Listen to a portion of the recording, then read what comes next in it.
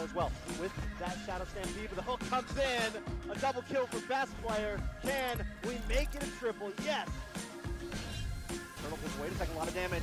Comes in, onto Kai, takes him out. Next is going to be powerless. The hook just falls away from Pow. And luckily Zero is able to find Joybog there. And now Zero in trouble, taken out from Obazane.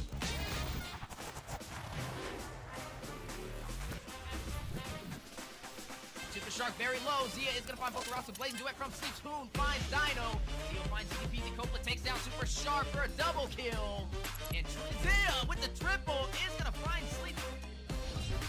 Third Chicken goes down. Fried Chicken finds Demon. Yato finds Fallen. 3 members dropping. Obazane drops down Toteneck. Arvo very low. Performing engagement as well. A full wipeout as ISO takes down Arvo. It's reactivated. 2 members falling to 1. Make that another falling, and Bloodhounds is just fighting it out. Coppola is going to find Fallen. Basic falls, Sleeps falls, Dino, and Bokarasco. Oh, look at the high. He plays with the passing. Thorn Rose, not enough. With the full team of BTK stampeding around him, they will press him down. Oh my goodness! Zia stills the Lord from Obazane.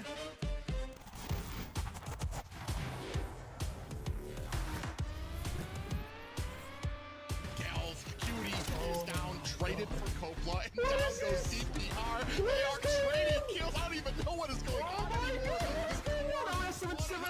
Defend with 3 players left. Secures the kill onto Toinks, and you can see right now Fallen in a little bit of trouble. Praisers takes down Powerless. Kai in trouble as well. Avalon cleaning up shop. Zero is not long for this world. Goes Avery. They aren't able to find a kill onto Magic. Oh, there it is. As I say that, here comes the burst. Uneven with the electrifying beats. Out comes the deadly catch. And down goes Zia. ISO finds a kill onto Cone. Matty for you in trouble. Is he going to be able to get away? Coming in with that mortal coil. Myth looking for the red tree. Obazane finds the Lord and the kill onto Myth from ISO.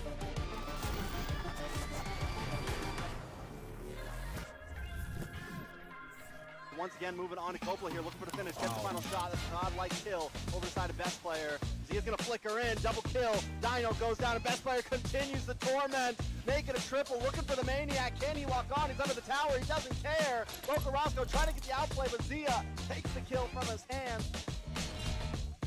How is Novaria getting caught so close to Naruto? Oh, wait a second, but they do get the catch. ISO able to take the tower. Fly Chicken a little bit of trouble. Possible Black Dragon, but wait, everyone's getting melted down. Yato picking up a kill. It's 4 taken away from Avalon, all for the price of none. Zia into the backside with the Blazing Duet, able to find Obazane. ISO getting brought low as well. Fly Chicken trying to get out of here. Can he do it once again? Dodge the but Meal flickers in and gets him. It's a trade. ISO picking up another kill though. Shark getting low as well. Yato flickers in and finds Shark, but taken out from Zia.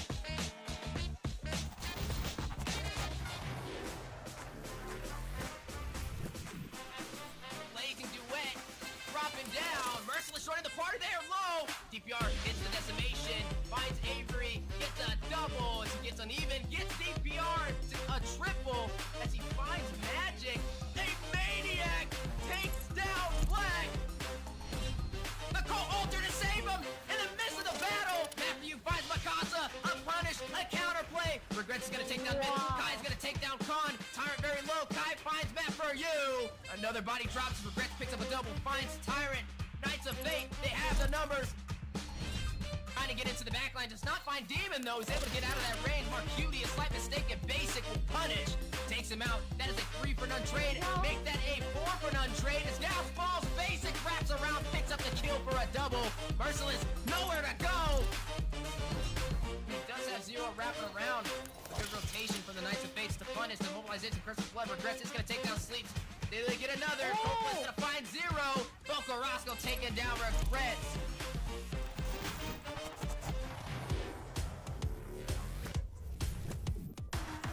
Meanwhile, in the back, trying to go ahead and hold him off. Kai, big penalty zone with the flicker there, activates the Cold Altar. Is that going to be enough? Down goes Zero. And you can see Basic putting out the damage there. Yato with the cleanup there, regrets in a bad way. T comes in, puts the damage on, regrets. Mobazane out to the back line, takes him out, finds himself almost the double there. No, he does find the double as ISO takes the tower. Look, does go wide, Joymaj gets taken out by best player. Now set his sights onto ISO, and another kill, a double for best player. Ooh, Zane trying to make them pay for it. Look at the taunting by best player. Recalls are out. Immortality for Super Shark has been activated. That's a complete wipe for BTK.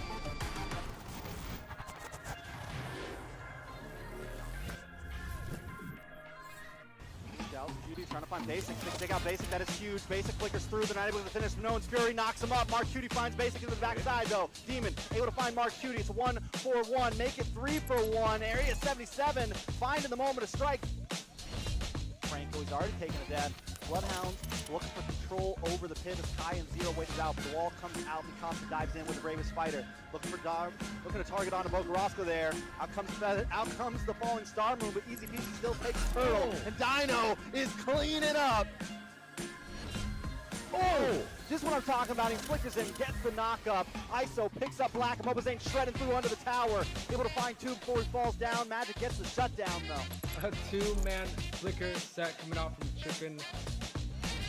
Here comes Shark with the cutthroat onto the backside. Reckless tries to get the big push, brings everyone under the crystal. Zed comes in with that last insanity, finds best player. It's a little bit of response, 2-for-1 currently, but all their base is cracked open and Milo doesn't stop, neither does Mooney.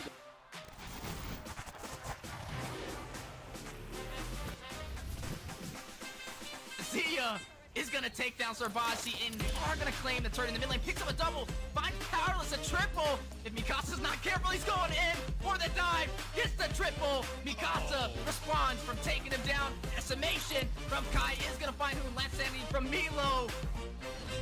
You are going to see the hard guard on the Tarzan, but Ice with torn apart memories for the denial will shut him down.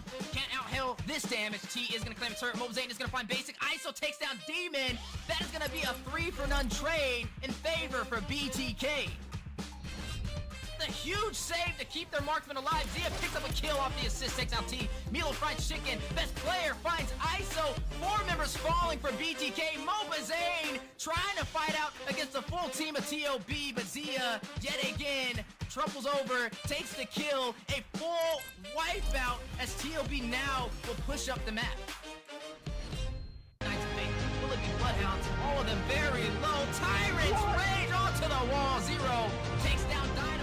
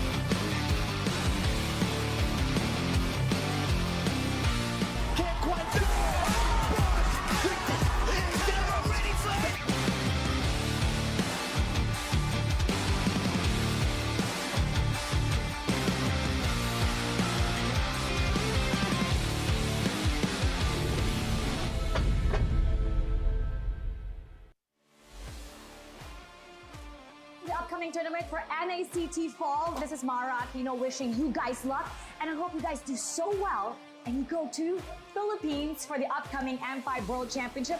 And you never know, it might be you that announces the winner. Hi, I'm Gideon Q. I'm from Malaysia. I'm a talent as well as a caster for a majority of the MLBB tournaments that you may see internationally. Good luck to all the teams who are coming in for NACT fall season. I can't wait to see potentially new talents coming out from North America. Obviously, we love the old, but some new ones would be great to see how the community is going to continue to grow, and especially when we're looking at the top 1%. Good luck to all of you guys, especially those who are prepared to deal with a giant crowd when you start flying over for the international. Good luck, everybody. Wait. Hi everyone, I'm Eterna. How are you guys doing? I just want to say a few good words here. I've been very excited to see you guys grow. It's so great to see how things have developed over the seasons, over the years. I hope it gets bigger. I hope you guys have more to say on the international scene, and I heard you guys are coming to ISF, so that's super great. Can't wait to see you guys there. Can't wait to see you guys rock the, LLBB scene. Hey guys, my name's Nafel, and here's the thing, we watch NACT Grand Finals, and if that shows anything about how NACT is as a region, you know what? I can't wait for it. I hope NACT falls. All of you guys will do good, because at M5, we gotta see a surprise, man. I can't wait to see NAs in M5. What's up guys, I'm Mirko, Indonesian caster. Right now, casting for MSC. I'm eating, but they told me to do this. It's all good. NACT is gonna be insane, all right? You know who I'm rooting for. I'm wearing their colors, BTK all the way, all right? So yeah, BTK. Support M5 BTK.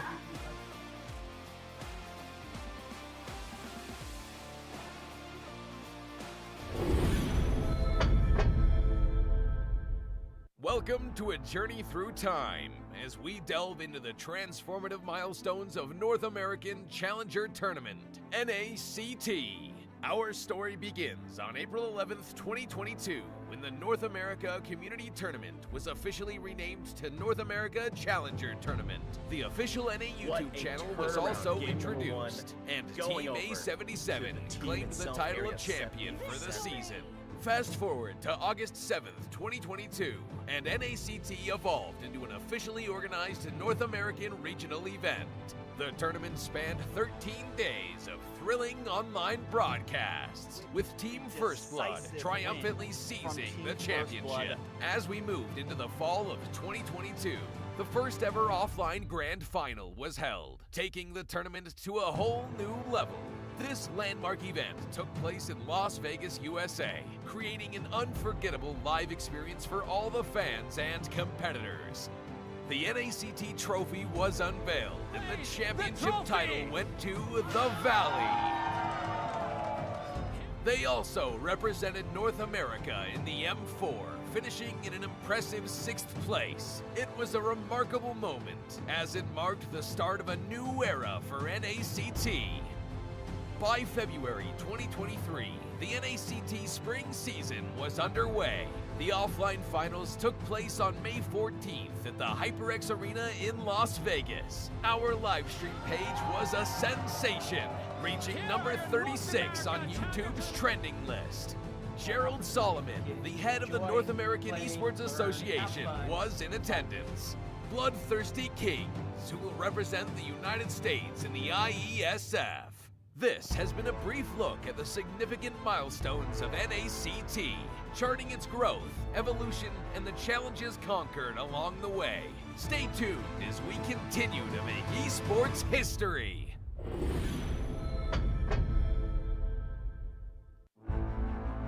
In the world of esports, every battle is a chance to prove oneself. Every moment holds the potential for greatness. It's not just about winning, but the spirit of competition that drives us forward. NACT 2023 Fall Season is where dreams are realized, where champions are crowned, and where legends are made. in the arena, we face our rivals head-on with unwavering focus and unwavering resolve. We leave no stone unturned, no opportunity wasted.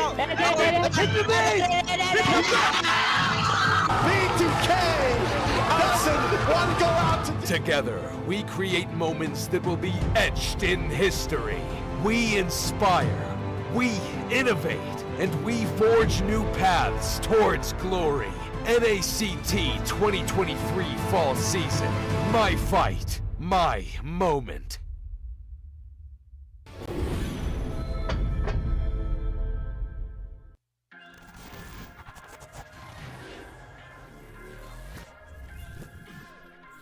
Killing spree for Fallen. They're going to keep this up. I'm in trouble as well. Basic not unable to get the final hit, but he moves on to Black instead. Able to take him down 3 for 0, and Fallen continues the fight. Moves on to final, gets the triple kill. Triple on to Khan. The decimation. The Maniac. Is it the Savage? Yes, easy peasy with the first one in NACT. Best player on a killing spree now. Mark Judy plays the lead in the backside. Jill Scooty there as well. With that Shadow Stampede, but the hook comes in. A double kill for best player. Can we make it a triple? Yes. Turtle says, wait a second, a lot of damage. Comes in onto Kai, takes him out. Next is going to be Powerless. The hook just falls away from Pow. And luckily Zero is able to find Joybog there. And now Zero in trouble, taken out from Nova Zane.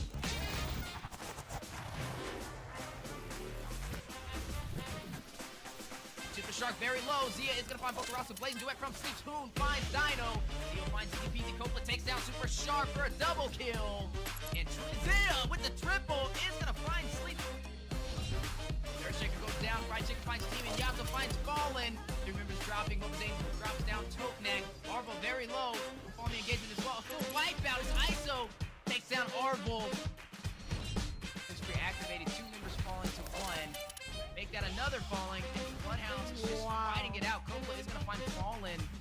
Basic falls, Sleeps falls, Dino, and Boca Roscoe. Oh, look at the high. He plays with the pathing. Thorn Rose, not enough.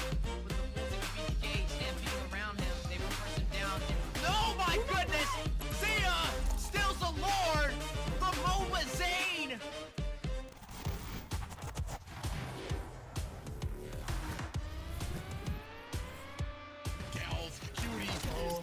Traded for Coppola, and down goes CPR. They are trading kills. I don't even know what is going on anymore. Defend with 3 players left. Secures the kill onto Toinks, and you can see right now Fallen in a little bit of trouble. Appraiser's round takes down Powerless. Kai in trouble as well. Avalon cleaning up shop. Zero is not long for this world. Goes Avery. They aren't able to find a kill onto Magic. Oh, there it is. As I say that, here comes the burst. Uneven with the electrifying beats. Out comes the deadly catch. And down goes Zia. ISO finds a kill onto Cone. Maddie for you in trouble. Is he going to be able to get away? Coming in with that Mortal Coil. Myth looking for the red tree. Nova Zane finds the Lord and the kill onto Myth from ISO.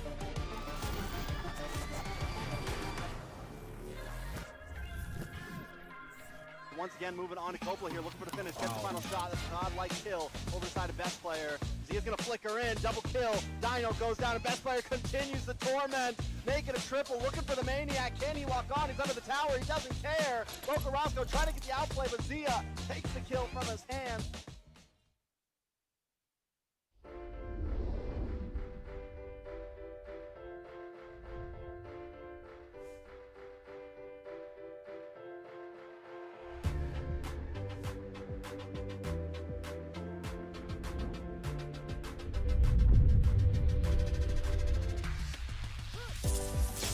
When you find something in life that speaks to you, then you win that thing. 8 teams, the dream for each team, take their place on this trophy. Who's gonna win this baby and go on to M5? If you want to hoist this holy grail, then know this. you will never be forgotten. Now it's your moment. Come and get it. It lasts a lifetime.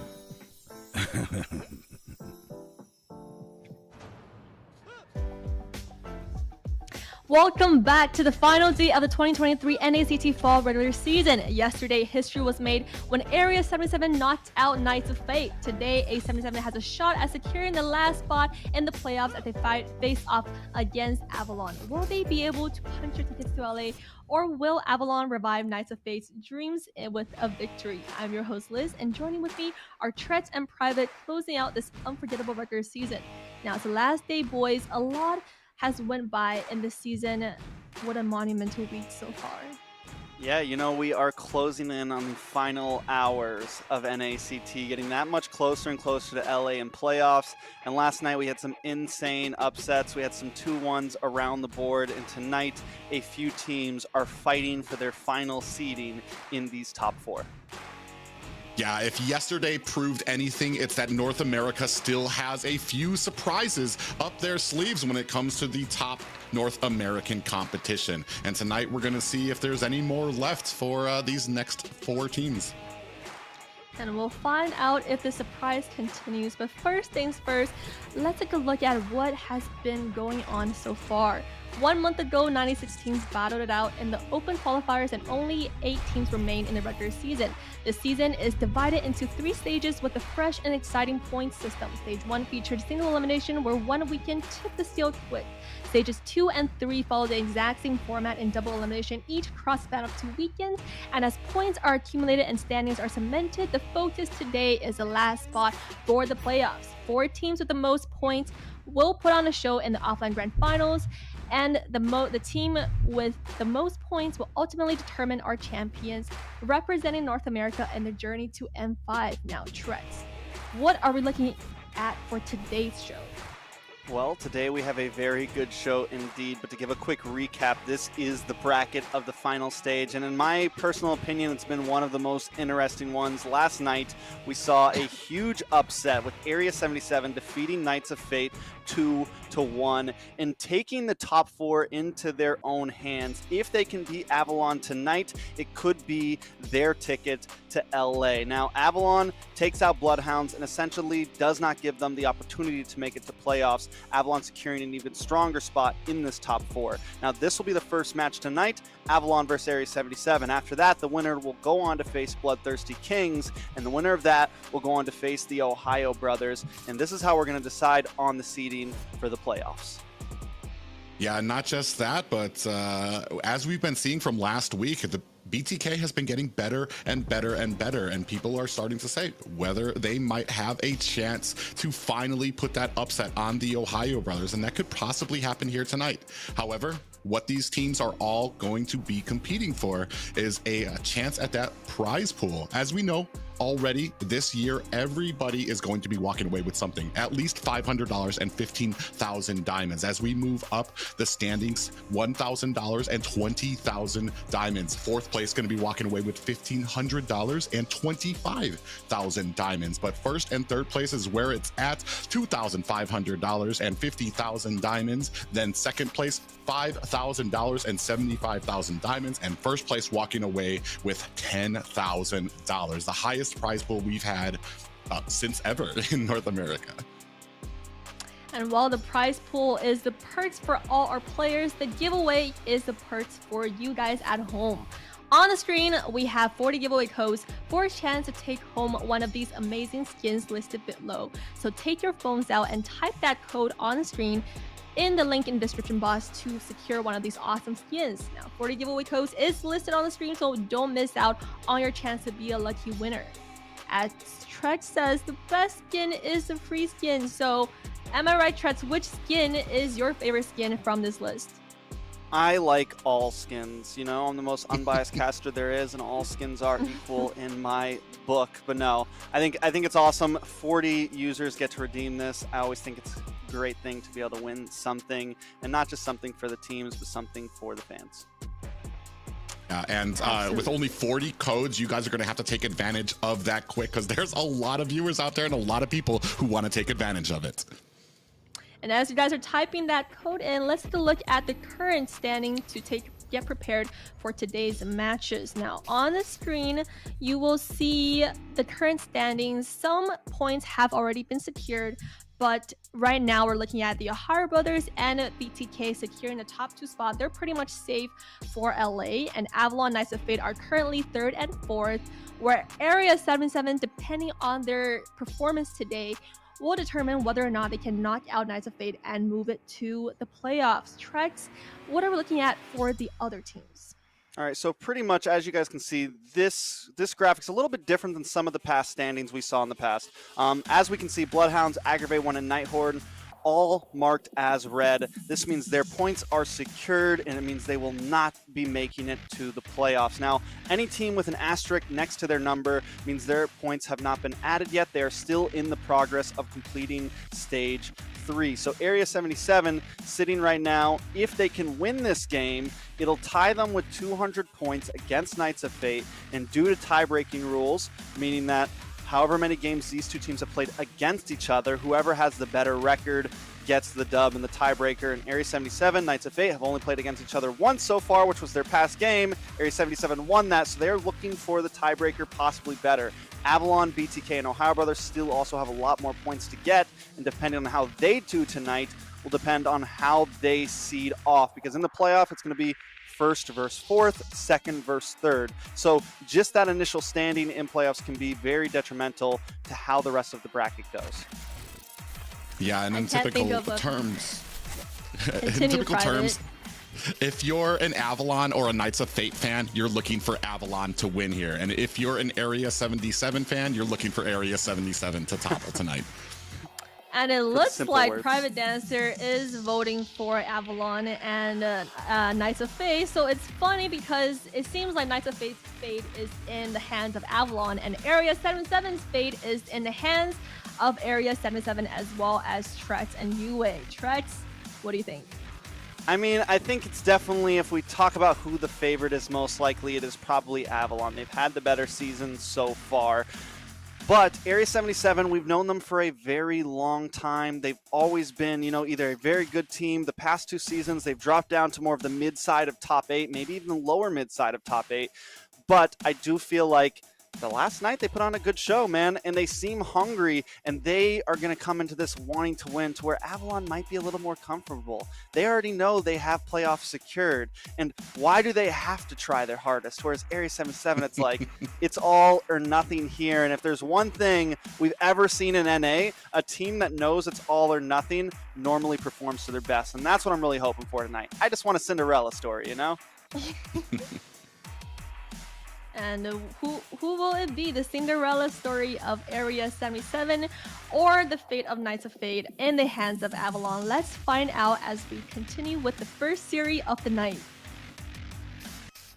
All right, we're going to be jumping into the draft, the first draft of this best of 3. Avalon up against Area 77. We've been talking about it for the past few hours in chat private. This is a game that is so important to Area 77 and to Knights of Fate. The sad part is Knights of Fate has no hands in this match. It all comes down to Area 77 right now, deciding the fate of themselves and another team. Will Avalon just smash any hope, or will Area 77 continue in the bracket?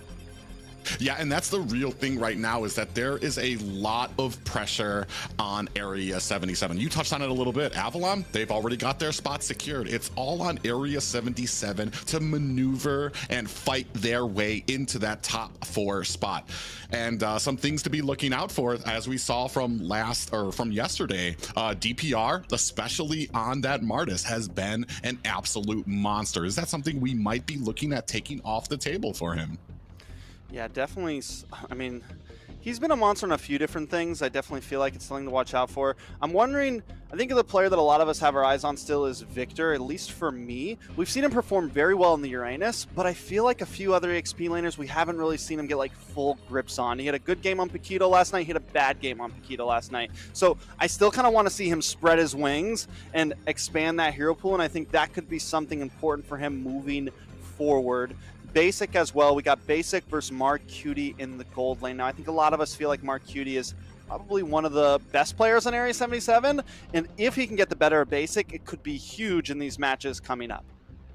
Well, and yeah, that's kind of how these usually work out when it comes to the side lanes. Which side lane is winning? How are you going to maneuver that? Victor can be a problem and especially a menace when it comes to having that Uranus. Do we take that away or do we have a plan for it? When it comes to the marksman lineup, Basic, it's yet to be seen how well that Mark Cutie will line up against Basic, but if history has proven anything, Mark Cutie is a force to be reckoned with and needs to be dealt with in the early game if you want your team to have that chance of kind of sliding in for the victory to the mid and late.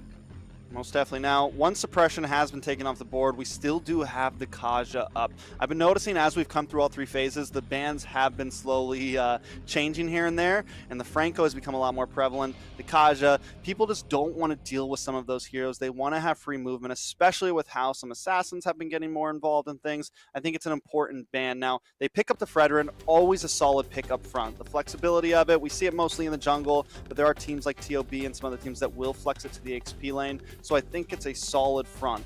Valentina's still open. Couple other options. There goes the Kaja pick for the side of Area 77, though.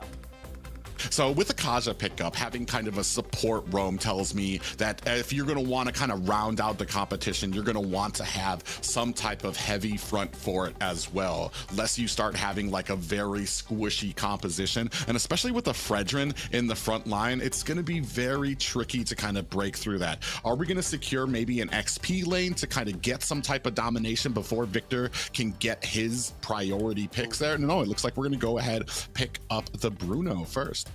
Bruno's been such a monster, man. A hero that was like never picked at all is now literally just like prime pickings. It is almost always picked up front.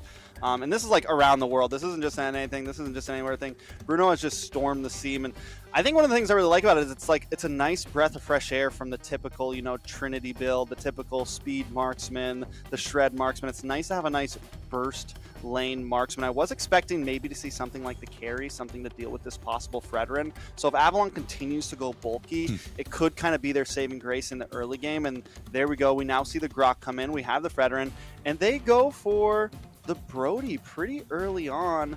I like the Brody, but also I feel like it's very risky, very rewardy. Like if he falls off, I'm not crazy about him. Well, yeah, and it's almost kind of the same plan when you're looking at a Bruno versus a Brody. They both don't have very fast attack speed. They have, I want to say slower for most marksmen, but they pack a punch. So you can deal a lot more damage in a smaller amount of time.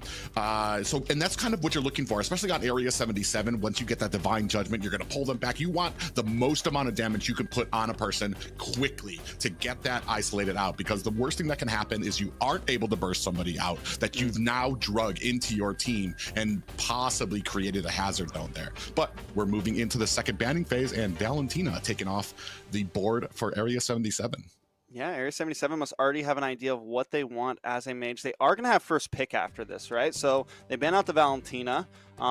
Farza still a possibility, still a couple other mage options out there. The Chang is still out there as well. If they wanted to go for something like that, could pair up well with the Martis. I'm not crazy about a double support mid, but I mean, right now, looking at Area 77, I could never really count them out for something different like that. Avalon, on the other hand, taking out the Edith. This is a hero that's been another hero that's kind of taken the meta by storm, mostly used as a roam, could be used as an EXP. Right now, looking at Avalon, though, I still feel like there are some possible change-ups, right? Like, I'm wondering what Victor's going to secure in here. Is the Fredrin going to go to EXP? Maybe they put the Grok in EXP. A lot of possibilities. And I like their draft mainly for that, because they have so many different opportunities to branch out for in this second phase.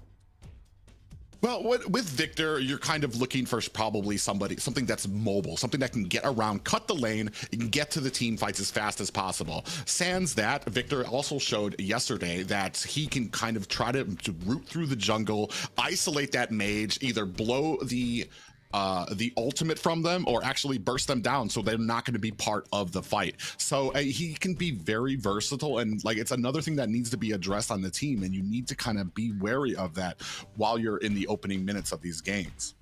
Yeah, now the Terizla's going to get picked up by Area 77. The Paquito for Victor is going to fall back into that. Like I said, we've seen him play it a few times over the past few days. Paquito, it's a love-hate relationship. I think he's good. I think he just needs the right hands on him right now. Because if you don't, like if you mess up on him, he can definitely go down quickly. If you don't get those power spikes right and that movement, which Paquito has, and that's something you mentioned, we want to see Victor be able to cut lanes. We want to see him be able to get involved in team fights early, rotate around, and Paquito's one of the best for that, right around level 4, and then minute 6 again, minute 7, minute 8. He can be someone to reckon with and get to that back line. Area 77 is going to end up picking up the Farza, a prime target for the Grok, but I'm wondering how it's going to pair up in laning phase against this Gord. Yeah, that's the thing that I think we're going to be worried about here. They both kind of execute the same kind of game plan where their ultimates are going to keep them situated down and they're going to become prime targets for either team to try to run into. So the plan here is which team is going to be able to execute on those mages as soon as they lay down those ultimates, whether it's the Feathered Airstrike or the Mystic Gush from Gord. Yeah, I will say the Gord has better lane clearing. Like, Gord's lane clearing right now is pretty insane right on those first 2 waves. But Farza does have a little bit of better range with her Feathered Airstrike. So when it comes to certain siege aspects, certain team fight aspects, I want to say that Farza's Feathered Airstrike has a slightly farther range than the Magic Gush. Magic Gush is a bit more up close and personal for a mage ultimate, does carry a lot of grounds and do a lot of damage. But so that could come into play. Demon's going to really need to watch out for how he's placing himself in these fights, because Gal Cutie is going to be looking for him, Merciless is going to be looking for him. But when it comes to just straight divers, I feel like Avalon has a better answer in a sense to get onto that Farza. But let's jump into the Land of Dawn private. Yeah, it's going to be, this is do or die for Area 77. It is Avalon taking them on, trying to remove the hopes of Area 77 of making it to the top 4. Man, those are some lovely skins right there. I mean, I gotta say, Moonton's been outdoing themselves recently. The Fredrin skin looks beautiful, and I love it when that ultimate, just chef's kiss. Now, let's jump into some of these heroes right now. Up in the top side, it does look like Area 77 is taking a slightly different approach. Going to be helping out the EXP laner, maybe get Jules Cutie a little bit of EXP as well. And Victor's going to take a lot of damage early on. Jules Cutie already at the level 2. Oh yeah, and then you have Toinks coming in, putting on the damage, and Victor actually almost bursts down Jules Cutie. He's gonna have to get out of here. Cal's Cutie coming up from the side already. So much action in the opening seconds. We're not even at the first minute yet. But nobody goes down. I thought Gals Cutie for sure was going to go for that final hit. He decides not to. 0-0 still, but we can already feel the blood boiling right now. A lot on the line, and you can tell by the way these guys are playing and the pressure they're putting on from the opening seconds of the game. Yeah, I really want to see Jules Cutie's EXP right now, because I'm wondering if that paid off, right? Getting the level 2 early on in the XP lane, then rotating down. Maybe if Jules didn't have to go back, so Jules Cutie is behind Demon right now. Maybe after they clear the wave, they'll be caught up. But if Jules Cutie didn't have to run back to base, they might have gotten a slight advantage there. It does look like he's tied up with Demon after that last wave clear, but I see the strategy there, right? Area 77 tries to do something a little bit cheeky, get a little EXP for their mid lane, but it kind of backfires on them. Now, Turtle's going to be up in about 7 seconds. Area 77 already claiming a nice position over it. Yeah, and you see that Avalon's trying to rush. They know that it's coming, and Merciless actually doing a great job of kind of fending off Victor. So Victor actually might not be a party to this little turtle take here. Already about half health. Tarzan in the midst there. We do have a stun. Lands onto Jules Cutie, but none the warier. They are going to go ahead, capture that turtle without much fight. Yeah, the fact that Merciless has been winning this lane a little bit here gives them a huge prio on that turtle, right? And we saw Merciless come down, cut around the backside, and Tarzan forced to back off. He knew it was a death situation. He knew it was too risky, decides to give up the first turtle. Now, Gold's still pretty much at a standstill, but in these first few minutes, we are seeing Area 77 have a slight advantage in map control, I would say, but still, nothing can really be told completely yet. Yeah, I like it. And I've talked about this before, is when teams come in, they try to see if there's a gank, and Avalon comes in, if they realize that there's nothing happening, they immediately rotate away. And that's what I really like seeing about them. We're going to take a look at the items, though. Yeah, I mean, it looks like both marksmen still not going for any boots. One thing here, though, Marcutie does pick up the leg plates, give himself a little bit of a defensive bonus there, to whereas Basic goes for the mallet, gets a little, like, I think 5-10% crit early on, right? He already picked up the Blade of Hepates, going to give him a nice first strike passive there, so when he gets that first skill off, kind of out of the bush, he can pack a little bit more of a punch. Up on the top side, though. Yeah, penalty zone comes in from Merciless, tries to hold down Victor for Jules Cutie to put on the damage, but Victor, very smooth, able to create that distance. Yeah, and you notice how earlier they were all sitting down in the gold lane, and we mentioned that, right? Like Marcutie, if they can give him a bad game, it could be huge. But I think the same thing goes for Basic. I will say that the Brody has a little bit of a better early game in terms of damage, mainly because of his passive. But I will say late game, I think when it comes to full-on scaling, the Bruno will start to kind of tip that scale. He will start to have the advantage. I mean, literally is like one of the only heroes in the game right now that can do like 100% crit, essentially, at some point. The damage just becomes unbelievable. And not only that, but the Bruno can be used so well at taking towers once we get around the 7-8 minute mark. He doesn't even really have to be involved in fighting. Oh man, we can see a little gank happening down at the bottom. 3 members, they're locking onto Marcutie, who's trying to get away. 2 stuns and a Mystic Push. That's gonna be a wrap for the Area 77 marksman. We've been seeing this a lot, right? A trade gold for Turtle, and in my book, I think it's a great trade at that. The Turtle has become less of a priority for so many teams, and so many teams just want to go for that gold laner, get the gold plating plus a kill. It's a great trade up. But wait! Divine Judgment on the Basic pulls him back into the damage from Jules Cutie, but still not enough. Speaking of which, Victor gets taken out by DPR up at the top. So a trade 1-for-1 on the board for both teams, but moving into just a little bit of a break. Yeah, we're going to have a quick pause, but it's a perfect kind of explanation here. Just to everybody, all the viewers right now, make sure you check out that giveaway code, claim the code in-game for a chance to win a tournament chest. Now, back to what we were talking about. Gold laner just goes down. Marcutie takes a death, but in the top side, Victor takes a death. Basic, they were so close to having him, but he saved that flicker to the perfect timing. But how is this going to affect as we move forward? Merciless has already been having a kind of advantage, and this is going to give him even more. I would say that taking out the gold laner may be more important, but it's still kind of hard to tell in this phase of the game. Well, yeah, and we've been talking about it too with this meta right now. The junglers and the marksmen have been those big priority roles, especially once you move into the mid and late game. So while they kind of take some deaths early, right now, Basic is kind of looking at the long haul. He's looking for that 10-minute mark when he can start dishing out damage in unbelievable amounts. And that's something Area 77 is going to have to be prepared for, because that's around the time that DPR will possibly start falling off on this Smartus and be a little bit less effective. Yeah, I mean, we'll see. And I think the so like, yes, the gold laner is extremely important. And if Merciless was on something like Uranus, where like this is the last thing you want to let scale in the early game, the XP lane would be a bit more important. But taking this tower at this point could be huge. But it looks like it could be another kill. Yeah, Prazer's Wrath onto Marcutie ends his hopes of staying in the lane there. Toinks on the other side finds a kill for himself, and this might be a tower trade. Tarzan trying to put the damage on. Actually, Area 77 able to defend this tower.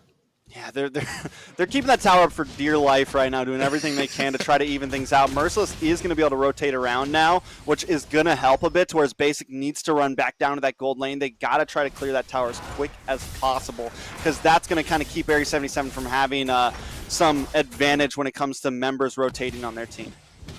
Yeah, it looks like the Area 77 has switched up lanes. Merciless now at the bottom, but in between 3 members here, looking to take him down. Stun. Penalty zone with the flicker is going to try to get him out of harm's way. We do have the beautiful ultimate from Toinks to go ahead and stun, and that's going to be a Merciless down at the bottom lane for Area 77. Yeah, that's tough, man. Area 77's giving up a lot in that gold lane. They know that 3 members of Avalon are just staying down there. They need to make plays elsewhere on the map if they want to keep up. Basic getting off some free shots now, whereas Area 77, it's like they're just letting this happen. I need to see them make plays somewhere else to at least kind of get something back in this exchange. Yeah, and that's kind of the problem once you start getting behind here is you're only reacting to your opponent's positioning, and you need to be making those shot calls. You need to be advancing and making something happen on the other side of the map. Speaking of which, we have Area 77 starting on this turtle, trying to get it in the prime position. Entire team fight trying to come in here. Mortal Coil out for DPR, and a big wild charge lands, takes out Gal's Cutie with a Mystic Gush onto the turtle. Jules Cutie's gonna have to run for some safety while we're still waiting on this turtle, trying to slow play it. Yeah, DPR able to pick it up despite the heavy involvement from Avalon. And it looks like they're still continuing on here. The damage from Victor onto the side. Appraiser's Wrath comes down, and a penalty zone to get Merciless to safety.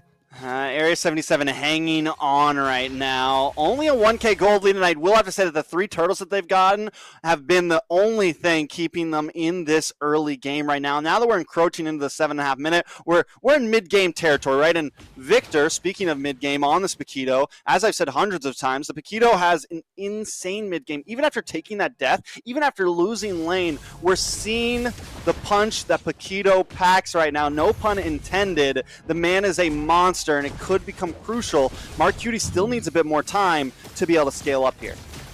Yeah, wild charge comes in on the Mark Cutie, but they're trying to siege into this tower. We have a conceal play out there. Gal's Cutie trying to get some type of vision. They have to know that the Avalon is hiding in these bushes, and a great defense by them, but they need to start making something happen with the rest of the towers, or they're going to start getting encroached on from Avalon. Yeah, look at Victor's positioning right now. He's looking for the flank somewhere here. He's cut that lane so deep, and it gives him a very nice positioning in that blue buff jungle. I mean, in that purple buff jungle for the side of Area 77. So they're going to need to keep an eye on him because he comes into the backside, and it's going to be hell for the side of Area 77. Yeah, Twink's doing a great job of zoning out the rest of Area 77 while Basic cleans up the front tower up at top. And this is what we were talking about. They're starting to tighten that noose around Area 77. And while Area 77 is only able to react to where they are, a little bit of a Mortal Coil onto Twinks, but DPR just repositioning himself. Yeah, now with Basic sitting at 2-0-1, Victor just locked in the Dominance Ice as well, going to give him a nice defensive boost and also help deal with DPR and Merciless a bit more in some of that anti-lifesteal, right? So, Basic, 2-0-1, this is what you're worried about when you're going up against a Brody. If he starts to scale, if he's able to get some of those early items, he got the Hepatitis very early. My guess is maybe he's even going for a BOD right now. Yeah, we had a beautiful wild charge followed by Jules Cutie with the feathered airstrike to try to suppress the rest of the team. And Tarzan actually gets taken out by DPR, who was on a roll with that decimation. Basic next on the list is going to have to use that flicker to get away, but they're not done yet. They're trying to lock on the Toinks, but I mean, that's a beefy boy there. So they effectively zone out the rest of Avalon for this first Lord. Where was that damage coming from? Just Mark Cutie? When did it happen? He was doing nothing earlier, and now the crits are starting to hit a little bit. Don't know if they just got a lucky roll or something there, but they're going to melt down this turtle now. I think Tarzan maybe took a couple tower shots as well. I wish I could see that play again, but in the end, Area 77 turns the tables at 9 minutes in, takes the first Lord of the game, and now the playing field is back to even, I feel. And not only that, but that was a counter to an initiation by Avalon. So they were able to flip it around. They didn't just, they weren't able to make something happen with their own offense, but they were able to counter a attempted gank by Avalon and turn it around in their favor. And a great job done and started off by DPR there. Yeah, so Lord coming, Avalon hanging out in the mid. They don't want to lose this middle tower, right? But it is hanging on a thread, but a little bit of an engage. Yeah, Divine Judgment on the Victor, who's going to get himself away to safety. Toinks and Tarzan get involved in the front line and going to use that to go ahead and get themselves to safety. Big minion group heading towards the tower. DPR doesn't care. He's going to dive right over that to put the finishing touches. Yeah, they had to use the conceal as a getaway, Mark. They're going to take another tower here now. Area 77 able to claim that. They've gained a lot of ground here. Still not a huge gold lead, but still the momentum has definitely swung into the side of Area 77 here. And as long as Mark Cutie can keep racking up these items, he just got in the Malefic Roar, add some penetration. The damage is starting to happen now. I want to take a look at these items. I'm wondering, did Victor, what's Victor going for here? It does look like he didn't go on full defense. He's just got the Dominance Ice. It's not going to protect him enough against Marcutie or against Jules Cutie on this Farza. He's got barely any magic defense. He went for the Spell Vamp, picking up the Bloodlust Axe, and we saw him take a lot of damage in that last team fight where Area 77 kind of took control. So he needs to be very careful engaging here. Yeah, and you did see a lot of abilities there kind of wasted on Toinks. Oh, we do have a Divine Judgment. Locks on. Victor in trouble here. Gets taken down with the Feathered Airstrike. And at the top, you can see Tarzan in a bad way, close behind. 4 members of Area 77 is going to be able to dash his way to safety. Gals Cutie has been making some crucial Divine Judgments, and he doesn't even care. When you normally see the Kashi, he's got to lock onto the marksman, he's got to lock onto the mage, but that really isn't always the catch. If you can guarantee your kill onto Victor or guarantee your kill onto Tarzan or Toinks at this point, just getting one hero and not losing one of your own is huge, especially in the current meta. Making it a 5v4 can be the game changer. Ooh, Tarzan at the bottom, messing with some players at Area 77. It didn't really look like he wanted to fight either, just wanted to let them know that he sees them. Yeah, we got a little bit of time here probably till the next huge fight. I will say, the side of Area 77, they've got 5 towers. Avalon's only been able to take 2, but 2 of Area 77 towers are looking a little bit low. Gold standing at 35.4 to 34.6, so about 1,000 gold lead for Area 77. They haven't really taken off. Yes, they've won the last few fights, but Avalon is definitely still in the game. We're just starting to see Basic not be as huge, and this is what I meant when I said Marcutie is going to have the better scale as we creep into the late game here. Yeah, on the backside, Gals Cutie trying to get a little gank onto Basic is not going to be able to do it due to a wild charge from Toinks. Great protection from the Avalon roam. And here comes a Mystic Gush on the Gals Cutie, but the Feathered Airstrike to try to create some distance. Tarzan eating the full brunt of that assault. None the warier there, as we're going to go ahead and lock on to this next Lord. What did we say? What did we say about Demon? Positioning is going to be key, especially since that Feathered Airstrike outranges the Magic Gush. As long as Jules Cutie kind of plays the cards right and waits for the right time, it's almost wiser for Jules Cutie to just let the Magic Gush happen first and then bring down the Feathered Airstrike, because you always know you're going to have the better positioning in that sense. It's not like you're up against the Eve where you have about the same range.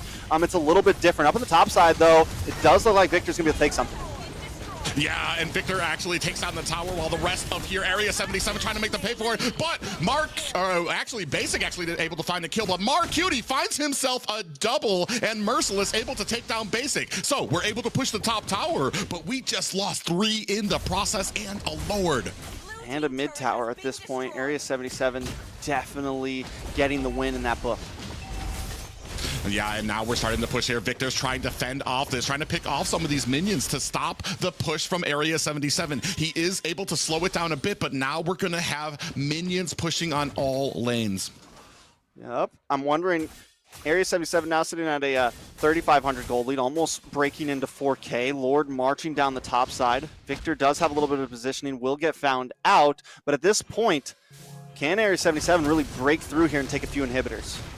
Well, I mean, they're going to want to be safe here. This is where a lot of teams lose their cool, get a little complacent, and start making mistakes. You can see Merciless and Marcutie here trying to put some damage onto that top tower. Lord going to be bursted down by Avalon, and it does look like we still have some minions down at the bottom and mid trying to make something happen for some of these high grounds from Avalon. You can see the poke trying to come out onto the team here. Toinks and Tarzan doing a great job in that front line. Now we're switching our focus to the top, trying to put the damage on their Feathered Airstrike to zone out the rest to Avalon. Here comes a wild charge to pop up Area 77. Mystic Gush is out and activated, followed by a torn apart Memories. Still not enough to burst down Area 77. They play that great, though. You said the worry, right? Because so many teams, they get that first, second Lord push, and they get a little cocky, right? They try to go too deep. At Area 77, they take the inhibitor. They don't even take it on the Lord. They wait. They keep it patient. And once they finally break it, they get out of town. They leave. They back off. They keep their gold lead, and they come out of that with a win in my book. Now, Avalon, we still can't count him out. Basic has only taken 1 death. He still does have damage to compete. Yeah, big wild charge lands on the Merciless. He's trying to get himself to safety from the bottom. In comes DPR with a decimation, and now Tarzan might be following as well. That's a double for DPR, and Victor gonna have to get himself away. Jules Cutie, hot on the pursuit, is going to think twice about going full force against Victor. I completely forgot, man. We've been talking about Mark Cutie and Jules so much, we completely forgot about DPR. 4-0-5, and maybe he wasn't as crazy as we see some artists in the early game, but right now at 16 minutes, he's been using those decimations perfectly. He's knows that kill count. He knows how much health they need to be at, and he times it great. Taking a look at some of the items he has built full defensively, but he's taken almost a 3K gold lead over Tarzan right now. I mean, it's going to definitely help him out in a lot of these fights. Taking a look at the gold laners, Mark Cutie also about 1,000 gold lead as well. He's already locked in the Wind of Nature, and it looks like Basic is trying to get to the Wind of Nature right now. I want to say he needs to get some sort of defense, but I don't know exactly if that's the complete right call. Ooh, Mystic Gush on the Jules Cutie is going to be able to burst him down. That's a whole lot of damage taken away from Area 77, and they are trying to retreat, which is the smart play when your mage gets taken out. But this is leaving it open. Basic able to take a tower, while Avalon still working on the Lord. Gals Cutie, Basic in trouble. Gonna have to use that. Flicker is not going to be enough to get him away. Wow, and Avalon tries to go for the play. They do take an inhibitor, which is huge, right? They even the playing field a bit, but they're not able to get the Lord when Area 77 gets away. I like the way that Avalon is kind of playing. Victor's just staying up in that top lane. Merciless is going to have to stay up there with them because he will go, like knowing Basic, knowing Victor, they will go for that back door. I will never put it past Basic to try something like that. We've seen him do it a million times in NACT, and sometimes he fails, sometimes he gets it. So we got to watch out for that, and Area 77 needs to be prepared for that. DPR does have a wall in between him. Mark Cutie, Victor actually in a little bit of trouble here between three members of Area 77. Almost got away, but Mark Cutie puts the finishing touches on him. That means we're gonna have an uneven fight here at the Lord. Is that gonna be enough for Area 77 to enforce their will and zone out the rest of Avalon? They're trying to create some distance here. Feather Airstrike is out. Enough. Tarzan steals the Lord, but is gonna pay for that with his life. He gets the Lord. Two members go down. I thought for sure Area 77 was going to have that, especially because Demon didn't have the Magic Gush. Jules Cutie still had the Feathered Airstrike, so it was 5v4. Avalon down a couple utilities, but Tarzan able to pull through, and that could have been the lifesaver there, because if he went down and they lost the Lord, it would have probably been GG's. Yeah, so right now, Avalon have afforded themselves a little bit of breathing room, but I want to say this presence created by Victor with these split pushing has just been a menace for Area 77. It's something that they've been needing to answer, and it takes their focus away from the fights that they need at the Lord, and it's been such a great job by Avalon. Yeah, and the way Avalon's playing, and especially as you mentioned with Victor, it's hard to kind of decide who has the real advantage here when it comes to the late game, because that's what we're getting close to, right? We're at 19 minutes. We're getting close to that 60K gold leak. Area 77 needs to either make a huge play now while they have the advantage, or they need to just wait it out, and it's going to come down to 60K gold each, and everyone's going to be maxed items, and then it comes down to a macro game, which Avalon, it does feel like they have a better macro, but when it comes to team fights, Area 77 kind of winning out in that nature. Yeah, which is the interesting thing here, especially when you're talking about like 50% when every item, we have a Feather Airstrike coming down, taking a heap of damage. Big penalty zone lands on the three members, two of them able to get away. Victor coming in with that knockout punch to zone out Area 77, and all of Avalon going to be able to get away. Yeah, they're not able to get a kill, and it's still 80 seconds until Lord comes. So that fight essentially zeroed out. Everyone will have their ultimates back. It doesn't matter who wasted utilities, what happened there. But with that, I mean, being able to get that big of a set and still knowing it out, we can tell these team fights might last a little while. Yeah, I mean, we're talking about a big amount of like a regen for a lot of these heroes, and DPR actually in a bad way. Two members locking on to him up at the top. Merciless and Mark Cutie trying to chase down Victor as well. There's just fights going on all over the map here right now, with both of these teams trying to gain some settlement of a type of control. Yeah, they need something. Now, Avalon has now taken a little bit of control over the pit, but that doesn't really mean too much to Area 77. The only thing I'm worried about with Area 77 right now is Mark Cutie keeps rotating up with Merciless. And if Avalon can force them to do that at the right time, it could give them an advantage in the pit. Whereas Area 77, like they're doing right now, they want to get this pick onto Victor here. They're going to pull him back. Speaking of which, we got a Divine Judgment comes in there. Mark Cutie puts on the damage, zoning in. Victor's going to be able to get away. Thumbs up from him. He knows how slippery that Paquito can be. Yeah, there goes another immortality for Toinks. A lot of those on the board right now. We got a lot of bulky heroes. This is reminiscent of last season. These fights could definitely drag out, but Victor continues to harass that top side. Lord getting chipped away by Avalon right now. Yeah, you're going to have to be looking at doing these fights with a 4v4, which is not where Area 77 wants to be. Mystic Gush is out on the DPR, going to Mortal Coil his way to safety. Area 77 still not able to get a great sight onto this Lord just yet. DPR against 3 members right now. There goes the Feathered Airstrike. It's not going to be able to be used for the Lord, but look at the bottom. Mark Cutie putting the damage onto them. There goes the Appraiser's Wrath. Tarzan trying to survive, gets taken out by Mark Cutie. That is a retry that you're not going to have for this Lord. Toinks still trying to keep the fight alive for his team as Gals Cutie and Mark Cutie still putting the boots to his neck. And oh, it puts a wall out there, and that's going to be a wrap right now. Victor still doing Victor things on the side lanes. Definitely doing Victor things. And once again, Area 77 making these minute calls in some of these team fights. And it feels like Avalon has the advantage for a second, but somehow Area 77 keeps on winning out in these fights. Oh, we have the Feather Airstrike to provide more damage. Demon! How? Takes the forward. Oh my god, this is bad for Area 77.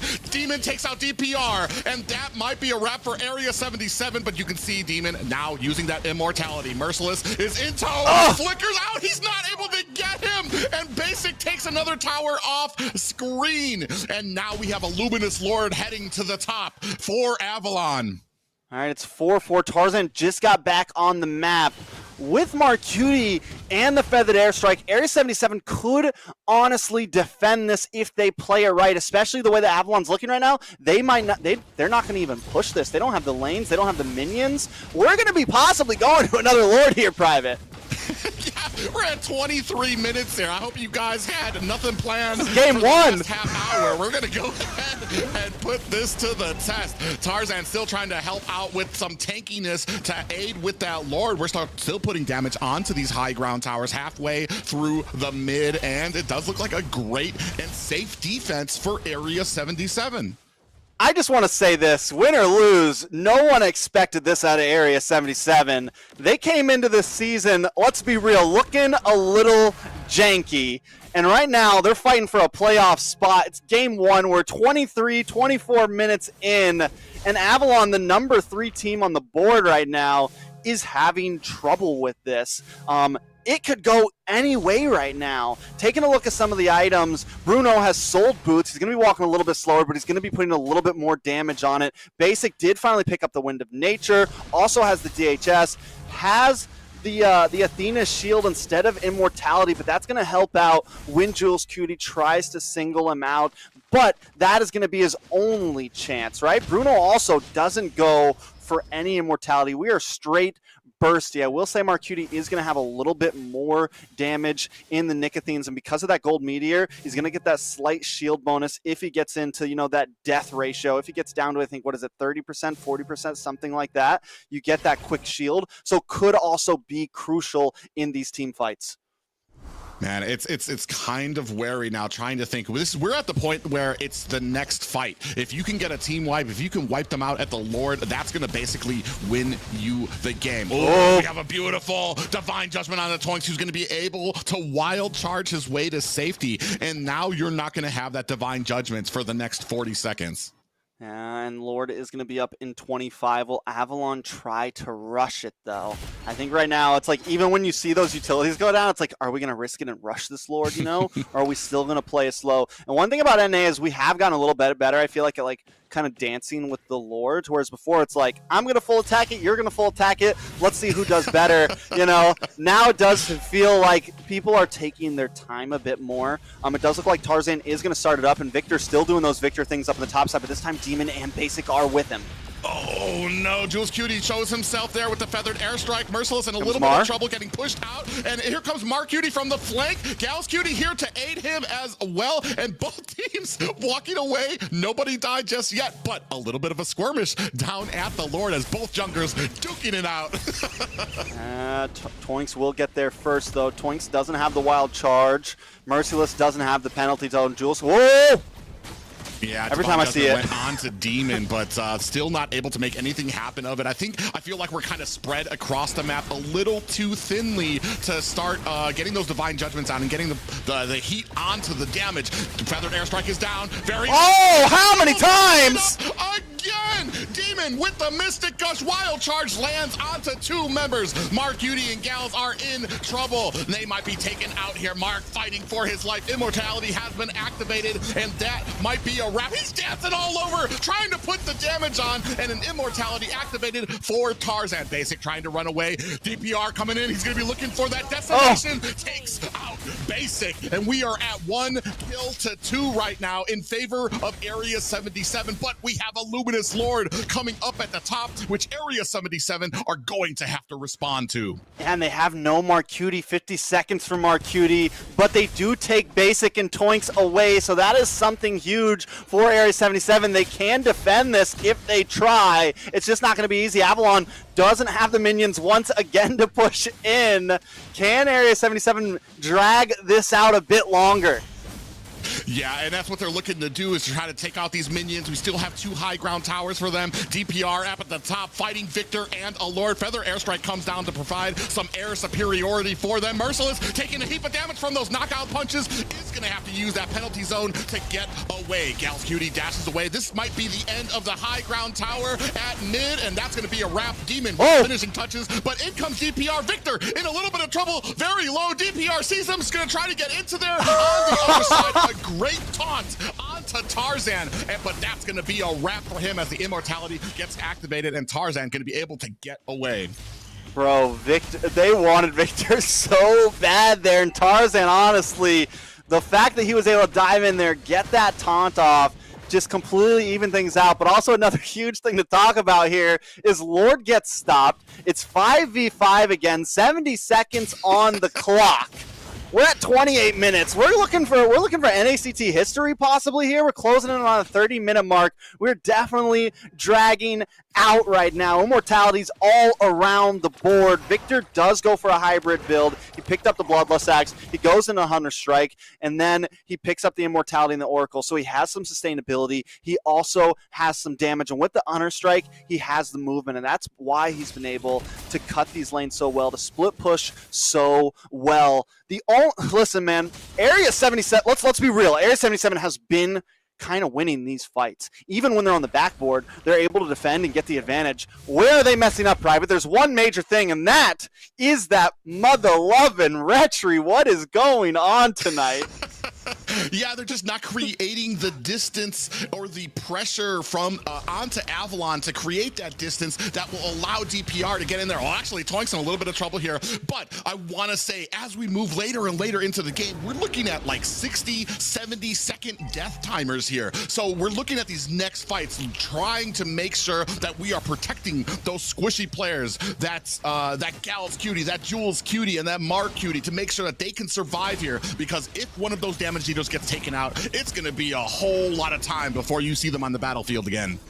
Listen, Basic once again in the boss side. I don't know if this is a good thing or a bad thing. Honestly, it's one of the reasons why Area 77's been winning out in these fights. They keep going for Victor and Basic in the side lane, and Area 77 needs to, if they can figure that out, they need to rush the Lord. It's what they did last game. Once they knew Basic was up there, they rushed the Lord. And the only reason why they messed up is because DPR can't seem to click that retry button right. I don't know what's going on. Tarzan's getting the taunt off at the right time. But Tarzan is on fire right now. That's all I got to say. But if they can time this right, they can get the dub. But Avalon does not want to let that happen. Yeah, and you can see Basic still hanging out at the bottom. He's definitely looking for that split push into it. And Area 77 might be letting this Lord go. They don't realize where some of the people are in the basement. DPR getting very low, and he's the one with the retry, so we have to look out for this next Lord fight. On the back end, Victor gets bursted down with that immortality. They're focusing on him while the Lord is getting taken down. DPR takes a little bit of damage there from Toinks. Gals Cutie there in support of him. 10% left on this Lord. Getting slow played down. Toinks actually getting bursted down. Mark Cutie finds a kill onto Victor off screen. Feathered airstrike also as well on the screen right now. And a big wild charge onto DPR. This is DPR coming into the lane. Jules Cutie finds Basic. 2 kills for Area 7. DPR finds the Lord. This might be the space they have been looking for, and the abilities right now. Mark Cutie putting the boots on the Tarzan, shaking him off. That is 3 down for Avalon. Holy cow. Oh, this is Mobile Legends. This is what we're here for. It's 3 down, 50 seconds till Basic is up, 40 for Victor. Area 77 are going to try to bag this game right here, right now. And let me remind you guys, it's just game 1.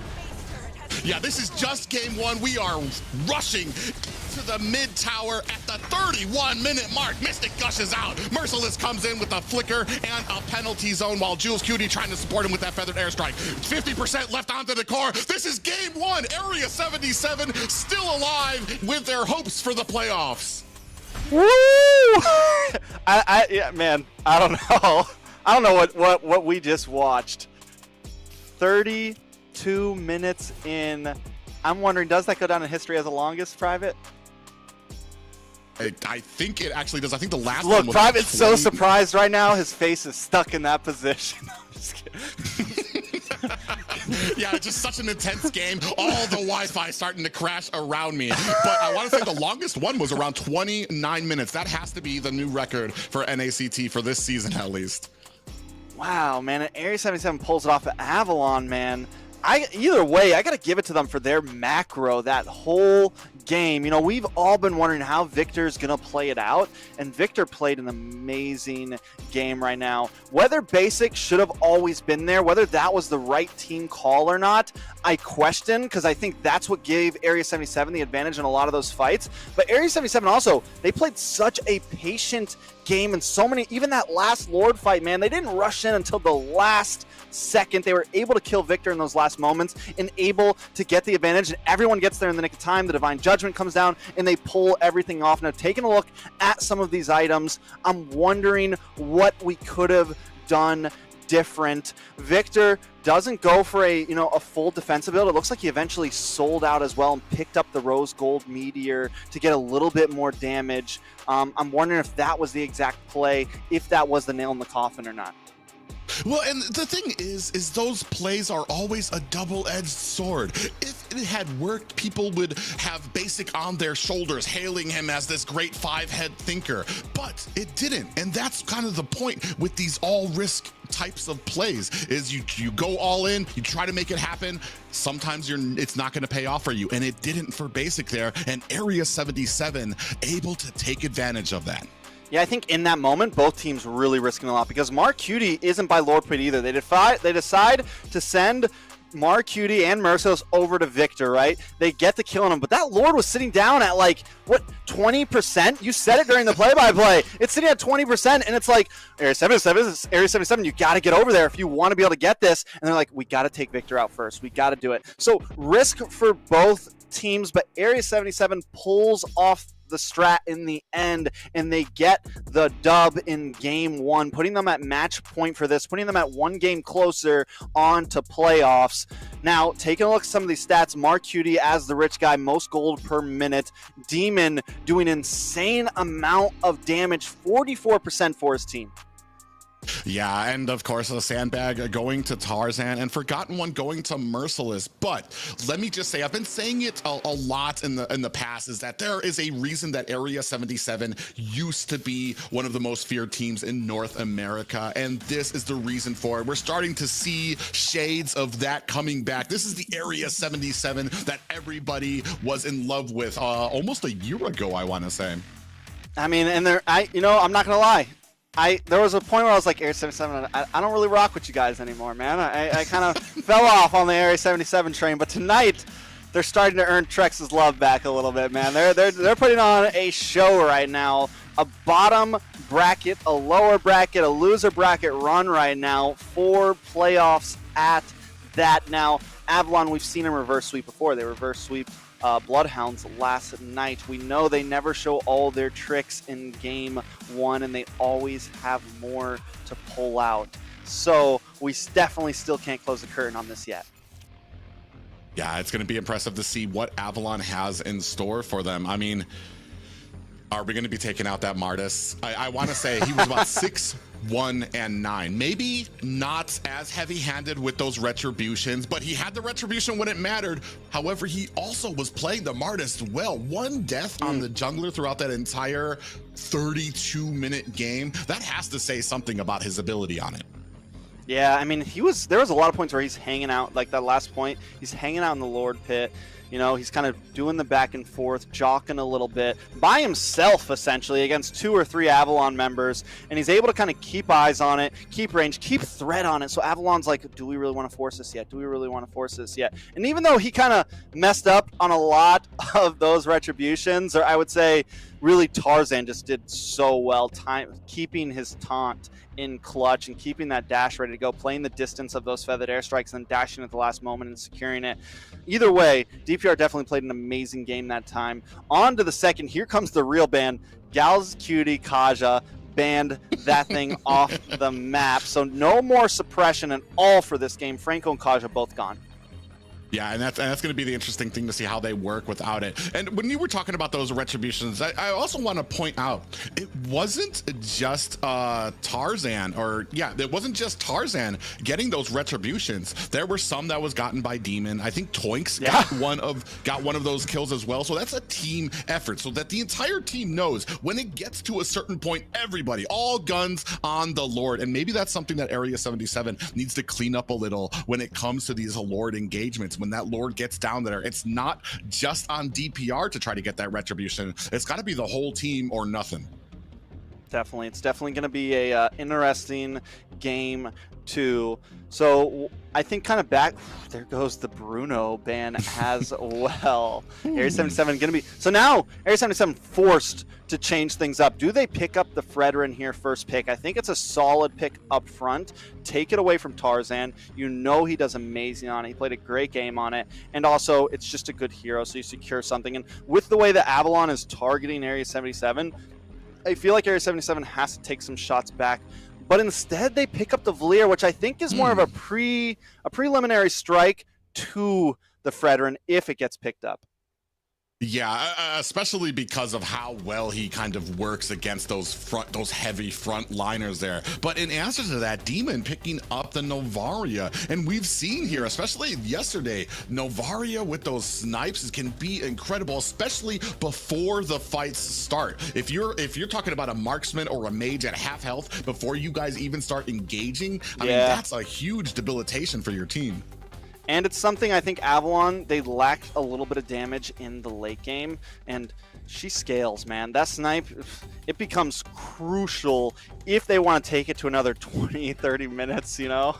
If it happens to get there, it could definitely be detrimental, especially it's going to pair very well against this Valier, man. Valier doesn't have that type of range, and he's probably one of the most least mobile meta mages right now, and she is just going to rip that apart. Yeah, and that's going to be interesting too, especially if you can start lining up those snipes. And we were talking about it before. Boca Roscoe had a lot of trouble dealing with Victor on the Paquito because Paquito would clear his lane, immediately rotate, try to hone in on Boca Roscoe and where he was, and immediately burst him down. So you're going to need to be very wary of Victor and where he is if you're Jules Cutie on a Valier while we're moving around the map. Oh. Rome Valier. Looks like we're going to have Rome Valier. And the Gourd, very interesting. Is this going to be a Rome Novaria, or we think it's going to be a mid lane Novaria? I think it would be a mid lane. I mean, it depends because her with ultimate isn't as useful. So I mean, you could put her on the roam, so you won't have her ultimate by the time the first turtle comes around, but you still will have that amazing amount of damage from her. Yeah.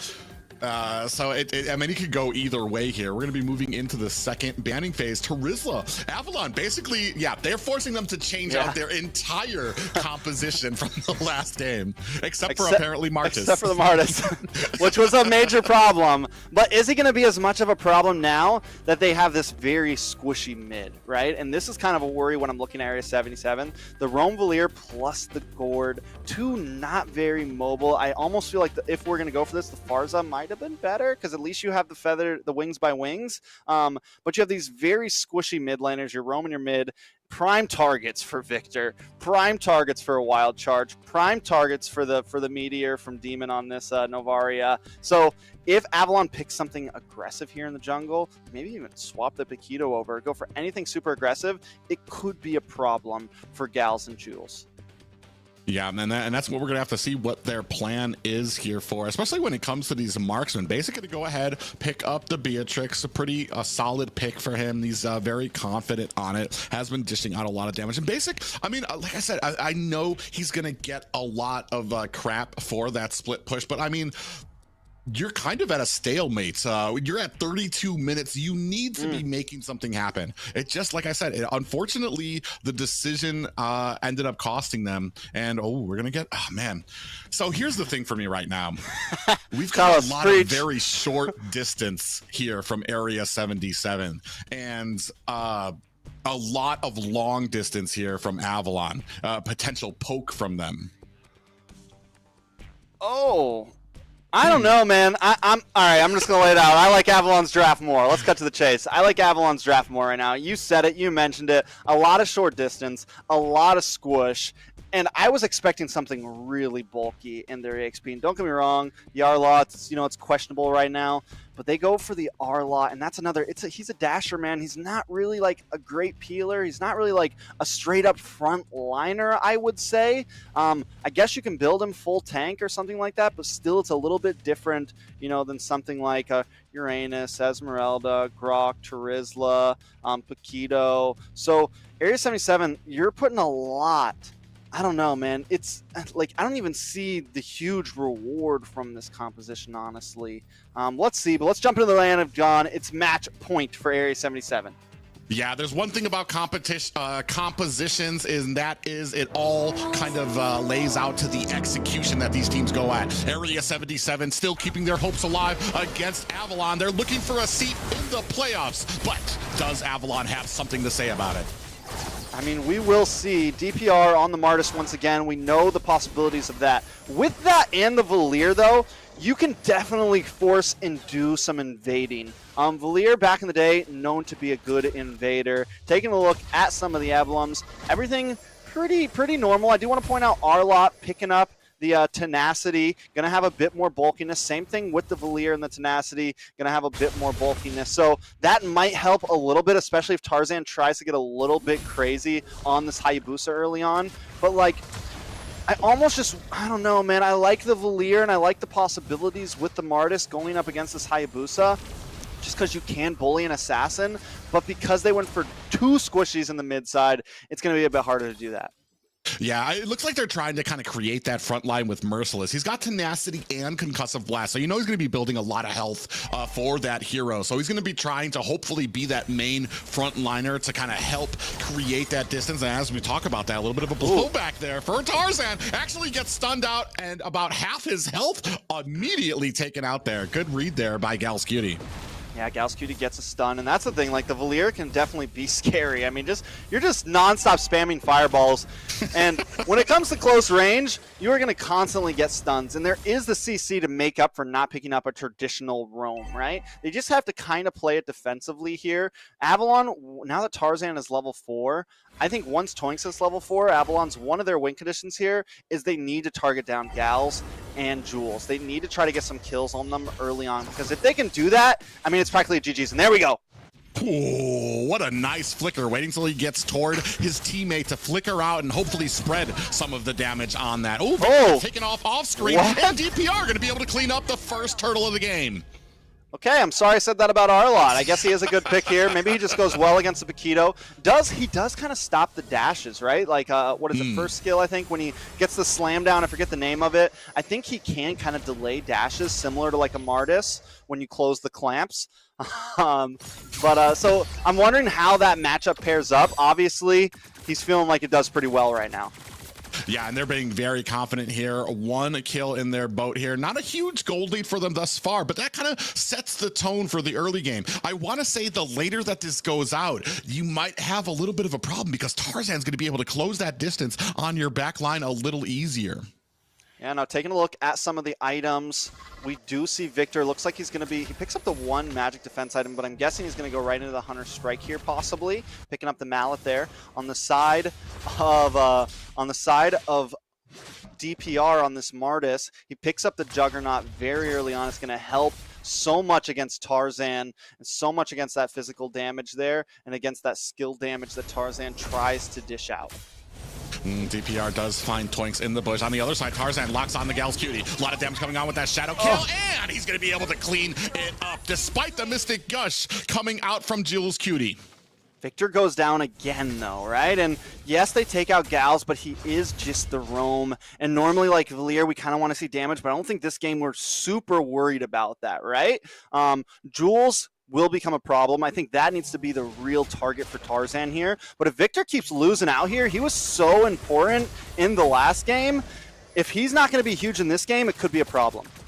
Yeah, and exactly that, because a lot of these fights were kind of done in the capacity that Victor was splitting up their priorities. They had to answer the side lanes, sometimes 2 side lanes that he was pushing at once because of how quickly he was moving across the map. Right now, having big problems when it comes to Merciless's Arlott right now. And we are still kind of settled up on the map. No big pushes just yet, no big ganks into these side lanes as DPR is starting on this next turtle. You can see Merciless doing his best to kind of keep Victor at bay. Toinks throwing a wall down. Tarzan getting in position. Quad shadows are out. He's trying to put some damage on and Tarzan steals it away. Beautiful. Quad shadows in, gets the retry out of there with a little assist from Demon. Yeah, Tarzan, man, has just been on fire with these neutral objectives. It has been one of the things that even when Area 77 is, you know, flat out winning fights, Tarzan is keeping them in the game with those retries. And last time early on, Area 77 got all 3 turtles and they started losing now in the Lords. This time, Avalon bringing their A game early on. Yeah, I mean, we were talking a little bit earlier about Fallen the Thief, but Tarzan is starting to he wants to get some claims laid on that name. Avalon with 3 members here trying to fend off, but it looks like this is going to be the first tower for Mark Cutie here. Area 77 doing a decent job with the macro. Yeah, Mark Cutie getting the advantage early on here. Going to be able to take that tower soon and then rotate around. So things, like you said, still staying at a very standstill. It's 2-1, gold at almost an exact even. Up in the gold lane, though, a little bit of action. Ooh, yeah, Mark Cutie looked like he was going to try to get onto that tower, putting some damage on the Basic. Cal's Cutie on the other side misses the stun. Basic going to have to use that Flixer. Mystic Gush is out onto Toinks, and a big burst takes down Basic. Mark Cutie, the Magician, strikes again, makes people disappear. Able to pick that one up, 1-0 plus the tower. Area 77 now taking 1,000 gold lead, plus some more map control. This is a great start for them at match point. Yeah, Merciless actually taking a heap of damage there, half health. Maybe Victor has been able to turn it around now, as it looks like that a little bit more of an even fight for him now, starting to get the advantage. But still, 3-1 now for Area 77, about a little less than 2K gold lead for them. Yeah, I mean, with that, coming into the mid game now, 6.5 minutes, 7 minutes coming up. Victor, he's going to be a little bit more delayed. Yes, he still has like the level 4 spike. He still has the ultimate combo, the knockout punch and all that. But he's not going to have the items that he normally would that are as important. But Avalon senses this. They're bringing all 5 members into this turtle pit. Merciless a little bit late to the show. Yeah, I was just about to say, Avalon is in full force at the turtle pit. Demon comes out, but has a Gal's Cutie on the upside. Jules Cutie takes a full shadow kill, has the Mystic Gush out, and he is not going to be able to make it. Mark Cutie gets the turtle, so a successful objective. Oh, look at the jukes from Jules Cutie trying to avoid Demon, but in comes Tarzan with that quad shadow, not going to be able to get the kill. How did Jules survive that? He's definitely got something going on. He's got a rabbit foot in his pocket right now. The man, I mean, Victor was under tower, still unable to get the kill. I thought for sure Jules was just done. We were like, all right, let's look at the turtle now. But in the end, he's able to get to the other side. He pops the magic bush. Victor pops all his skills and starts taking tower shots to the face, so he's got to get out of there. He sidesteps Demon. I mean, Area 77 are just playing a different game right now. I don't think we've ever seen this side of them. Yeah, and it's incredible the amount of, like, I want to say strength that we've seen kind of like upgraded from them from last week to this week. It's almost a completely different team. Their synergy and the damage that they're able to put out their DPR onto the back line, trying to lock onto Toinks. He's going to be able to get the decimation out and takes down Toinks. And a beautiful snipe actually gets on him. Basic might regret it, though. He's going to be flickered out. And Mark Cutie finds the kill. That's going to be another tower for Area 77. Mark Cutie makes magic, man. We talked about it at the very beginning, man. Mark Cutie is, you know, the backbone of this team, or I would say the hands of this team, throwing the punches back and forth. Victor able to pick up a kill there in the mid side on Jules finally, which is good. He is going to be helpful, but still Area 77 taking a huge step in the right direction. And Aerithal, 2-0-2 at 8.5 minutes is crazy. Oh, Mark Cutie actually in a little bit of trouble here. Just finds the safety of his tower. I know Tarzan kicking himself in the head right now. He just needed a sneeze, a backhand to be able to put the finishing touches on, but is not going to be able to find the kill. Yeah, Demon, though, that damage from that meteor is definitely starting to hurt. Even the bulkier members starting to do, you know, a 4th damage, 33% damage, and you said in the very beginning, it could be huge. Basic also does have the snipe. We have a lot of range on the side of Avalon. I think they need to take the advantage on that. They need to preemptively do damage like that before these neutral objectives. That's going to give them an advantage when it comes to these fights. Oh, Jules Cutie actually gets halved down. A beautiful little quad shadow there from the side of Tarzan. And now Area 77 starting up on this Lord. You can see Victor doing his thing again up at the top lane. Going to try to create that presence across the map. Split the priority for Area 77. It is a 2v3 down here for this Lord fight. Actually, Jules Cutie kind of lurking in the bushes below, trying to maintain some of that distance. Mark Cutie at the bottom as well. A little snipe misses. 2 snipes actually missed. Demon missed his orb as well. Gals Cutie trying to fend off the enemy mage. Down to about 10%. Is DPR going to be able to get this? Mark Cutie able to secure the Lord for Area 77, and DPR finds a kill onto Toinks. This is completely different than we saw from the first game. Area 77, like I said, the whole team participating in these objective fights and finding the secure on the Lord. They're here, man. They're here. We're looking at a 4,000 gold lead right now. Area 77, we're only 10 minutes in. Last game was at least, it felt very close, but this time Area 77 is just ahead, man. And they're ahead in all the right places. Mainly speaking of Mark Cutie, their main damage dealer here, 2-0-3. Aerithil's supposed to be a bit more of a late game hero, but Mark Cutie's already there. Taking Lords, finishing off Basic just with the second skill, like just with popping the ult, just from getting that little bit of energy that comes out, or whatever you want to call it, that right there where it just does like the small explosion, even that's doing damage right now, which is insane, right? So that is going to be a problem, and I'm trying to figure out how Avalon can even answer back to it. Yeah, and this is completely different than what we saw from the composition. We thought that Avalon would have the distance, have the spacing. DPR finds a kill onto Victor. Now we're pushing onto this mid tower. Mark Cutie finds the finishing touches on there. Toinks in a little bit of trouble trying to find an escape. You can see Gals Cutie. They're doing such a great job with these pushes, and there's not much that Avalon can do to stop it as far as they're so far behind here. All right. Area 77 choking them out now, taking away some of their buffs. Not pushing too hard. Final Slash finds Tarzan while Mark Cutie finds Demon. That is 2 down now. They are trying to continue this push. A well-placed wall from Toinks trying to fend off the rest of these minions, but it's not going to stop Area 77 as they find their first high ground tower. Now moving their focus to the top. Victor alone trying to clear out these minions. Looks like he's going to be able to do the job, but man, what a push, and especially the difference between the towers of both teams. Who needs frontliners when you got all this damage? Area 77 just crushing through. Ooh, what a big flicker into a wild charge, but that does not help Toinks survive as he gets taken out quickly. Merciless in a little bit of trouble. Shadow kill locks onto him, and Basic's gonna find the final touch there onto Merciless. Now we have one down for Area 77, and very wisely, they decide to back off.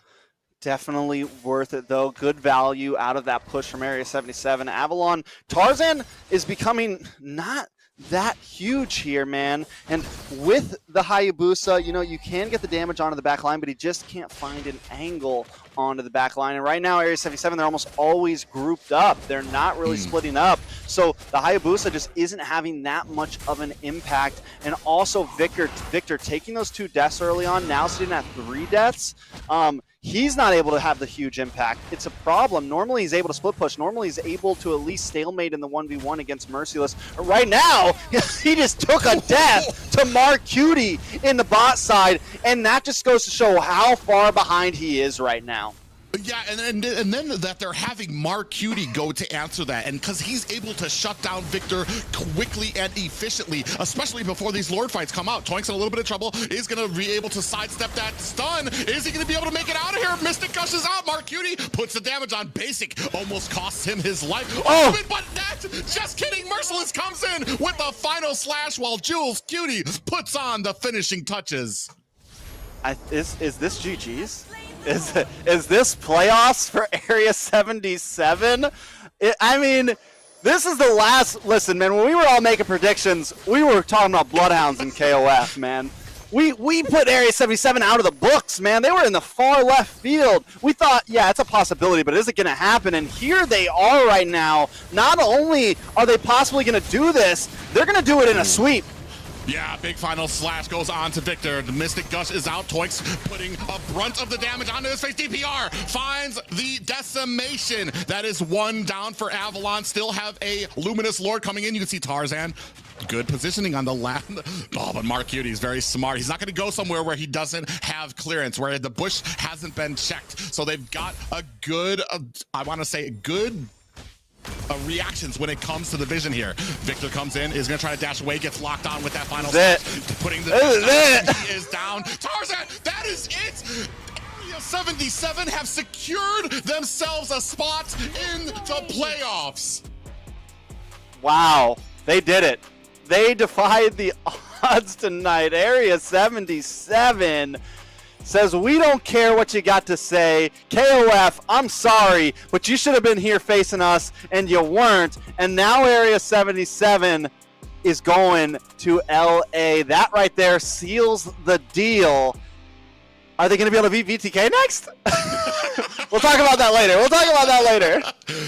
What an incredible match. That was only our opening series here tonight, man. I thought it was going to be an easy. We only got 3 series to go. But man, what an intense battle there. Area 77 down but not out show that they still keeping that hope alive for the playoffs and secure it. Unfortunately, knocking out Knights of Fate. You know, I saw what like the pick on the Hayabusa. I get it, right? Because of all the squishies. But here's the thing. It's almost always going to lose out against the Martis, I feel like, when it comes to just close combat. Because once Martis got that Juggernaut armor in, he's taking no damage. And even though the Martis gets to build full defense, because you're going up against this squishy assassin, you're still packing a huge punch. And Tarzan, if he just takes 1 shot from Mark Cutie or a little bit of the magic gush from Jules, it's GG's. He didn't build any defensive items, which I get it. You're not really supposed to do that, but it was still high risk. And once their other frontliner did go down, Victor, I think that was when it was really just a wraps. Once we started Merciless get those 2 solo kills, I think it was just GG's from there. Well, yeah, and then plus they had answers for it. Victor was getting killed in the side lane because Mark Cutie instead was going to answer it. Not this time, not Merciless. Merciless was providing that support during these team fights as well. And like you said, I mean, nobody really expected this when you saw the Hayabusa pick there. But by the time Area 77 had such a lead, especially at the beginning, that there just was no coming back for Avalon. And once you get to that mid and late game where Hayabusa's supposed to dive in and pick somebody off, the team is too grouped together for that Shadow kill to do much damage. All right, so once again, Mark Cutie as the rich guy plus the carry this time. This man makes magic happen for Area 77, 35% damage, just completely being the backbone in that game. Did he end up going deathless? I don't remember him dying. We'll have to see from the stats. But, I mean, man, it would, even if he took a death, I mean, it still does not take away from the incredible game he had. And take a look at that, especially when it comes to, like, the damage to the turret. That second game was, like, there was almost no contest there from Avalon. Yeah, Area 77 just completely sweeps through, even with the composition that a lot of us kind of underestimate. Let's take a look at some of these replays, though. This is game number 1, 30 minutes in. This is actually the final Lord, and if you look at the minimap, you see that Area 77 went to go take out Victor. They get him. Lord closing down right now. We're at 15%, and Area 77 makes in the nick of time the big Divine Judgment onto basic, and that's where the tide shifts. Area 77 takes control of the pit, and even with Demon trying to use the Magic Gush, finally we see DPR put his big boy pants on and click the retry button correctly, and he's able to secure it, and that's when things shift, and they're able to take that game. Area 77 in game 2, which we're looking at now, they are just dominating. Gal's Cutie picks up this Valir Roam and plays it so well. Even there, Toinks can't do anything from the beginning of that game to now. He's just constantly getting stunned. Every time Toinks comes in, he can't get past the wall of fire. And then Mark Cutie, sitting at 4-0-4 at this point, is literally able to walk into Beer's Passion, walk into Grok, and just take people out anyways. And on top of that, Merciless on the R-Lot, another hero I questioned, did so well, not only against Victor, but against the rest of the team.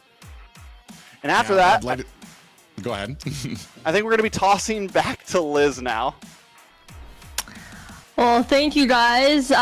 Private's face captured my reaction pretty well now. Mark Cutie is going to be the cutie marksman who secures that MVP. He gapped Basic pretty hard. I gotta say, I did capture the first game. 30-minute game, Basic had a 12% damage. So I don't know what's happening today, but Area 77 really showed that the Cinderella miracle has happened. And I don't even know how to react to that. It's like they're playing on a different game this week. And who would have thought last week that it will be Area 77 as the last contender going to LA? The one person I think you know, the one person who did know, Yui.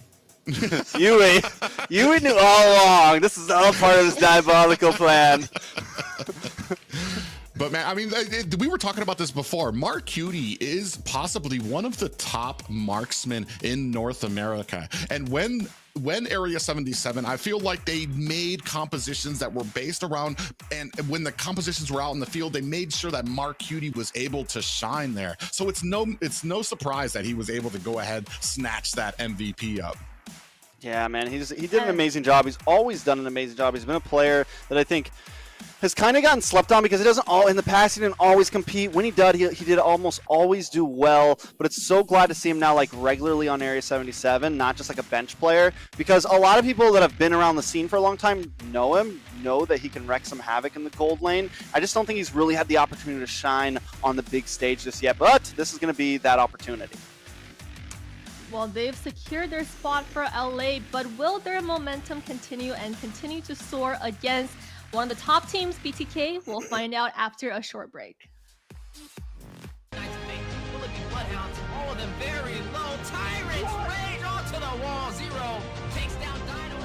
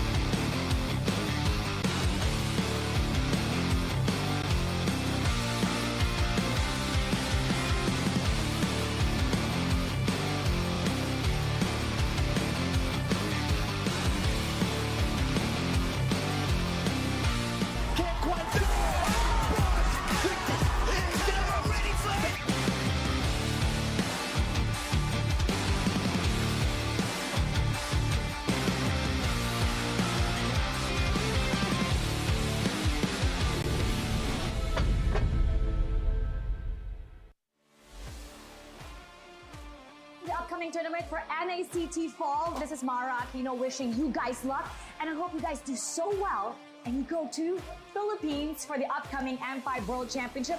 And you never know, it might be you that I announce as the winner. Hi, I'm Gideon Q. I'm from Malaysia. I'm a talent as well as a caster for a majority of the MLBB tournaments that you may see internationally. Good luck to all the teams who are coming in for NACT fall season. I can't wait to see potentially new talents coming out from North America. Obviously, we love the old, but some new ones would be great to see how the community is going to continue to grow, and especially when we're looking at the top 1%, good luck to all of you guys, and especially those who are prepared to deal with a giant crowd when you start flying over for the international. Good luck, everybody. Wait. Hi, everyone. I'm Turna. How are you guys doing? I just want to say a few good words here. I've been very excited to see you guys grow. It's so great to see how things have developed over the seasons, over the years. I hope it gets bigger. I hope you guys have more to say on the international scene. And I heard you guys are coming to ISF, so that's super great. Can't wait to see you guys there. Can't wait to see you guys rock the, LBB scene. Hey guys, my name's Phil, and here's the thing, we watch NACT Grand Finals, and if that shows anything about how NACT is as a region, you know what? I can't wait for it. I hope NACT falls. All of you guys will do good, because at M5, we gotta see a surprise, man. I can't wait to see NAs in M5.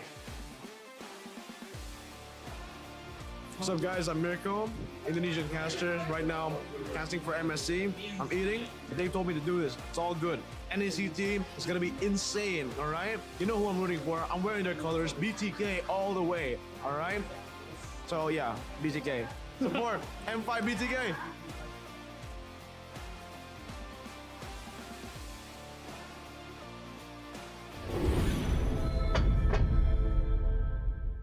Welcome to a journey through time as we delve into the transformative milestones of North American Challenger Tournament, NACT. Our story begins on April 11th, 2022, when the North America Community Tournament was officially renamed to North America Challenger Tournament. The official NA YouTube channel was also introduced, and Team A77 claimed the title of champion for the season. Fast forward to August 7th, 2022, and NACT evolved into an officially organized North American regional event. The tournament spanned 13 days of thrilling online broadcasts, with Team First Blood triumphantly seizing the championship. As we moved into the fall of 2022, the first ever offline grand final was held, taking the tournament to a whole new level. This landmark event took place in Las Vegas, USA, creating an unforgettable live experience for all the fans and competitors. The NACT trophy was unveiled, and the championship title went to the Valley. They also represented North America in the M4, finishing in an impressive 6th place. It was a remarkable moment, as it marked the start of a new era for NACT. By February 2023, the NACT spring season was underway. The offline finals took place on May 14th at the HyperX Arena in Las Vegas. Our livestream page was a sensation, reaching number 36 on YouTube's trending list. Gerald Solomon, the head of the North American Esports Association, was in attendance. BloodThirstyKings, who will represent the United States in the IESF. This has been a brief look at the significant milestones of NACT, charting its growth, evolution, and the challenges conquered along the way. Stay tuned as we continue to make esports history.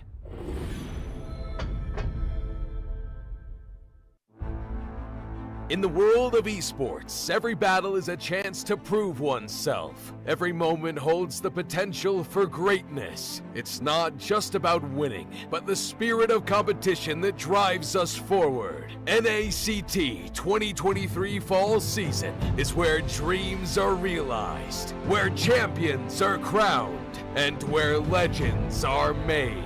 In the arena, we face our rivals head-on with unwavering focus and unwavering resolve. We leave no stone unturned, no opportunity wasted.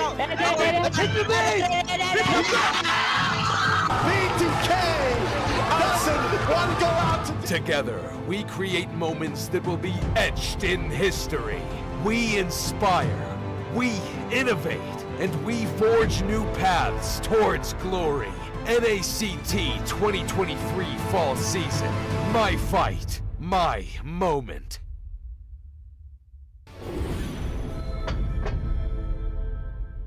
Philippine Bloodhounds, all of them very low. Tyrants rage onto the wall. Zero takes down Dino.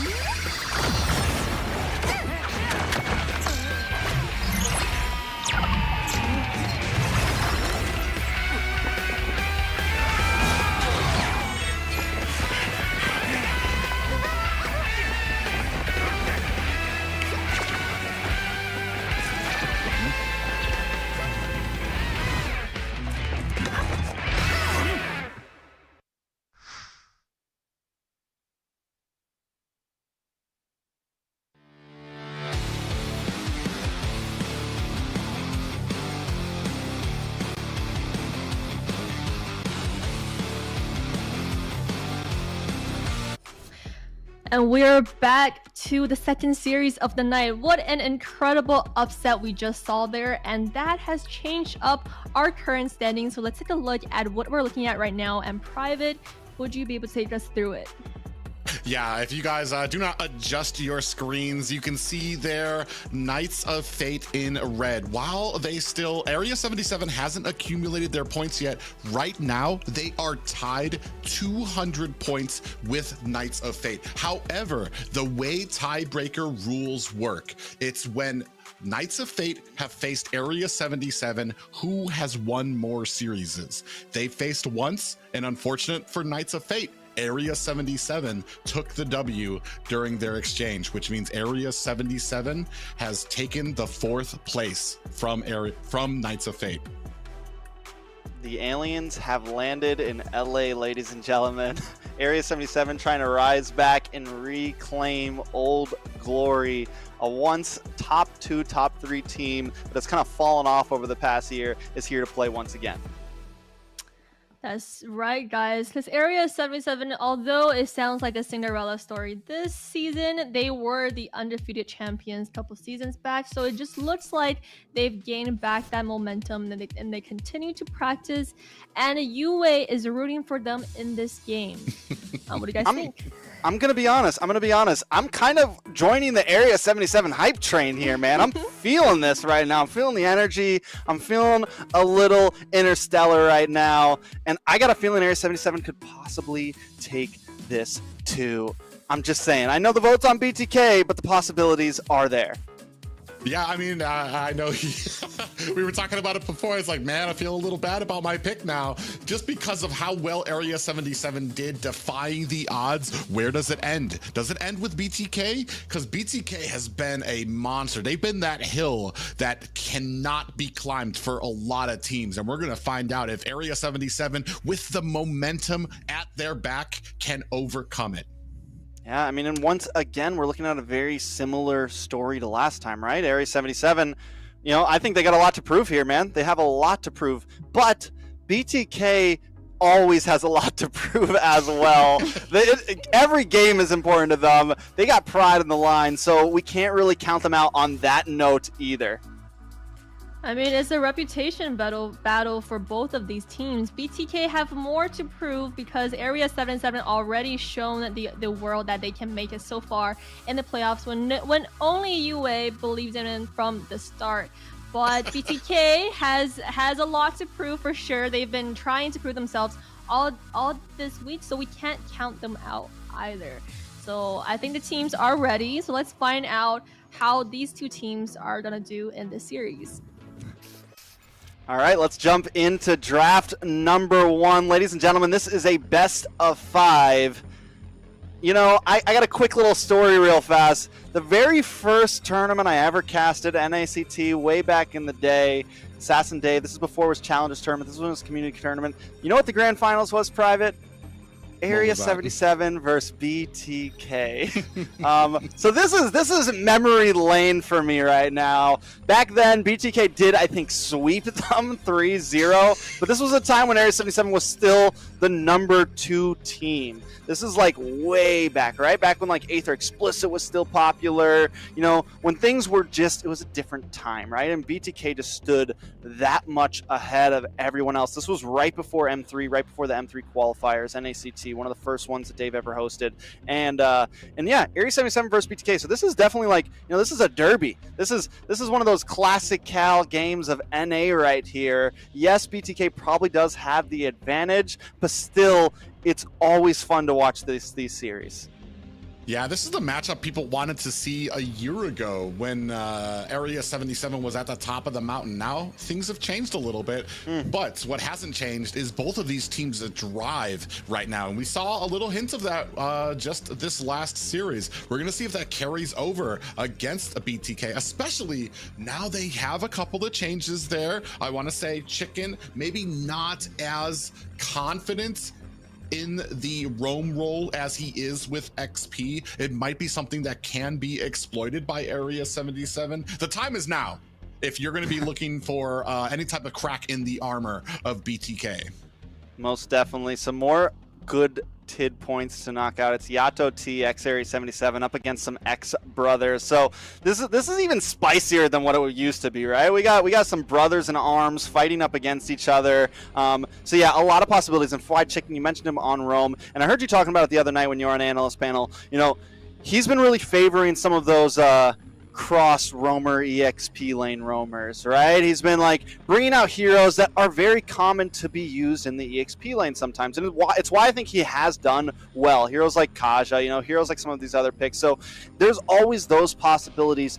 When we saw him on the Kufra, it wasn't too great the first day he played it, but I'm sure he's been running. Like, knowing Chicken Man, the kid practices, and the guy's got a mind. So even if his mechanics aren't amazing on a certain roam hero, his positioning is always good. His, you know, giving vision, where he needs to be at the right time and still making plays happens, that stuff is always running in his brain. So I think it's just a matter of time as he kind of gets into gear of getting some of those actual tight mechanics down. One thing that is a big question for me is the biggest, I don't want to say weakness, but the biggest frustration for BTK when they face a team like the TheOhioBrothers is that early game aggression.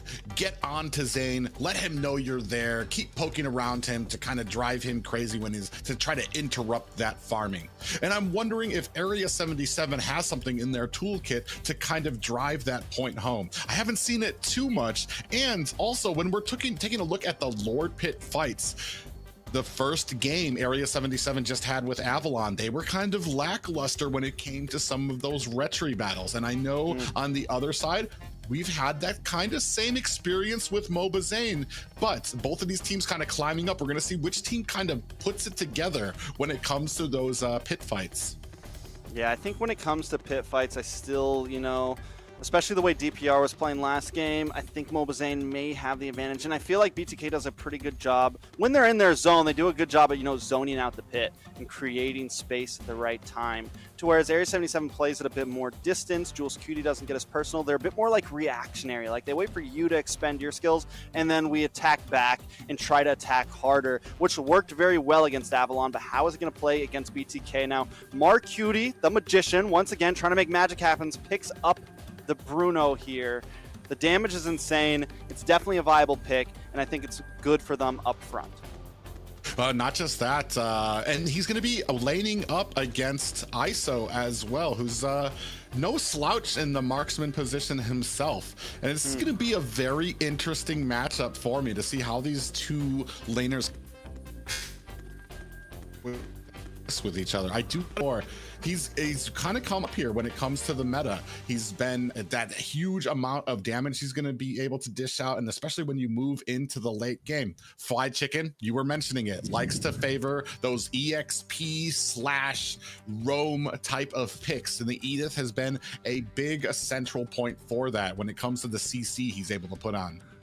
Yeah, I feel like Area 77 could have got a little more targety with their bans. I feel like they just kind of banned what they don't want to go against, and not really what we see BTK play all the time, because we don't see a whole lot of Valir on the side of BTK. We don't see a whole lot of Xborg, honestly. And it's not because those heroes are always banned. It's just because it's not really something they favor. Yato, he's normally on something a bit more ranged. He likes to have a nice positional mage, a nice backline mage, unless he's playing something like the Lilia. So he picks up the Novaria, and it's probably going to do great with him. Same thing with Fried Chicken. I think he's going to come in, he's going to pick up the Edith. We've seen how he engages on it. We've seen even the damage packs a punch. They do go for the Basha, which is a good target of Mobazane, but Mobazane's still going to get his Fredrin, which we know how devastational that can be. Yeah, it's no surprise he picks up the Fredrin, especially since how great Mobazane is on it. There's a lot of critiques go around about the Fredrin, but I mean, you don't really have to be as flexible with your hero pool when you're as good as Mobazane is on it, and has yet to be proved wrong with everyone except for the TheOhioBrothers. So we're gonna see if Area 77 has something, especially able to burst that down. I do like the Gord pick for this too. You do have that true damage in there. It's just gonna be, can you protect Gord while he's that sitting duck through that ultimate? Now we're moving into the second banning phase, and we're taking out the Kufra and Franco for the BloodThirstyKings, and a Yuzong for Area 77. Yeah, no suppression for the side of BTK, and I like the Yuzong pick. T, it's like one of his signatures, man. The man does amazing on it. And with that, what else is open for him? The Paquito's still there. Area 77, I'm wondering if they're going to keep on banning into T here. Maybe take out the Paquito, maybe take out the Lapu. Uranus is still open as well. That could be a possible good ban. Anything to kind of slow T down here and give Merciless a slightly better matchup could be helpful. But since BTK has first pick, if they do want to pick their EXP laner first, banning too heavily into it could be bad for Merciless. Yeah, and that's kind of the problem when it comes to these banning phase. Oh, we're gonna take out Harith for Area 77. It's funny that you talk about the Yuzong, because that is a good pick that T does like to sit on. And we were just talking about some of these early bans from Area 77, more generic, I want to say general, that they just didn't want to see, rather than a very specific ban based on BTK and their history. But we're all out of bans here, still waiting for a looks like a roam and a marksman for BTK. Yeah, definitely. Well, an EXP laner, I think their roam is going to be that Edith, right? I know, it's so weird seeing Fried Chicken play roam. It's yeah, they pick up the Beatrix, which ISO does well on. Area 77 now having to pick two back. They need an EXP laner and a roam. Kufra's gone. So many things are gone here. Maybe they pick up something like the Atlas, something a little crazy here. For Area 77, Atlas, he's fallen off the meta because he's predictable. Maybe now. Lolita? Everybody understands. Oh, I mean, I don't hate the pick here right now. We're gonna see how well that plays into it. But like, I want to say that Atlas, he's fallen off because he's predictable now. Kind of the same reason that Jawhead used to be a great roam, but people learned what to expect. They know when they see him coming, and they know what they have to do to shut him down. Same thing with Atlas, and his early game can be a little rough. And we go with kind of the old faithful here. We're gonna go with Grok with the great setting potential with that wild charge. Definitely Old Faithful. It's a great name for Grok. Old Faithful. A good old Grok. You never go... I mean, it's true. You can't really go wrong with it. Like, I would never see someone pick a Grok and be like, that's a bad pick. Like, I just feel like he always kind of fits. Doesn't really matter what the enemy... Like, there's times that he's really good, but then there's times that he's just good. You know, just a solid pick. And I think in this situation, he's just a pretty solid pick. He's going to be able to put some walls up, but he's also going to... If he can time those wild charges right during neutral objectives, it can definitely be the thing that gives DPR the advantage. And you mentioned Area 77 not being as good as like working as a team to get the objective. It was something that Avalon was doing very well last time, and DPR was kind of slacking. I think that's something that they're going to need in these pit fights if they want to go up against BTK. I dare say this is the David and Goliath matchup here. Ooh. Area 77 taking on BTK with momentum at their heels. Can Area 77 overcome the hill that is the Bloodthirsty Kings? It's definitely a hill, but Area 77, if there's a time to shine, it is definitely right now. Taking a look at these compositions, I will say that DPR may have a slight advantage with the Martis. I mean, in all actuality and technicality, I feel like the Martis does do a little, it does supposed to do well against the Fredrin. I do feel like there's some higher risk, high reward, but if played correctly, the Martis does end up winning out on some of these objectives against a Fredrin. In the sense of certain team fights, in the sense of mid and late game, if the Martis doesn't scale, the Fredrin is definitely the better pick. So Area 77 definitely has some things to do here. Another nice matchup I'm wondering about is how Mersos is going to do with this Arlot against T this time. He did end up getting the wins against Victor on the Paquito, but how is it going to pair against the Charizla? Yeah, we already see a little bit of a stun here for Jules Cutie. I don't think Fried Chicken's actually looking for a big fight here. But, I mean, we're already seeing BTK. They're already showing a presence in the jungle, trying to create that frustration to interrupt the farming ability. Ooh. I think in the laning phase, ISO might have the advantage here against Marcutie. Towards the end, that burst damage is definitely going to be insane for Marcutie. We saw how well... Ooh.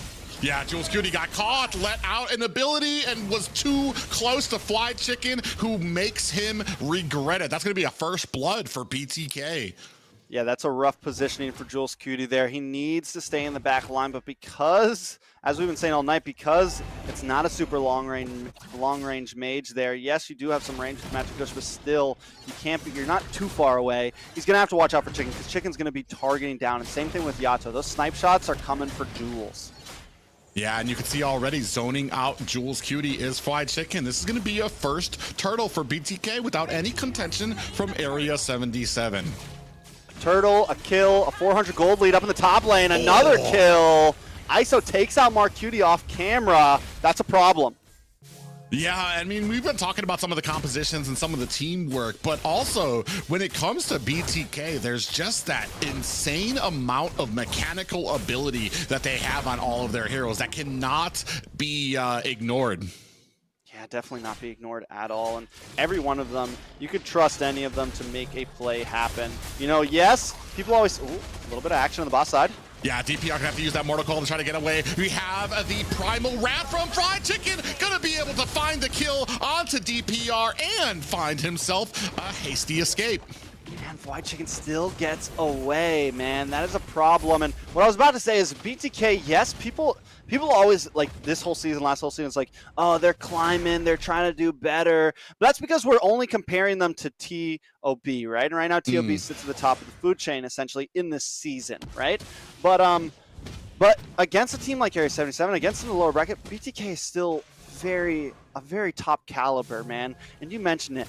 Every one of them can be trusted. Every one of them knows how to make a play happen. Yes, TOB, they have some trouble, but against others, like here, Yeah, DPR gets locked up by Fly Chicken. Down comes the Appraiser's Wrath. Primal Wrath is out. Another kill for Fly Chicken onto DPR. Galscuity is trapped, trying to get away from this wall in a bad way. Gonna have to use that wild charge to get himself to safety. And now the overwhelming presence of BTK in the enemy jungle is crazy. Yeah, I mean, and it's White Chicken on this Edith, man. He's just able to get so up close and personal. He looks like the way Shark plays sometimes, man. He is just in their face. And with Yato standing behind him, the way they're moving around, this is all, like, the way White Chicken and Yato are moving together, it's different than how Baj and Yato used to move together, because sometimes they would split up a bit more. But Chicken and Yato are running a nice chemistry right now, to where Yato's firing these shots, Chicken's looking for engages, and they're working as a unit, which is something we weren't really seeing at first when these changes happened. But now it seems like, you know, there's some oil in the joints. The gears are starting to turn for BTK. Yeah, and you can see great job by BTK to zone out the rest of Area 77. Nice little snipe there from Yato, bringing Merciless low. DPR gonna try to put some damage onto T. Turtle looks like it's gonna be going to Zane. He's alone up there. I mean, you don't have to really have retry battles if you're alone at the Turtle. DPR in trouble, and an Appraiser's Wrath doesn't finish. Oh. No, Yato able to clean up. That is dirty, man. Just when he thought he got away, they pull him back in. And 0-3-0 on a Martis at 5 minutes is a very bad start for Area 77. And that's the risk, right? That's the reward. But right now, they only take the risk because Martis falling off in the early game is essentially a death sentence. He's going to, I mean, at this point, he could be useless for the rest of the game. Yeah, and then an added problem because of how early and how hard he can fall off. You see Mobazane already charging for the purple buff of Area 77. He's not afraid. Jules Cutie can't even get close because he's afraid of getting caught in one of the CCs here. Mystic Gush is out, taking a brunt of the damage there. Actually gets taken out, and an Appraiser's Wrath finds DPR as well. It is a 1-6 game. Gals Cutie, Merciless trying to close ranks around Mobazane, who's going to be able to jump over that ledge to safety. Bro, right now, I mean, that's such a good trade. Even though they lose T, still they get DPR again. Now he's at 4 deaths. Up on the top side, Mark Cutie also having trouble. Fly Chicken just sitting under the tower, locks on to Mark Cutie. That's going to be a wrap. They find 2 kills for BloodThirstyKings with a tower. 8-1, 6.5 minutes in. It's very different than what we saw last series. Area 77 burnt out, taking some major damage, and BTK just playing such a good game right now, showing this is what happens when you come up to the top 3 section. Yeah, and we've talked about this before, this skill level that is involved with a lot of these players. You can't make any mistake. I know Jules Cutie's kicking himself in the head for some of those distance negotiations he had with Fly Chicken, which immediately results in the CC, lockdown, and kill. Speaking of which, now we have 3 members of Area 77 trying to get onto this turtle. Mobazane coming here from the flank. Navaria's ult is out, giving vision. Big wild charge lands onto 3 members. Mystic Gush is out. DPR finds the kill onto the turtle, and now they are trying to disengage. I think there was a moment where they thought they could have a team fight, but they decided against it. Gals Cutie paying for that decision as the Appraiser's Wrath comes out. DPR on the wrong side is going to use that Mortal Coil to get away. And there's the teamwork, right? That's exactly what we wanted to see from Area 77. We needed Gals to use those wild charges during the pit fights. He pops it off. He creates some space, times up with the Magic Gush perfectly, and that's what secures them that turtle and essentially that fight. It's a small win, and it's still a huge uphill battle, and it could be a while. But let's take a look at some of these items. Mark Cutie has fallen behind a bit behind ISO, but he is starting to get a bit more in there. A nice flicker there from Jules Cutie. He saw his life flash before his eyes as Chicken closed the distance to him. Now we have minions coming at mid, but DPR going to do his best to go ahead and clear them out. I want to say 4K isn't unbelievable. You know what I mean? Like, they still have a little bit of a chance here if they can kind of tighten up some of these rotations. Yeah, something to point out, Merciless hasn't taken any deaths, so he's kind of a saving hope there. He did do really well last game on the R-Lot, and he seems to be doing okay in this game now. ISO has rotated down the XP lane. He's going to start getting more gold down there, pushing, creating map control and macro. Yeah, and right now they're looking to kind of, I want to say, get ahead of some of these rotations. We have a concealed play for members of BTK, Gals Cutie, sitting there getting vision on it. T coming from the flank. Ooh, they kind of chase Gals Cutie. Interesting decision from BTK. They might actually pay for it. And the Primal Wrath gets bursted down by Jules Cutie with that Mystic Gush. And BTK are a player down. They are able to find the kill onto Gals Cutie, but that's a roam trade there for both teams. So it's 4-4 right now, as looks like we're going to reset on the map. Yeah, roamer for roamer, not a bad trade for Area 77, but still it's not a win. And BTK does have a nice control over this pit right now, and Mobazane taking 0 deaths. He's a level ahead of DPR. DPR needs to try to catch up, or he's going to have a lower retry count. So they got to try to do something. They got to try to kick up some gears. Even if they don't go for this Lord, they need to make plays elsewhere. At least Marcuti takes a tower there, but Lord still getting melted down. I don't know if DPR is going to be able to pull this off. Yeah, they're coming in here about a third health, 10% left onto this Lord. DPR snatches it away from Mobazane, and Area 77 are getting out of dodge. They got what they wanted. They're trying to leave the city in a hurry. Oh my god, I love it. They hit the conceal. They're like, we got it, run! Everybody get out. They pulled it off, and now Merciless.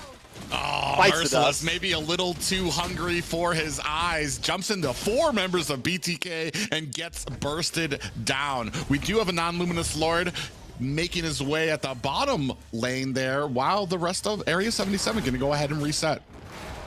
Hey, there's that problem that we see sometimes, you know, with the mid-tier. There's a difference between the rest in the top. It's when you get a win, when you get a Lord, you get a small W in your book, you get that check mark, you make some weird mistake after, and Merciless dives into 4 members. Like, I don't care. It wasn't that important. You didn't have to get Yato there, but he tries it and he fails. And that dub that you just got now turns into more of an even boundary.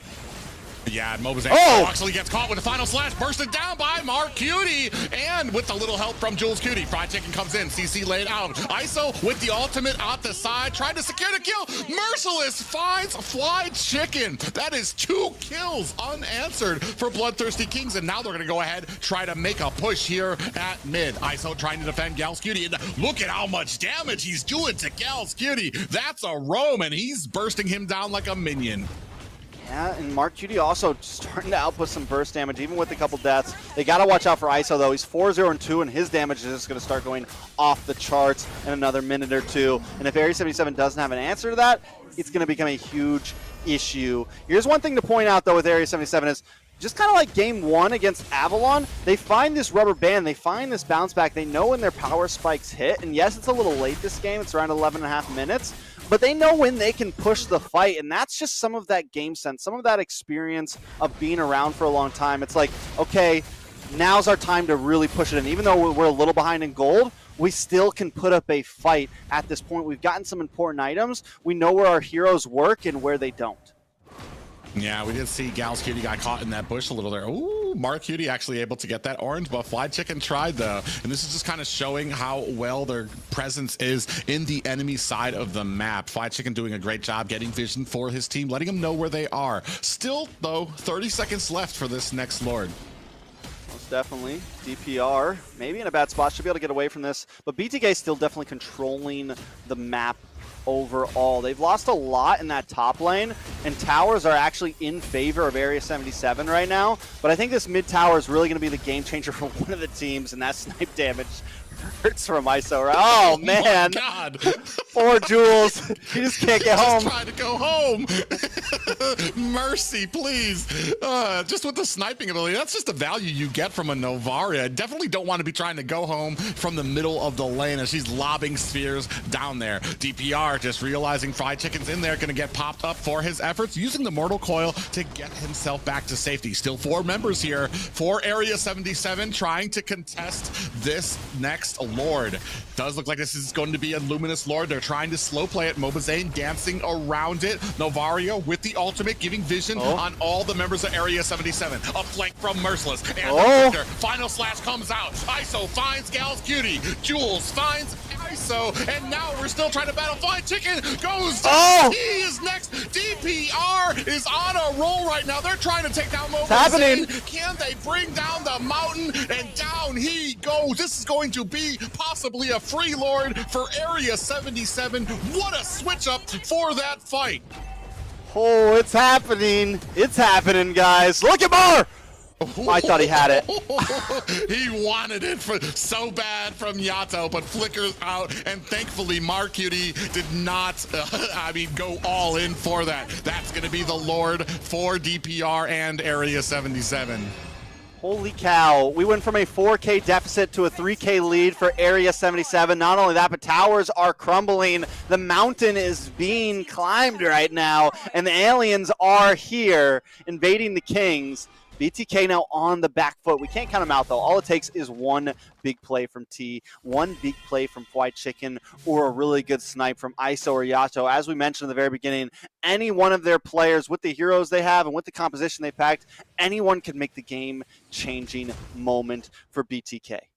Yeah, and I just want to point out, like, Merciless's positioning on that last Lord fight, finding himself north of the Lord, flanked into BTK with them just not realizing what was going on, and then came in with the big final slash on the whole team. Just an amazing performance by him, and especially to help the team and turn this around.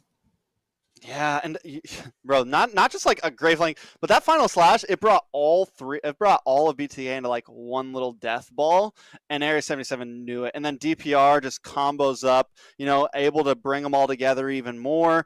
And that was kind of it. And Marcutie, though he took those deaths early on, this is the Bruno for you, man. This is like one of those heroes that even if he takes a death or two, the damage still scales exponentially. Now, for anyone just watching, I know there's a pause, but with that always comes a great giveaway code. So make sure you take that down, type it in for a chance to win a tournament chest. So right now, back to the game though. Private, does Area 77 have this in the bag right now? Nobody ever has a game in the bag against BTK. That's BTK? Yeah, there's no way. But they do have a sizable lead if they can continue to focus without making some of those mistakes that we saw in the early game, especially when it comes to Jules Cutie. Like we said, he's on the gourd. He doesn't really have a lot of movement, and he has been getting caught. Oh, as we're talking about that, in comes Merciless onto Mobazane, trying to assist with this Lord, getting to the lane. All lanes crashing in for Area 77 now, but BTK makes short work of that Luminous Lord. Oh, look at this tower. It's actually, Mystic Gush is out for Jules Cutie, zoning out the rest of the team. Marcutie trying to take down the tower and successfully brings down one high ground from BTK. See, and I don't know, man, if you watch Marcutie in that tower push right there, he was dancing on the line of death, and yeah, a little bit of a trouble here. JL's Cutie and Jules in trouble here. Mobazane with the taunt onto Merciless. Flash comes out. DPR finds the decimation onto Mobazane, and now putting his... Oh, no. Decimation missed on the Fly Chicken. Didn't do enough damage, but there is Merciless to clean up the pieces. Out comes those sniper shots from the Novaria, and almost tried to put one onto Marcutie as well from ISO. Man, Marcutie right now, he saved that Purify for the perfect time. He gets knocked up, still dashes back, gets his range, gets back. Oh, man. What was that? Multi-zone for T punishes Jules for, I want to call it, a greedy ultimate onto that gourd. Holy cow, that was Yato plus T damage right there. And, giving their ex-teammates a nice welcoming hug to their inhibitors right there. Don't overstep your welcome. And that's what just happened. Area 77, this is going to give BTK a chance to come back. Let's take a look at some of these items. Marcutie, Haasklausen, he's already maxed out right now, as in ISO is trying to catch up. They both got the Wind of Nature down. ISO does pick up the Hunter Strike there, getting a little bit of speed if he wants to go for the Mach and get a little bit of movement around. I'm wondering if that's the right choice. It's not something you always see on the Beatrix. Yeah, you see DPR just swinging away at Zane, but he's so tanky. It's barely like a tickle on him. It's more or less just kind of to annoy him while Gal's Cutie kind of gets into position here. Now DPR dragging the Lord to his position now, trying to get it into prime for Area 77. You can see on the side lane, though, good positioning for BTK, looking to possibly steal this tower. Catches Mark Cutie. He's going to be able to dive out of the way. Gal's Cutie from the flank finds a wild charge on the fly chicken. Is going to get taken out by Mar Cutie, and that is one player down for BTK. Lord has been reset for Area 77, but you have to feel just a little bit more confidence when you're sitting at one player over. I have to give some credit to Mobazane there. He let the Lord reset. Once Chicken died, he walks over, he's like, oh man, all right, we let it reset. That might not be the saving grace, but it does buy some time. They know that they now have a disadvantage over this pit, and Mobazane doesn't get too cocky with it, right? No. Oh my god, that's a lot of They didn't damage. check that bush, and T lying in wait, trying to put the damage onto DPR. Out comes the ultimate, giving vision for the rest of BTK. DPR doing a great job bursting down this Lord. He's going to go ahead and get a big wild charge, lands, and Mark Cutie finishes off Mobazane. Down goes Jules Cutie as well, and Merciless is giving chase for the rest of BTK. Diving in, T might be in trouble here. This still has that immortality, but thankfully, Area 77 think the wiser of charging in. Wow. Area 77 is here, man. You know, Mark Cutie, that Bruno is definitely getting put on the ban list. And Mark Cutie's, I'm not like taking anything away from Mark Cutie. He's a great player with a lot of marksmen, but the Bruno, it just does so much damage, man. And with the Purify, BloodThirstyKings just can't get to him, man. Yeah, now we're starting to continue on the penalty zone lands. It might be problems for Area 77. Immortality has been activated. T in problems. Final slash locks onto him, and he still has that immortality. The base is down, and I think Area 77 have done the unthinkable, have gotten a game off of BTK. Not just a game, but game number 1. You know, I think a lot of us came into this thinking, all right, Area 77, maybe they get a game here, right? Like maybe they get 2. But I don't think any of us expected we were going to come into game 1 and they take that. Yes, they do have some momentum going with them. DPR's had a lot of practice in the Lord pit for the past hour and a half, you know, facing against Avalon. So they were definitely prepared, but still, BTK had the lead. And you know, you normally only see like top dogs come back from a 4K gold lead and are able to like hang it out. And Area 77 just showing up right now. Man, there's intense games, and there's what that was. As we take a look at some of the stats here, I mean, big things that stand out to me. I still took a lot of deaths, Mark Cutie did, but man, at the end kind of pulled through against BTK. So in that final moment there, Mark Cutie sells Wind of Nature. Well fighting at that before he dies. He gets knocked up. I don't know when he pulled that sell off, but he got the double knock up. Right when I was talking about them not being able to catch him, they catch him, right? And he's able to grab that immortality in the nick of time. I don't know exactly when he picked it up, but he had Wind of Nature last time we saw his items, when we saw him completely max out. He picks up the immortality, and that was a game changer right there. Because even after he dies, he dashes to the side there. That forces Yato away, and it gives Area 77 even more time to really get that final finish in. Yeah, I believe this is that last fight. You see Mobazane taking a heap of damage there, and then they charge in with a beautiful wild charge. Merciless comes in front line, trying to set the tone for his team. You can see T dive over as well. It's just such a great and a lot of offense. It took them a little bit to kind of get going against BTK, maybe a little bit of a nerves, but man, did they show confidence in that last half of that game. Yeah, DPR as a sandbag, just taking tons of damage. But even then, you mentioned it, he was going toe-to-toe with Mobazane there in the end game, just kind of being the harasser. And that's where the Martis can come in clutch, right? Let's take a look at some of the damage. Mark Cutie holding 35%, but Jules also doing an amazing job for his team. Yeah, I mean, I'm almost speechless here. Nobody thought Area 77 was going to make it through the last match. Now they're here standing toe-to-toe with a BTK here, and I think we already know there's going to be some changes to this draft that we're going to see next here.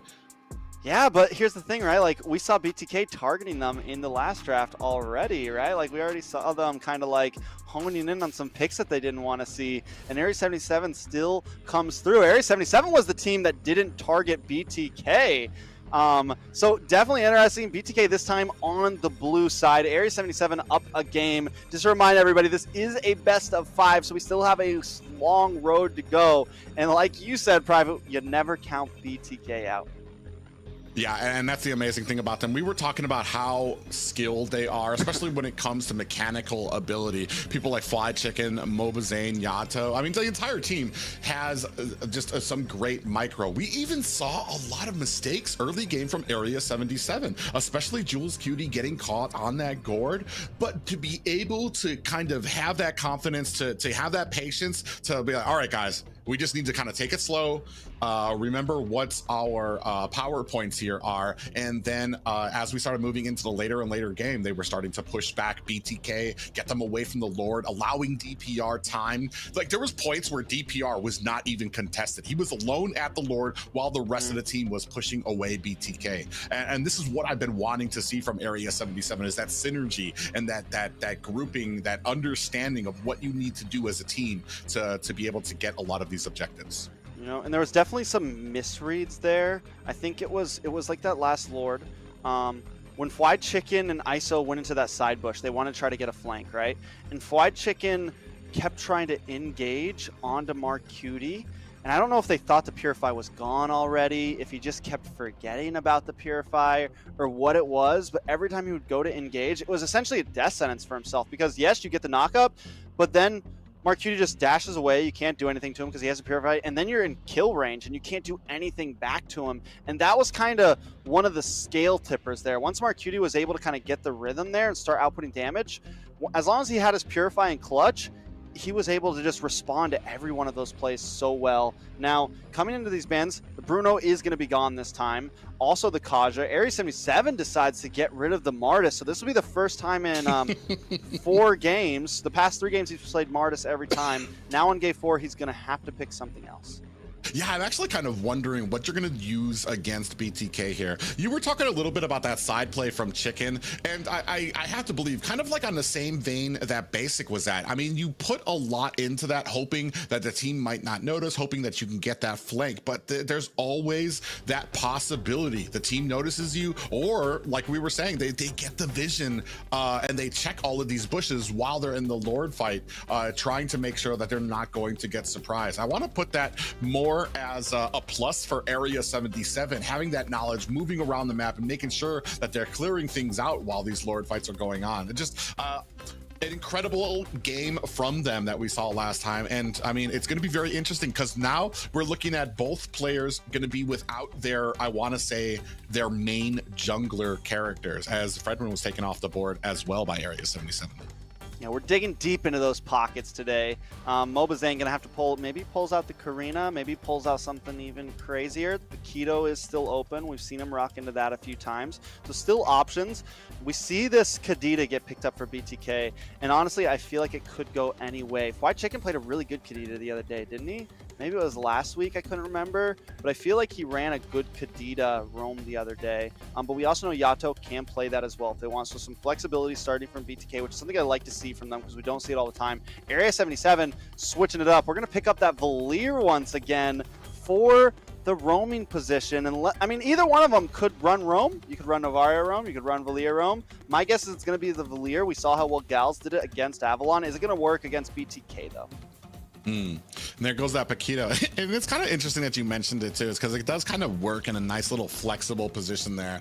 And that's what I like to see during these drafts, is like heroes that we don't actually know which role they're fitting into. Paquito, great in the XP lane. We've seen how T can handle it before, but also it's been kind of mentioned out before. It's not something Mobazane dips into, but he is still great when he does have that Paquito in the jungler. It's one of those things that for lack of using a lot of the assassins, Paquito is one of those that can do basically the same thing, traverse around the map quickly and put on an insane amount of damage in very little time.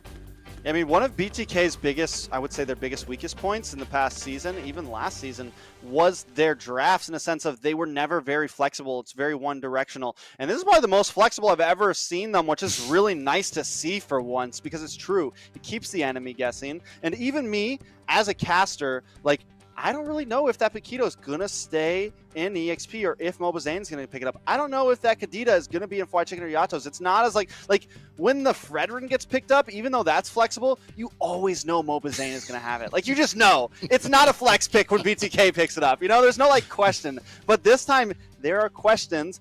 After the Paquito was picked up, I said, oh, well, of course, Merciless picks up the Arlot. He did so well against Victor with it. So Area 77 does have an answer to that. So maybe BTK, unless T really feels good about it, maybe BTK wants to really put Mobizane on the pack.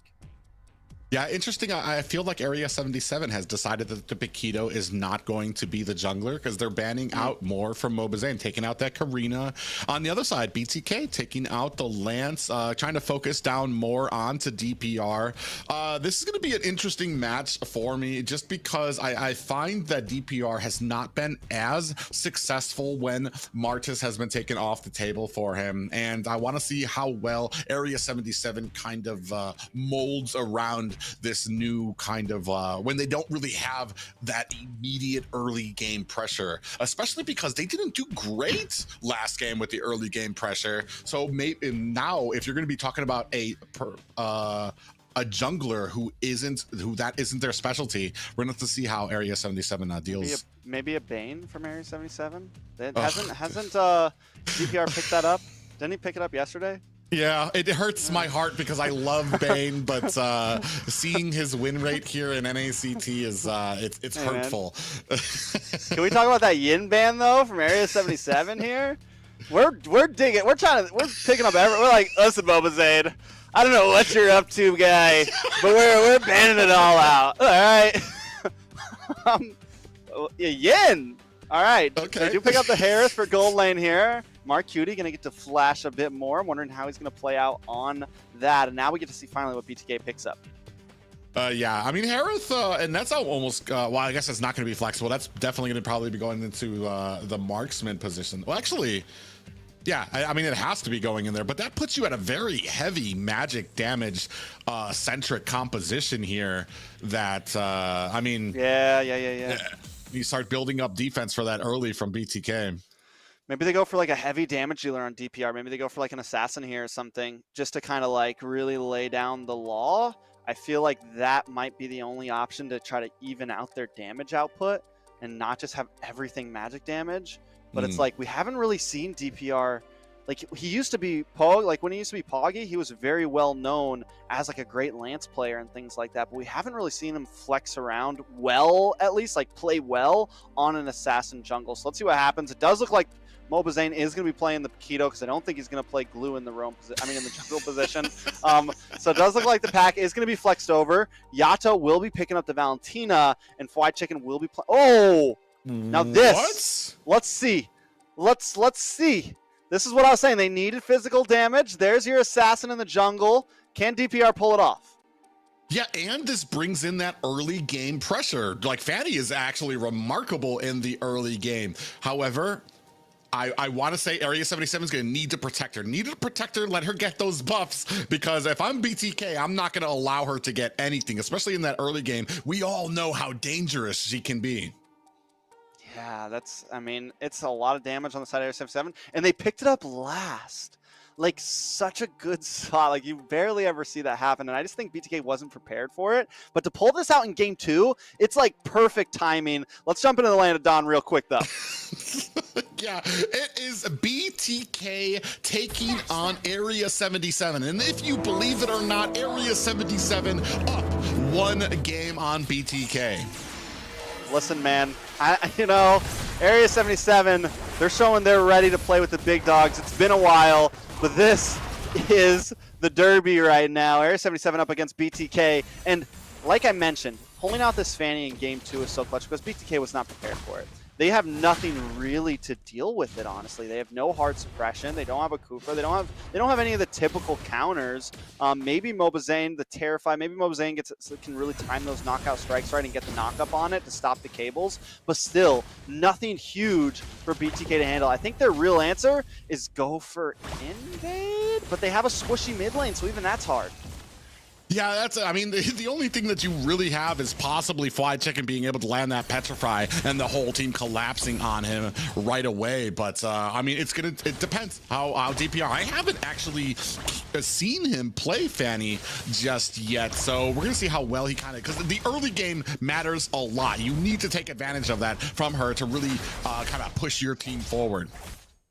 Yeah, I'm still having trouble stomaching all of this right now, because if I look at that Fanny is just such a game changer here. Oh, he still picks it up. Gets away with the beautiful kill onto the BTK there. What intention already onto Fly Chicken. I don't know whether to call that rust or like or just mad skill. Either way, it was scary. DPR does pull it off though there. I mean, it's been a while since we've seen him on the Fanny or even really on Assassins in general, but we're seeing some possibilities. Yeah, and what a time to pull it out to against the BTK here. And like you said, they weren't really expecting, there's nothing really on the board to counter it. But, I mean, we've talked about it before. You can't count out BTK because of that great mechanical ability that they have. We're going to see if that kind of pays off here, especially when it comes to a few of these turtle fights where Fanny doesn't really shine dancing around the pit. T goes in. Fly Chicken tries to get the rough waves, misses. DPR locks on, taking a heap of damage from Yato for his troubles. DPR's gonna have to use those cables to get away. T locking on to Merciless, but that's gonna go ahead, leave this turtle open for Mobazane and the rest of BTK. I don't know, not just yet. Fanny still could swing in here. Oh, T's gonna be taken out by DPR. Still, Mobazane working on this turtle is gonna be able to take that down, but you're looking at a 2-kill lead for Area 77. Yeah, not only a 2-kill lead, but 2 kills into the pocket of Fanny, which is a great start. Mobazane does still have the level advantage here, especially after taking that turtle, which is important, right? And BTK barely behind it. Oh! This is what we were talking about when we talked about getting vision. Area 77, Gals Cutie and Jules Cutie didn't check that bush, allowed Chicken that great setting potential on that Kadita. All right, so Fanny has the mallet. Let's take a look at the gold lanes, though, because we haven't talked about them a whole lot. Both just about even.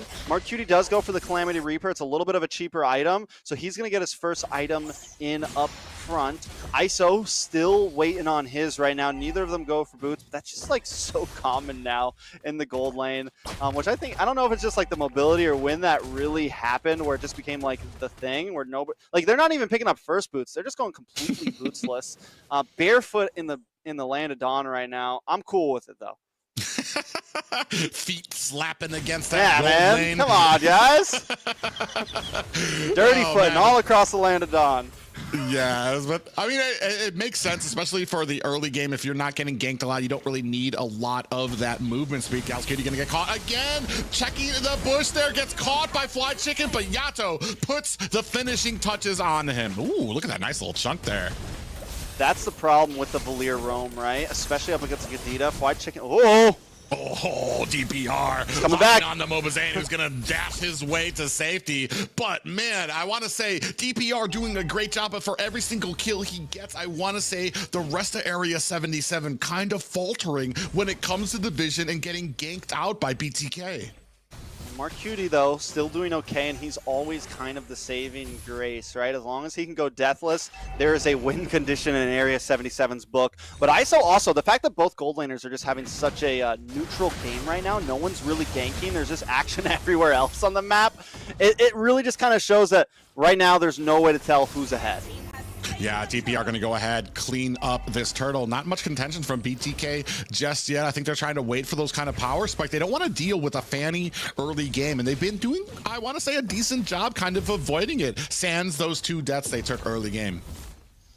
All right, so 5 minutes in, we're getting into the mid game here. Who's going to hit the better spike? I feel like the fact that Mobazane hasn't taken a death, Paquito's always dangerous, and the way that Area 77 has been moving around, Gals Cutie and Jules haven't had the greatest positioning. If Mobazane can take advantage of that, if Fried Chicken can keep taking advantage of it, it could be the win condition for BTK. And yeah, and that's exactly it, is when they can, we do have ISO with that blazing duet, locking on the Mark Cutie, doesn't have the damage just yet. DPR comes in, might not be able to fight he wants, able to take down ISO and zooms back out into the night. Yeah, we're starting to see, I mean, even with DPR being, was kind of a little behind, Mobazane still is in terms of experience. The kill threat of Fanny, it's literally why she's always been banned. Like, in so many, depending on who you're going against, Fanny is just like perma-banned. And I think BTK just didn't expect this at all. And the surprise factor is always important. And DPR this time laying trap his zone. Yeah, Yato in a little bit of trouble. He's going to use that dash to get away from DPR. He's locked on in between two members. Is he going to be able to find the kill? Great job by Mobazane creating the space for his laner. Mark Cutie in trouble here. Zaman Force is a little late as ISO locks on with that blazing duet. A little bit of a stun comes out from Gals Cutie, but Mobazane on the flank looking for a kill is going to go ahead, clean up this jungle, and it's going to be more than enough clearance for BTK to take down this first tower. Speaking of which, Mobazane dives in on the Jules Cutie and is going to have to find herself an escape. And they finally find Mark Cutie, which is huge for BTK here. And Fried Chicken's been hunting for it. That's like a second or third try going up there.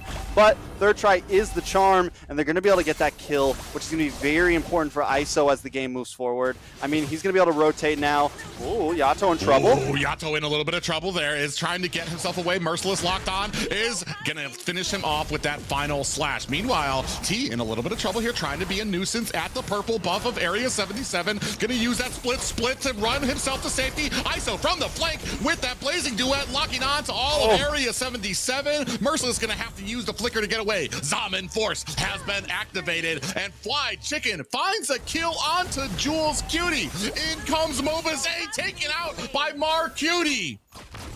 Bro, they're everywhere, man. This is a bloodbath right here. Fried Chicken though playing. Oh, Mark Cutie in trouble, trying to go back home in the middle of base. Fried Chicken finds the pick onto him. Fried Chicken's playing such a good game on this Kadita right now. 4-1-1. Always at the right spot at the right time. ISO in trouble.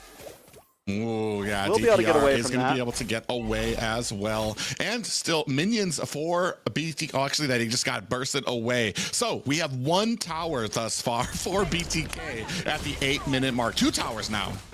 Yeah, 2 towers, which is good, right? And they're side towers, which means ISO and T can be a bit more involved in these fights, which I feel like right now BTK kind of needs that. They don't want to have anyone hanging loose too much because DPR is going to search for that. He wants to find that one person. He wants to come in a little bit delayed and try to reap the kills after people have been knocked down a bit. But if BTK can kind of play the game right, then I think they'll do okay. Fried Chicken is the only one I feel like that really should be like venturing off, and even I don't know where he is half the time. He's normally not even involved in the fight. He's waiting for Jules to branch off. He's waiting for someone to go back. He sits in a bush and he finds a kill, and he's found 4 of them already. He's got 4 out of 5 of the kills for his team, and as a roamer, that's huge, right? Especially because as a Kadita roamer, you do kind of want the extra gold. Yeah, Mark Cutie decides against trying to fight. Fried Chicken gets the objective he wanted and zooms out. DPR, Gals Cutie finding a good position on the side of Fried Chicken and ISO, but they think twice about it and can look for some positioning on this Lord. Big BTK group in that bush. Find DPR. Burst him down. Yato with the kill. Now we're focusing on the Mark Cutie. Mobazane finds and secures the kill there. This is good looking for this first Lord. Yeah, that's going to be an easy Lord for BTK. DPR also going to need to be careful. Now, here's one thing. Like, yes, they don't have any huge counters, but they also don't have, like, a bunch of easy kills. You have the Terrify from Yato that can stop the Fanny in its tracks. You have Fried Chicken, who can rough waves away and escape. You have Mobazane, who can dash through walls. And then you have ISO, who has the BMI, who can kind of, like, also sidestep and get out of those cables. So if DPR doesn't play it right, he's going to be a sitting duck here and there. Yeah, and as we were talking about that, Oh, Fly Chicken finds another one. Gal's Cutie goes down to Mobazane. Rest of BTK fighting it out as Area 77 trying to create some distance. Mark Cutie on the back end, putting the damage onto T right now. Merciless still front lining, doing a good job for his team. I also want to say, I don't think that there is a great front line for Area 77 right now. Yeah. There is, I mean, honestly, there's the fact that they win for the assassin jungle, it's good, but you sacrifice that front line essentially. And Merciless, we already talked about, he does great on the R-Lot, but it's not like this super bulky, crazy front liner. We do have a pause coming in from the side of BTK. Lord push is going to be coming soon as well. Area 77 needing to prepare for that. Yeah, and as always, a giveaway code at the bottom for those of our viewers waiting there patiently. I do want to say, too, unfortunate for Area 77, a lot of this early game was a highlight reel for Fly Chicken. Great positioning and always able to find those great kills onto Kadita. And Jules and Gals definitely need to be just a little bit more careful. But like we said, there's not really a front line. So who is the one from Area 77 who's going to be checking these bushes? I think BTK know that, and they're taking advantage of it. Yeah, this is kind of what we wanted to see Avalon do in Game 2 against Area 77. You know, take advantage of that squishy mid side. They had the Valir roam. So, I mean, that's the downside of picking, you know, a mid-mage plus a support mage roam, essentially, is you are just prime targets for the picking, and BTK is actually performing what they're supposed to performing. They're taking advantage of that, and they're swinging the game heavily into their favor. It's a 6K gold lead at this point, a little under 6K gold lead for BTK. Lord's going to be coming. Area 77 hasn't cracked that mid tower yet, so they're kind of getting pushed back through the mid, which is an important spot of the map. They don't have much control, and they're in a bad spot for sure. We're going to be jumping back into the game, though, Private. Yeah, and the problem is, too, is once you start getting behind, once you start getting into that late game, Fanny is far less effective as she usually is. I do like that spear coming out, drops Yato and Fly Chicken, actually takes a big chunk out of them. Merciless getting caught by T, throwing out those splits, waiting for the damage to come out. And right now, Area 77 trying to play the defensive game.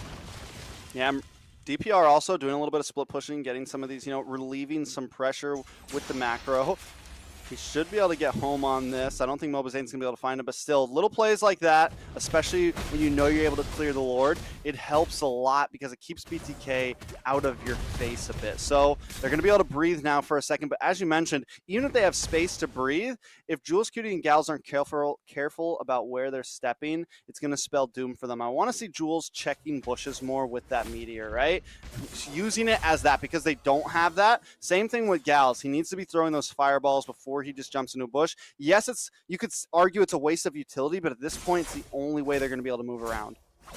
Yeah, and especially with how on point Fly Chicken has been with those rough waves, with that Petrify as well. I mean, you cannot afford to take any more kills, even if you are losing those utilities. Like right here, T sitting in the bush here. I'm not sure if Merciless and Gals Cutie realize it yet. We are going to go ahead and activate that Magic Sentinel, which is going to give them a little bit more vision. But now we're focusing on the purple buff, and Fanny's nowhere near it. DPR trying to get away from T here as now BTK starting to encroach onto this pit. Mobazane comes in. Fly Chicken finds a kill onto Jules Cutie. And in comes ISO with the blazing duet, putting the damage onto Mar and Merciless.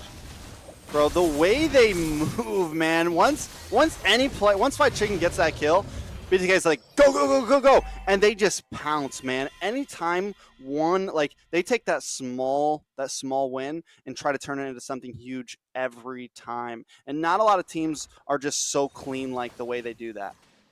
Yeah, and that's just speaking about the history and the professionalism that BTK have, the experience when it comes to a lot of these. Mark Cutie in trouble here, gets locked on by T. I don't think he's going to be able to survive. This might be a bad way, especially when we're talking about a Luminous Lord coming in. T able to take down Mark Cutie, but DPR trying to punish him for it. All the while, BTK focusing on that Lord. They lose their roam, but Mobazane picks up another Lord.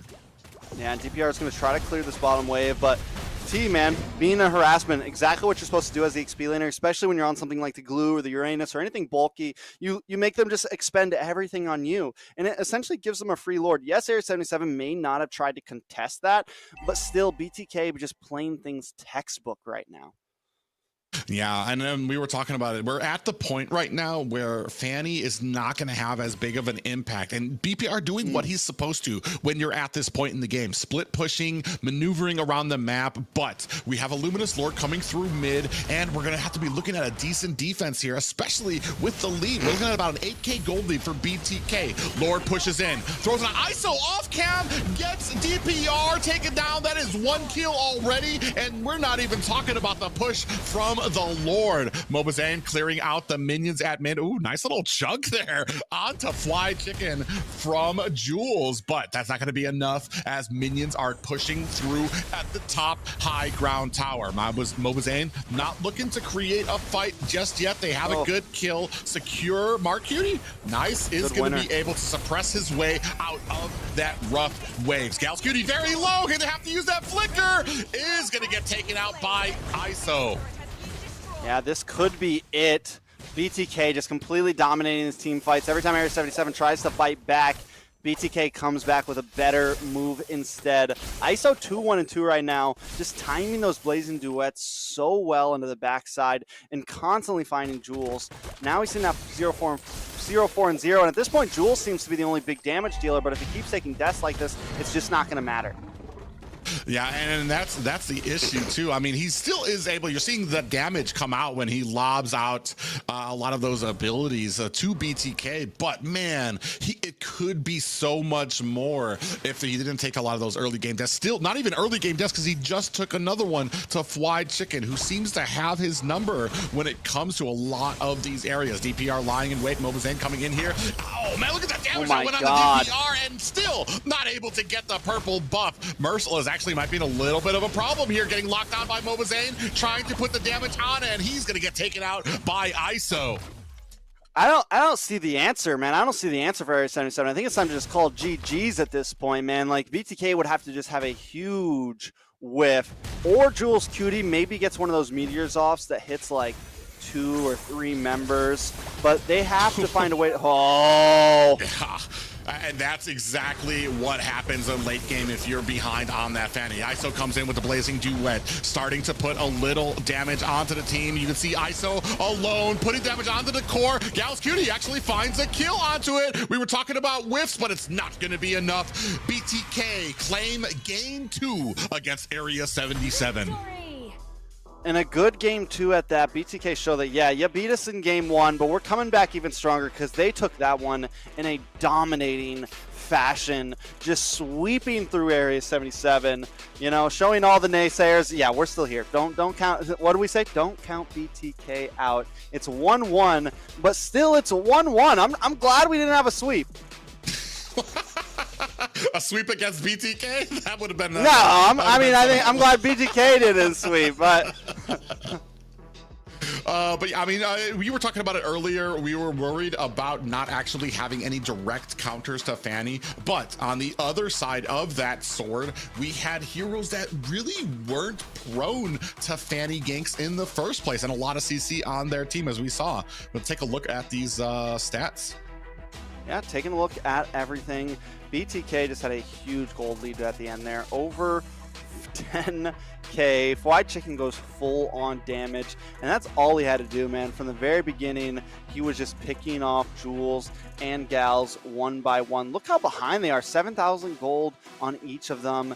I mean, not even able to get any major items. Gals ended up going for Brute Force Breastplate and Athena's Shield there, becoming a lot more of a utility roam there. I mean, yes, you have the slow there, but still just unable to defend at all. ISO was completely decked out by the end of that game, has the Wind of Nature, has Corrosion Sights, has the whole Trinity build, plus the penetration just to kind of seal the deal there. Yeah, and it just was from start to finish. Once you start taking those early deaths on those heroes that are supposed to be your huge damage dealers, once you start making them afraid to traverse the map, you're going to have issues with the rest of the game. And unfortunately, Area 77 never able to find that proper footing. You see right there, Fly Chicken dives under tower and find Jules Cutie again. And this is the problem when you let out a Kadita. Her ability to kind of dive under there, it's very hard to pick those safe spots during the game. And taking a look at some of the stats, BTK, honestly, everyone's pretty even. ISO does take off with 30%, but the rest of the team all sitting around 20 except for T. And this just kind of goes to show to the point that we were making in the beginning, is that all of them can make plays happen. Yes, White Chicken, I feel like, was definitely the, the tide turner in that game, the one who kind of put everything into BTK's hands. But even Mobazane on the damage, on the Paquito, here we haven't seen him got to play a whole lot lately, did an amazing job. Same thing with Ayato and ISO. Yeah, an intense game there. We're going to have to see if maybe a few changes need to be made with the draft.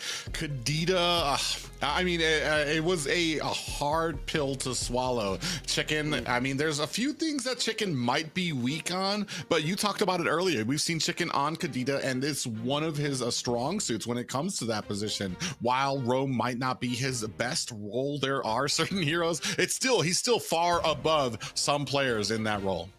I'm starting to think the Chicken's just strong on everything, man. He is like, I don't know what that man's made of, but he is definitely a monster. Now let's jump into match number 3, 1-1, Area 77 up against BTK. Area 77 will be on the blue side this time. Now, in 2 games, we haven't seen a whole lot of target banning from Area 77. We've seen a bunch of it from BTK. Do we finally see that change here? Well, I mean, we had the Boxia taken out. We had Fredrin taken out. We also had Karina taken out. I'm not sure where we kind of focus on here. We saw how deadly that Paquito can be, but I mean, it's very hard. You were just talking about a lot of skilled players on BTK. Do you want to put all of your eggs into one basket of banning one person while you're leaving it open for somebody else? It's pretty intense here. We do see, of course, the same Bruno ban being taken off the table by BTK here. Area 77 started off with that Boxia. Focus White Chicken. I want to see Kaja, Edith, Kadita ban off the rip. See what happens. No, I think it could definitely be an answer. I think White Chicken is, I mean, the roamer that we all kind of wondered how he was going to be doing. He's been the game changer. Even in the last game, even when they lost, he still played a good game. Yes, a couple of missed calls with the Edith going against the Purify, but still, he has been a problem. And there goes the Kadita ban from Area 77. At this point, I wonder, do they just leave the Fredrin open for Mobazane? Martis is still open. BTK kind of reeling things back a bit. They go for the Yi ban this time, and that's going to leave some things open for Area 77 as well. Yeah, I do like the Kadita ban. We still have Kaja out there. We took off the suppression from the Franco. I know last time we banned both of it. I'm going to be very heavy-handed here. I'm wondering what we go with first. I'm assuming this might be a Martis ban from BTK, unless you're going or not. We're going to go ahead and give that to Area 77, or is that something that they possibly scoop up on BTK's side? I don't know. Area 77 might first pick it, honestly. And I feel like they go for the Edith, which I gotta give Area 77 some props. I mean, I feel like they've been drafting, like when they do draft well, they have been drafting well. They're not scared to like take a pick from somebody, to ban and then also steal something. They're not always locking in the first things up front. And there goes BTK taking the Martis for themselves this time, and T locking in the export. Oh man, and you know what? So we were talking about this before. Exborg was banned in the first 2 games by Area 77. So this is kind of the sacrifice they made by putting out that Kadita in exchange for the Exborg. So now they're going to have to deal with the Exborg on T. Oh, but yeah, you were just talking about it, taking away certain picks, and now we have the Paquito out there for Area 77. Yeah, I mean, so we're kind of switching things up right here. And I was looking back on some notes, and T hasn't really played the Exborg that much. We've seen him play like one other time this phase. I don't know about past phases. So I'm wondering exactly how he's going to perform. And is this Edith on the side of on Area 77? Is it going to be Rome?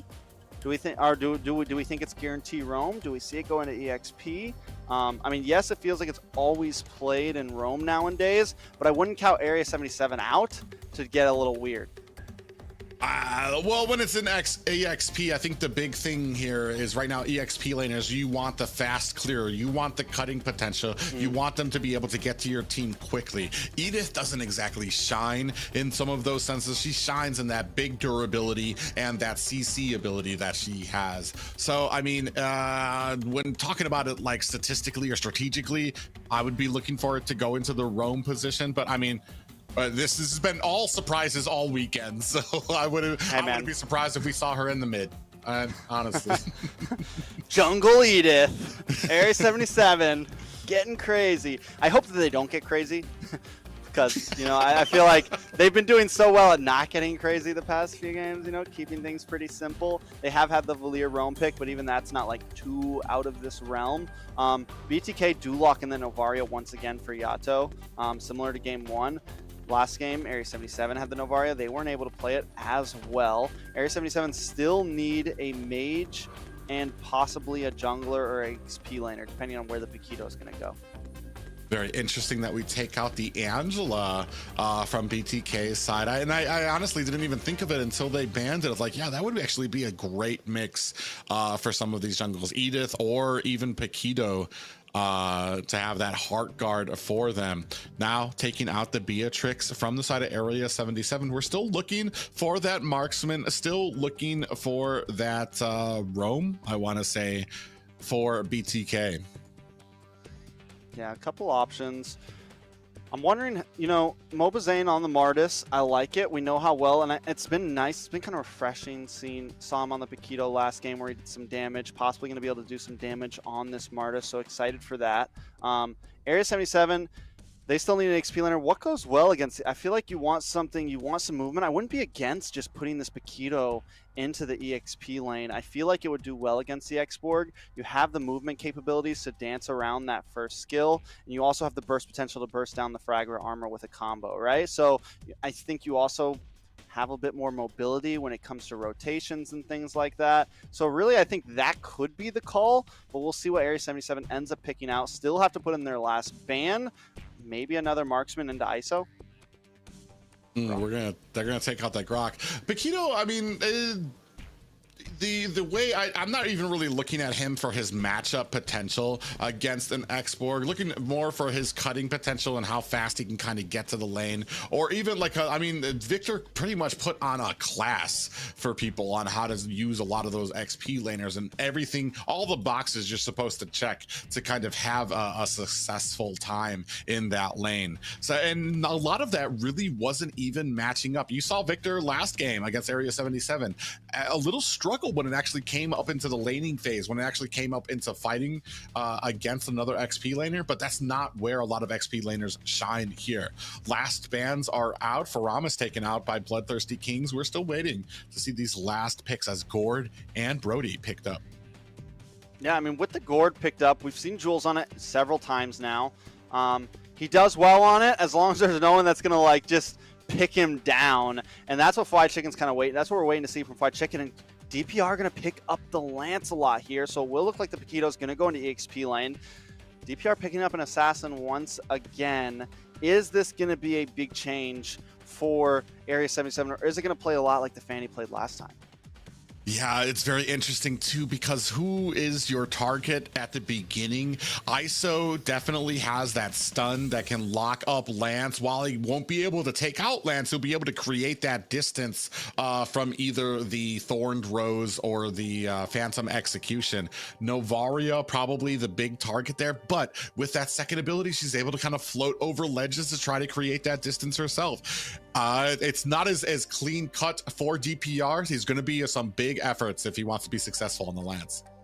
Yeah, and I'm guessing DPR was never one to really play like tanks a lot, you know, and now you don't really see that at all anymore. We haven't even really seen like any shining Lancelots, honestly. It's been mostly like Haya, Ling, Fanny, you know, towards the other side of things. But let's jump into the Land of Dawn real quick.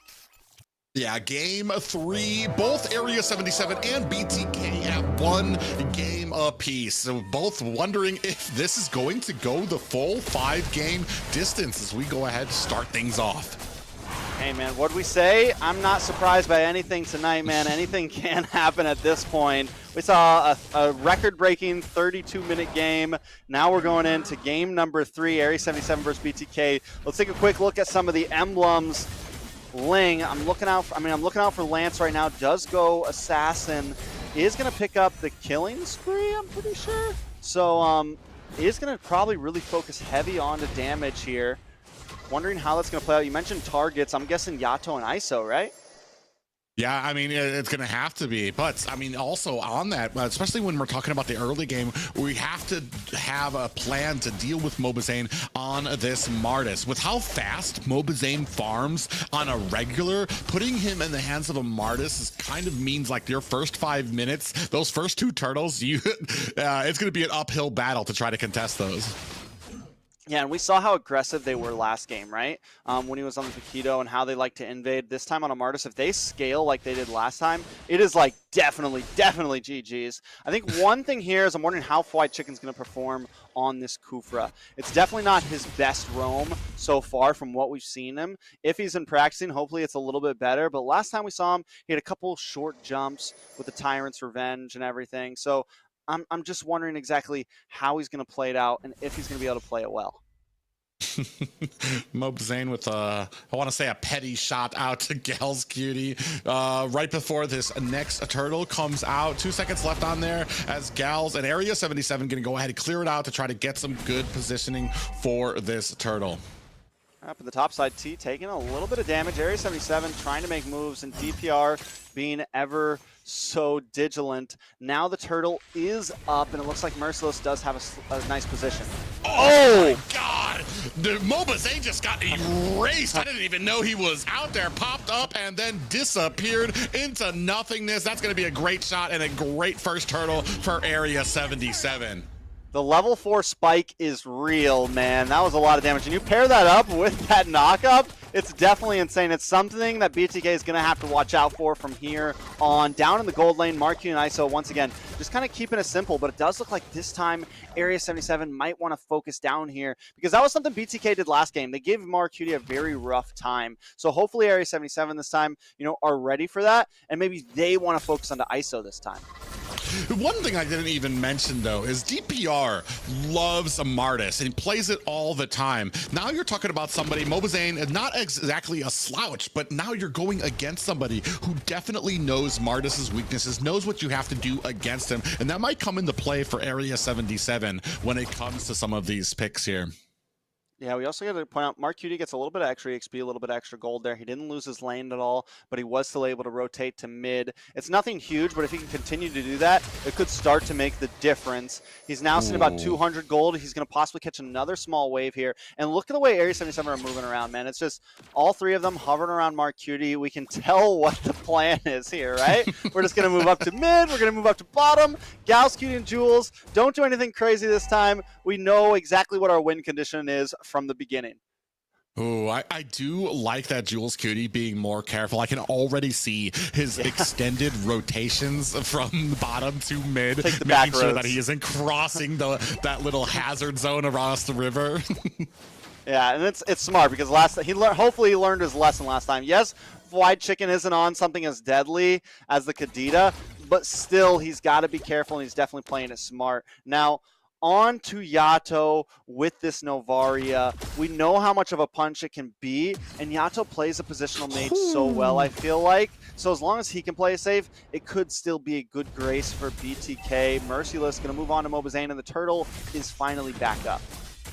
Yeah, turtle back up there. We did kind of expend a little bit of a flicker down at the marksman lane. There was an attempted gank by Area 77, but now they're going to come in here. Merciless looking on the flank, trying to put some little frustrations on the Mobazane, let him know that he is there on a little bit far back, but he's creating that distance so that DPR can hopefully burst down this turtle. T on the other side. This is a great opportunity. DPR takes the turtle. Merciless going to be able to find himself escape. Last Insanity out. Doesn't look like it's going to be able to find its target, but you can see Yato with that beautiful snipe able to chunk down Merciless, and now the rest of the team trying to gather around to enhance that escape. Man, who is this team, man? Area 77 just zoning so well, doing so many little things in their micro right now that just shows, you know, some of those things that maybe they had in them but haven't been able to really get it down in a while. The rust seems to finally be wearing off a little bit. White Chicken, though, with the set. Yeah, set onto DPR, nobody else around to really capitalize on it. And now Mobazane does take that orange buff, so maybe that's the plan. Like, we slow down DPR. Mobazane gets an orange buff there, able to try to get a bit more of a lead onto DPR. He is a level behind right now. DPR at level 9, Mobazane at level 8. Because Mobazane took that death early on, it could be kind of the game changer as we move into the mid side of this game. Yeah, I do like kind of the cohesiveness I'm seeing from BTK. You know, you'll see that Fly Chicken comes in with a Tyrant's Revenge while Navaria aims at Lance, trying to chunk him down. There's just a lot of moving pieces that happen. It looks like the entire team's kind of on the same ball with who they're focusing down. As I say that, Fly Chicken gets popped up. Mark Cutie coming in with that blazing duet with the Mystic Gush from Jules Cutie, putting the finishing touches on him. And Gale's Cutie lingered a little too long under the tower, and ISO able to pick up the kill. Mobazane in between two members of Area 77 might be taking this one to town. They're not going to be able to make him pay for it, while T comes around for the flank, putting the damage onto Merciless. He actually might be in a bad way here. You can see that shield getting chunked down, that true damage of that X-Borg doing its work. Yeah, Morton, did DPR, did that purple buff go? Yeah, Mobazane was able to take that purple buff. I didn't know if it was his own or if he took DPR's. So good play. Mobazane playing very aggressive right now. And this is what you're supposed to do when you're on that, you know, fighter, tanky jungler up against an assassin, especially someone like DPR is building full damage. You want to just be in his face because you do have the advantage when it comes to the 1v1. ISO takes out Merciless on the top side, though. Oh, big pop-up on the Fly Chicken backside. Mobazane able to claim the turtle, and DPR trying to get out of dodge. While on the other side, Mark Cutie able to find himself a tower. You can see trying to work his way on the top. ISO as well, working on that tower, trying to clear up the lane. All right, so Mark Cutie takes a tower. ISO might be able to take this one, but he is in a bad spot. Gal should be able to clear lane fast enough. Now, BTK 2-2, gold literally at a dead even. Very different than game 2. Slightly different than game 1. Still hard to say which way this is going to go. It's going to be 90 seconds until the Lord comes up. BTK, though, does feel like they're still controlling the map a bit more. Map a lot more red. And once again, Mobazane being so aggressive on these buffs. They want to deny DPR everything. Yeah, and it looks like Mobazane actually might be able to get it. He is going to be able to steal that away from DPR, and that has been the story of this game. A little bit of an uneven start for BTK, but Mobazane, a great and excellent job of refusing the jungle to DPR. Yeah, and if they can keep doing that, that could be, I mean, that could be the winning solution, right? Because a Lance without a blue buff isn't quite the same Lance, you know? It's definitely a problem. He's not going to be able to spam the skills as much. He's not going to be able to do everything he needs to do. He needs that mana. So that's going to be a huge win in BTK's book every time they steal something from him. Also, with Mobazane taking that early on death, him getting a little extra gold like that, here, there, has now put him at a level advantage instead of being a level behind. Yeah, you can see a big fight here. Mobazane onto the flank, but a flicker is going to be used. DPR comes into the fight just a little bit late. Florid Rose is out. Merciless doing his bet with those knockout punches. Mystic Gush is out, but not able to find a kill. You know, Jules Cutie has had a bit better positioning, though, this game. So I think it's one of the things that's kind of keeping Area 77 in there. Area 77 isn't biting off too much. They try to get a win here and there, but if they can't get it, they do back off. BTK, being as aggressive as they are, it could be easy for Area 77 to slip up, but they haven't made any huge mistakes yet. But if they do, and BTK just gets, I feel like if BTK just gets like a 2, 3, 4K gold lead, it's GG's. There's no coming back. Ooh, Gal's Cutie actually in a little bit of trouble. And meanwhile, Mark Cutie comes into the back line with a blazing duet, takes out Yato. T might be in a little bit of trouble here, getting bursted down. Mark Cutie isn't done yet. Is going to have to use that BMI to get out of the way. But now we have two members of BTK. Chicken comes in with a perfect set onto Jules Cutie, finds the kill from the Decimation. Mark Cutie running for his life. Decimation cleans his clock. That's reminiscent of, like, do you remember Roger when he's on the chase, man? That's what that felt like. You're just running for your life. You got this decimation buffed Mobazane on Martis coming after you. He tried to BMI through the wall, but there's just no escape right now. Mobazane now putting another kill into his pocket, 2-1. We're starting to see the snowball happen on that Martis. Even though he took the death early on, it's still there. Lord up. BTK may be able to have this free of charge. Yeah, starting to surmount a 2K gold lead. Fly Chicken a little better on this Kufra. We just saw that beautiful set there, tuning up the bands right now. Does miss, and now whole BTK team turning on to Gals Cutie, trying to put the damage on. Is going to activate that Primal Wrath so that that last Insanity doesn't do enough damage. Mark Cutie onto the back line with that Blazing Duet, trying to put the finishing touches onto ISO. Finds himself a kill. Now falls down onto Yato. 2 kills for the marksman of Area 77, but he's in a bad way, trying to find himself an escape, standing in between. The magician! The magician! Burst down. T is not, but he gets away. The slickness of Mark Cutie. Now you guys understand. Do you understand why I call him the magician? I didn't even know he still had the BMI over there, man. I didn't even know. I thought he was donezo. He waits till the very last second, pops back. Not only that, but he gets a double kill and all of that. And is this going to be a Lord for the side of Area 77, all because of that play from Mark Cutie? Yeah, they're still kind of fighting it out. I want to say things have kind of evened out a little for Area 77 and BTK, so they don't exactly have an advantage, but they have evened out the stakes a little. Meanwhile, we're talking about that. BTK is starting to focus on this Lord. Fly Chicken hiding in the bush, looking for a good positioning on the flank. Merciless coming in towards the mid. Still trying to slow play this Lord. DPR walks into a bush, gets caught, is going to have to use that Phantom Execution to find himself an escape. Meanwhile, we're still focusing on this Lord. Still slow playing it, 75% health left on it right now. And with that, BTK have kind of claimed over the pit, and I feel like Area 77 might just give it up. DPR might look for a cheeky steal, but seeing the positioning of Merciless and Mark Cutie, I don't think they're going to force it.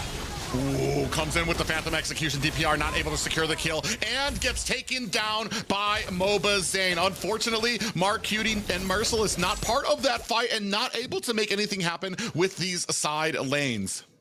I almost want to say that he just shouldn't have even tried. Like, the fact that Mark Cutie and Merciless were so down bot, DPR probably should have just gave that Lord up, and they should have claimed something somewhere else. But instead, he goes in, he takes a death, and now you don't just lose Lord, but you also lose even more of your gold deficit.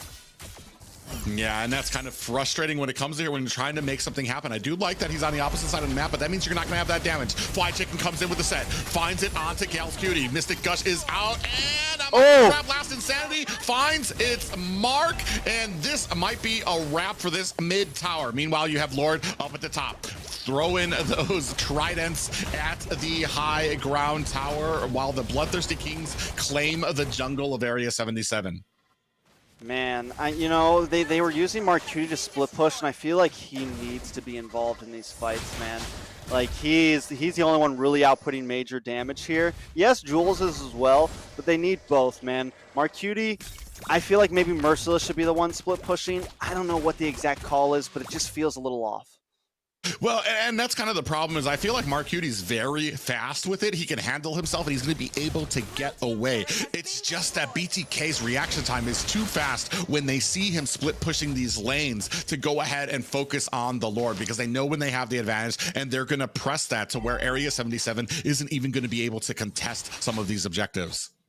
Well, he might have claimed that tower, though. Nope, it does look like X-Borg is able to pull the minions away. So, I mean, I get it. Like, Mark Cutie's, like, he's in farm mode right now, right? Like, I think they know, all right, if we bide enough time, if we can get into, you know, another 3 to 5 minutes, next Lord, maybe that can be the huge difference because DPR is not really doing it right now, right? Like, I think he needs a little more space. The last play where Mark Cutie was able to get 2 kills, it could have been enough, but still they were just too far behind. BTK, as long as they hold together and keep playing the way they are and don't make any major mistakes, I think they can still pull this off. They still have this heavily in their lead with 4,000 gold. Mobazane doing a wonderful job at this Martis, 4-1-1, and T also 1-0-1 on this X-Borg, finding those dives, the last Insanity at the crucial moments every time. There goes another purple buff. Yeah, another purple buff goes into the pocket of Mobazane. Even used Phantom Execution, did DPR, but still not able to claim it.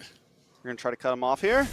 Yeah, Marcuti might be in a little bit of trouble. Doesn't have that BMI. He does have that blazing duet. Oh! He gets taken out by a decimation from Mobazane. Rest of Area 77 here, trying to make a pay. In comes Chicken to punish them in the back line. Beautiful set by him. Merciless able to find the kill onto Mobazane. We're not done yet. Big pop-up onto Chicken. While the rest of the team trying to put on the damage. Another set from Chicken. Stuns them against the wall. He's going to be able, he's trying to get away. Juking and jiving. And that is going to be a clean escape for Fly Chicken, while 4 members down for Area 77. Just when it felt like Area 77 had a great counterplay, they get annihilated. T comes in with that last standing. We went off cam there for a second, but he flickered in with the last standing, able to catch Merciless, and DPR goes a little too deep, gets stopped up by the Brody's second skill, and then the Torn Apart Memories just finishes him off. I mean, it was a valiant effort from Area 77, but BTK just playing the better micro game right now. Yeah, and when you were trying to put your hopes into Marcuti, he gets caught, taken down, and then the rest of the team trying to help out. And that's what happens when you start reacting instead of kind of making your own plays. Marcuti gets caught, the rest of the team kind of falls around him as well. So do they have the melt capacity? Like, do they have the shred to be able to take down this Lord that's going to be coming up here in a second? Is this going to be GG's? I think that as long as, like, nobody dives too deep, nobody does anything crazy, or, like, Chicken doesn't get some huge play or something, they can survive this Lord. But there's definitely a lot on the line with a 7K gold lead into the hands of BTK. It's definitely endable.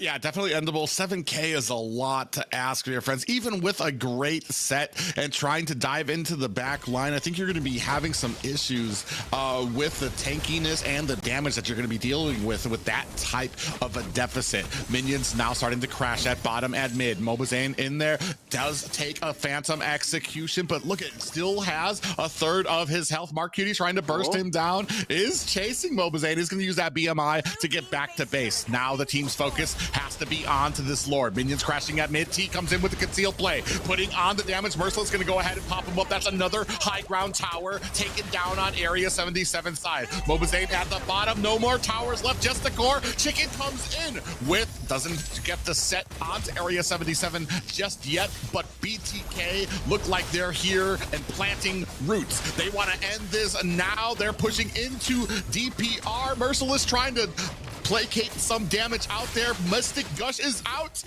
and BTK still not able to make anything happen yet. Dancing back and forth. A good defense here for Area 77. They've lost all their high ground, though. Here come all the minions from the side. DPR with that Thorned Rose is going to be able to move his way back out again, and BTK starting to decide maybe not going to be able to wrap this up just yet. T in trouble. Immortality still in his pocket as Merciless trying to put some damage onto him.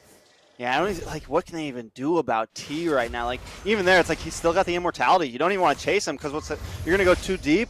They're going to cut you off again, and you think you get him, but then the rest of the team just kills you. And even if you waste the immortality or you break it down off him, he still has so much escapability. Let's take a look at the items real quick, at the gold. Mobazane with an outstanding 13K gold, maxed out on items. All he picked up was a Hunter Strike, but he does have that blade armor, which could become important to dealing with this Claude with Marcuti, right? Marcuti, on the other hand, finally getting maxed out on items. Same thing with ISO. ISO goes for a slightly more defensive build, picking up the Wind of Nature plus the immortality. We haven't really seen ISO like do any insane damage, but still, as long as he can chunk, and be safe while doing it, not die, it's going to be important, because right now these games are going into the long haul, like what we just saw. That fight was a solid minute and a half, so any bit of survivability is going to end up winning out here. Yeah, we can see. I mean, I'm wondering what you do here. Do you try to fight this at Lord? You're at a pretty big deficit, and big stuns coming on to Gal's Cutie. In a coma against the wall, and Mobazane going to go ahead, put the finishing touches on him. BTK does reset the Lord. Mark Cutie actually in a decent position here on the back line. Shows himself up there. Now they see him. Yato over there, big amazing duet on the back side of that. Mobazane notices him, trying to put the damage. Is he going to be bursted down? You can see all Mark Cutie fighting for his life there. Is going to be able to find at least a reset for the immortality of Mobazane. Is going to use that BMI to get away, but Mobazane still finds the kill. This might be a wrap. Only one person left for Area 77. It's Merciless. He's going to try to find himself a quick ride back home. He needs to find a way to be able to defend against BTK. Fried Chicken comes in, big set on the Merciless, and the last insanity might be all she wrote. Merciless trying to clear out the minions. Immortality has been activated. Now, in comes Gal's Cutie. Primal Wrath has been activated. Is he going to be able to clear out these minions? BTK swinging for the hills, trying to put the damage on, and this is going to be a close for Area 77. Game 2 goes to BTK. It's 2-1 now. Area 77 did fight well, but in the end, you know, those immortalities mattered, man. Those immortalities were clutch. Even though Mark Cutie could dance, he could blink around, it wasn't enough. After getting the kill onto Mobazane, Mobazane comes back and takes him out with a decimation. I think that was the final straw. And even then, we were just talking about it on ISO, the Magic Gush, Jules makes a great play, able to get the kill on ISO. ISO comes back with the immortality and takes out Jules. And in those long haul battles, even if you're not out putting some more damage, if you can just get a few more seconds to buy time past some of those ultimates, that's the winning play. And it's definitely what secured the ending victory in that final team fight for BTK. Yeah, and unfortunate for Area 77, right from the get-go, having issues. I want to say a kind of a great plan, and that kind of shows the experience of BTK. Not the greatest early game, but as soon as Mobazane transitioned to, all right, let me just go ahead, try to slow down this guy's farming, take his buffs, that was the beginning of the end for Area 77. Yeah, so we talked a lot about items here. Fried Chicken with a 1-1-10 KDA, though, something I kind of want to point out, right? Like, yes, he didn't have any of, like, he had some decent sets, but it wasn't like some crazy Kufra that we see play sometime. But looking at his KDA, it goes back to what I was saying in the beginning is his positioning is always crucial. The way he moves around the map is still good. So even though he's essentially new to the roam position, he's still doing his job correctly. He's getting plenty of assists. He's being important to his team. He's getting visions, and he's making the plays when he needs to make them. Most importantly, he's not just like throwing himself out there and dying consistently. So his positioning has been key for BTK recently. Yeah, and this is the unfortunate time. Mark Cutie getting caught. He uses that BMI to try to get away, but the rest of BTK starting to follow in around. They try to punish Mobazane, and the Mystic Gush, not enough. Fried Chicken comes in. There were questions about how his Kufra would perform, as it seemed like it was probably one of his weaker roams, but man, he really kind of proved it. And this is the Fried Chicken able to get away, I want to say, with like a sliver of health here, which in that allowed BTK this a great team fight and the ability to go ahead and kind of knock down Area 77. Yeah, so now looking at this 2-1, let's take a look at some of these scores. ISO as the rich guy, Mark Cutie still securing the most damage dealt, and that just goes to show even when they lose, he's outputting. Fried Chicken though with 10 total assists. I mean, I gotta give it up to Fried Chicken. This is the third role we've seen him on now. I mean, we talk about Mr. Worldwides. This is the real Mr. Worldwide right here. I'm just like, I'm imagining like the possibilities of like, let's say BTK goes to M5 or something and Fried Chicken plays Rome there. That would be his third different spot at M Series on a team. I mean, it's just insane the prowess of this player right here. Yeah, we've talked about flexible players too, which is it's honestly insane how good he is at a lot of these roles that he picks up on. And we thought maybe possibly he was going to be one of the weaker links that could be exploited by Area 77. But these last two games, I want to say Chicken has been on fire. First with the Kadita and now with the Kufra. Yeah, so now we're going to be jumping into the possibly last draft here. BTK is going to be at match point. Area 77 has put up a valiant effort, but is this the wall that stops them, right? Like, is this the plateau right here? Nobody thought they would even make it here, but can they surpass their limits tonight? And, you know, even if they just take another game, man, even if they bring us all the way to 5 at BTK would be one hell of a statement. But something's got to change, and right now BTK is just all over them.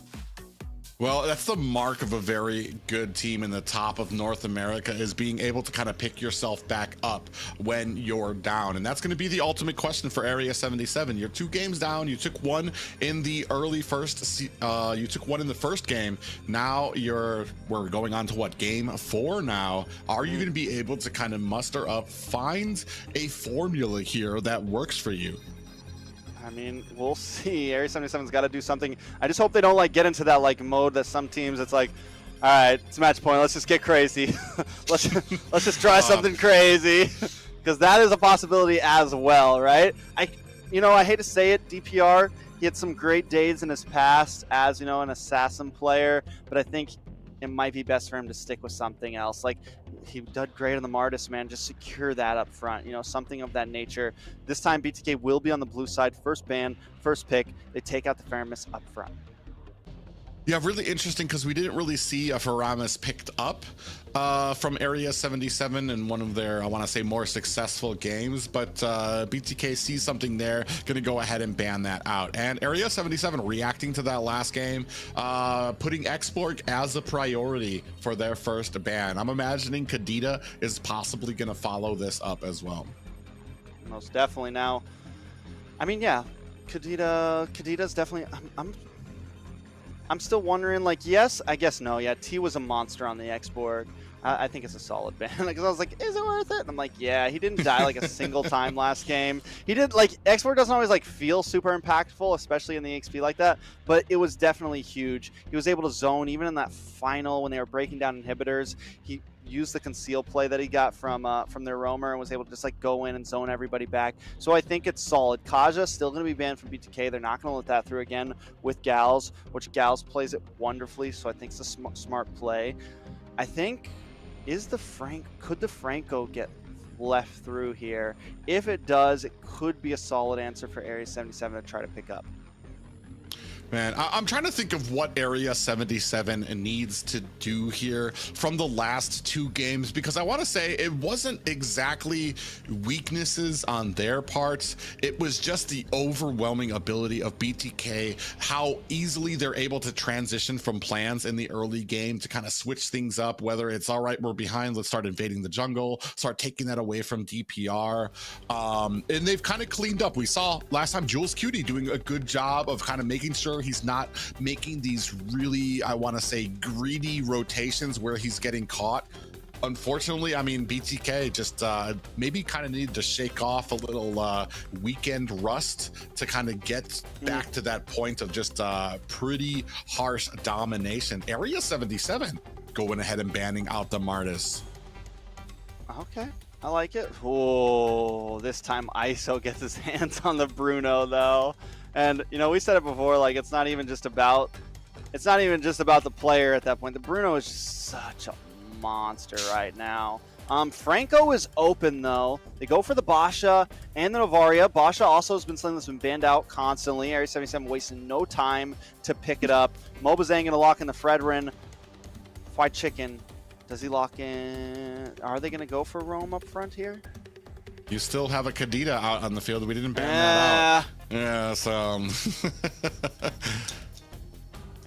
we'll see. All right. Yeah, I mean, they're kind of being a little careful about it. I'm wondering why you would wait on the Kadita either. I mean, what are the negatives of it? Novaria out there for Merciless, and I do like the Boxia as there it is. I do like the Boxia pickup for Area 77 as, because you already know that Zane was going to pick up the Fredrin, so this might be a decent counter, a decent amount of magic defense for DPR as well, but.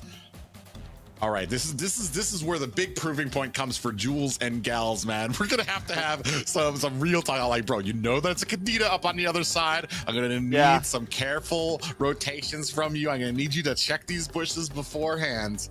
It's gonna see if Area 77 has learned.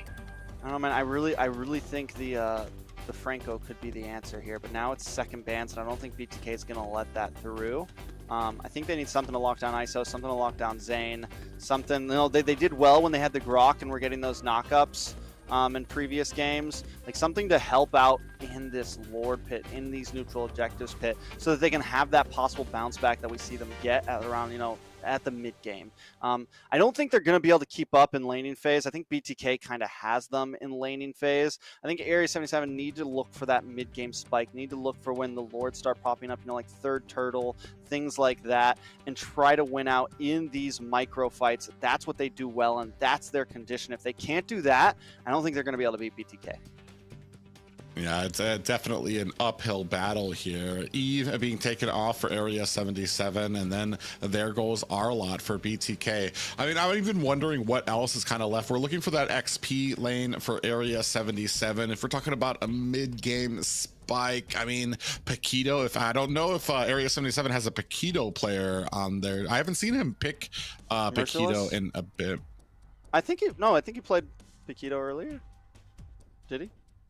Can't remember. I'm not sure. It's been a long night. We're 5 games deep with Area 77.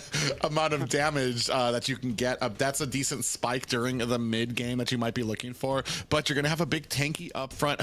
Man, I'm just worried. The Fredrin and Kadita combo in itself is already just a lot, just because you've got that incredible amount of CC, then you've got in the pop up from Fredrin, in the taunt from him. More than enough time for Fly Chicken to kind of be able to find himself a good rough waves and a petrify during some of these team fights. Yeah, and we already know, like, Mark Cutie is going to be an easy target for Fwide. We know last time that Fwide Chicken had the Kadita, they were focusing heavy on Mark Cutie when he was on the Harith, trying to give ISO an advantage. So I think Area 77 needs to watch out for that. That needs to be, like, a major thing. I think someone needs to just be hovering with Mar, man. They need to be keeping track of him. But if they do that, they give up pressure elsewhere. I don't know. I think it could maybe be a possible good time to go for just the gold lane cut and give up first turtle, something of that nature. But now bans are in last picking phase. Area 77 on the gun here. Franco's still open. Grok is still open. Edith's not bad. I think it's definitely usable. It's usable. I do agree with your plan too, especially when it comes to a lot of these pit fights. I don't see anything that's going to be stopping Mobazane, and that's kind of where a lot of the frustration can usually come from on BTK, is when you have some of those heroes that can either zone out Mobazane or can like stun him before he's able to get that retry and that Appraiser's Wrath down. There's not really going to be much, and we've already seen DPR kind of struggle when you're talking about just retry versus retry. He can kind of I don't want to call him slow hands to it, but I mean, when you're talking about this at this top of the NA mountain, I mean, it has to be better than okay for your retry game. Paquito being picked up for BTK. Oh, and they get it instead. So hold on, is this so it's gonna be Kadita on Yato and Fwide Chicken on the Franco, most likely, I'm guessing. So this time they get it, and you know, I think it would have been better on the side of Area 77, man. I think that was their, and I think Area 77 was in the book of like, maybe we take the Edith just in case they want to swap. Whoa. EXP Edith, Roam Kufra to help deal with the dashes of the Paquito. Possible sets. You do have some possibilities to deal with Mobazane in the pit. Like, I see what they're going for, but still, it's definitely a unconventional draft in a sense from the side of Area 77. Definitely, I mean, it's still solid, but still a little more unconventional than your typical. It's just for me right now, early game damage for Area 77. I'm struggling to kind of figure out who that's going to be right now. Yeah. Yeah, I mean, DPR does have, I mean, they have the bulkiness this time, and it's something they've been lacking. They have the bush checkers, right? You have Gals, and you have DPR to do that. You do have range with Jules, so you're not going to be in any bad spots. Before we go too far, let's jump into the possible match point for BTK versus Area 77. Yeah, it's all on the line for Area 77. BloodThirstyKings have a sizable lead right now, 1 game over them. Right now, Area 77, all hope in this game to continue their path of domination, possibly over BTK. Yeah, now taking a look at it, early game, late game. You mentioned early game for BTK, and I definitely agree with you. I feel like having Yato on this Kadita, having hooks from Fried Chicken, so many possibilities there. Nothing too crazy on the side of emblems for me. Mark Cutie does pick up the tenacity to have a little bit of extra defense, so that's something to point out. It's going to help him out a little bit if Area 77 tries to go for some ganks. But Fried Chicken almost getting taken out in the early. Oh, I thought that snipe was going to land. I do like Fried Chicken playing the zigzag game with Area 77. Big pop-up lands on the ISO. Not going to be enough to chunk him down just yet. It's like running from an alligator. You know, you got to run in zigzags. That's the rule, right? DPR dives into the tower. Big snipe comes on the ISO. 4 members, and that's going to be a clean kill for Jules Cutie. Hey man, I mentioned a good point. Go into the gold lane. Mark Cutie's always your winner, and if they can pull that off, it could definitely be huge. And now with that start, it's already a nice win for Area 77. Yeah, big taunt on the Merciless. Doesn't realize that he is on the side lane. Is going to be able to dash himself away to safety. At the top, there's a little bit of a fight. Locked on the Fried Chicken. Big, a bouncy ball. ISO trying to provide some type of support. No flicker for Frank. DPR finds the kill. ISO in a little bit of trouble here. 3 members there. A big amount of pressure there for onto BTK from Area 77. Now we're talking about it. We're going to have to use nice little flicker and a Tyrant's Wrath from Gals Cutie. You know, I think we all forget sometimes how much damage Basha does, because he can just spam that skill, man. Every time he lands it, the cooldown gets knocked down. So it's like he can just spam it. And that's why the Basha, I think, is just so good right now in the meta, because he's bulky, plus in the laning phase, like he's chunking down some of those squishies. He's chunking down Fried Chicken a bit, especially with someone else on his back. Yeah, Merciless going to go ahead, land the pop-up onto T, but T already did his job, able to zone out DPR in the jungle while Mobazane able to get that last turtle. You can see Fried Chicken looking for the hook, trying to be the nuisance, not able to get it this time. Yeah, we'll see what he can do, but Gals Cutie, he's like, fine, you guys can have turtles. We're going to hang out in this gold lane. We know the plan this time once again. They tried it last time. Can they pull it off, though, this time? You know, last time Mark Cutie was on the Claude, and Gals and Jules were just hovering on him. But in the end, BTK still won out. Let's take a look at the items real quick. ISO still actually having a slight gold advantage, but he has cleared out more of that wave currently. Looks like he is going to pick up those boots up front. Whereas Mark Cutie, on the other hand, Bruno, on the other hand, going straight into damage here. Yeah, Merciless is trying to put a little damage on the T, but it does allow Mobazane go ahead, pick up that gold lane, and you can see them already in Area 77's jungle. 2 kills for Area 77, but a little bit of a stall here at the 3-minute mark, probably looking to see if we can make something happen for this next turtle. Big taunt onto DPR is in between Yato and Mobazane, but gets to the safety of his tower. Is going to have to activate that Tortoise Puissance.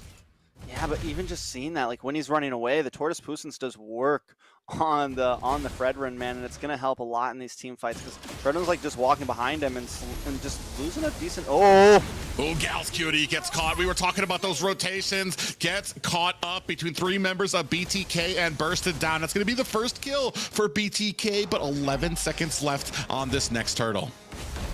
T versus Merciless, the ongoing fight in the bot lane as well. But wait, Fried Chicken a little bit of trouble, maybe.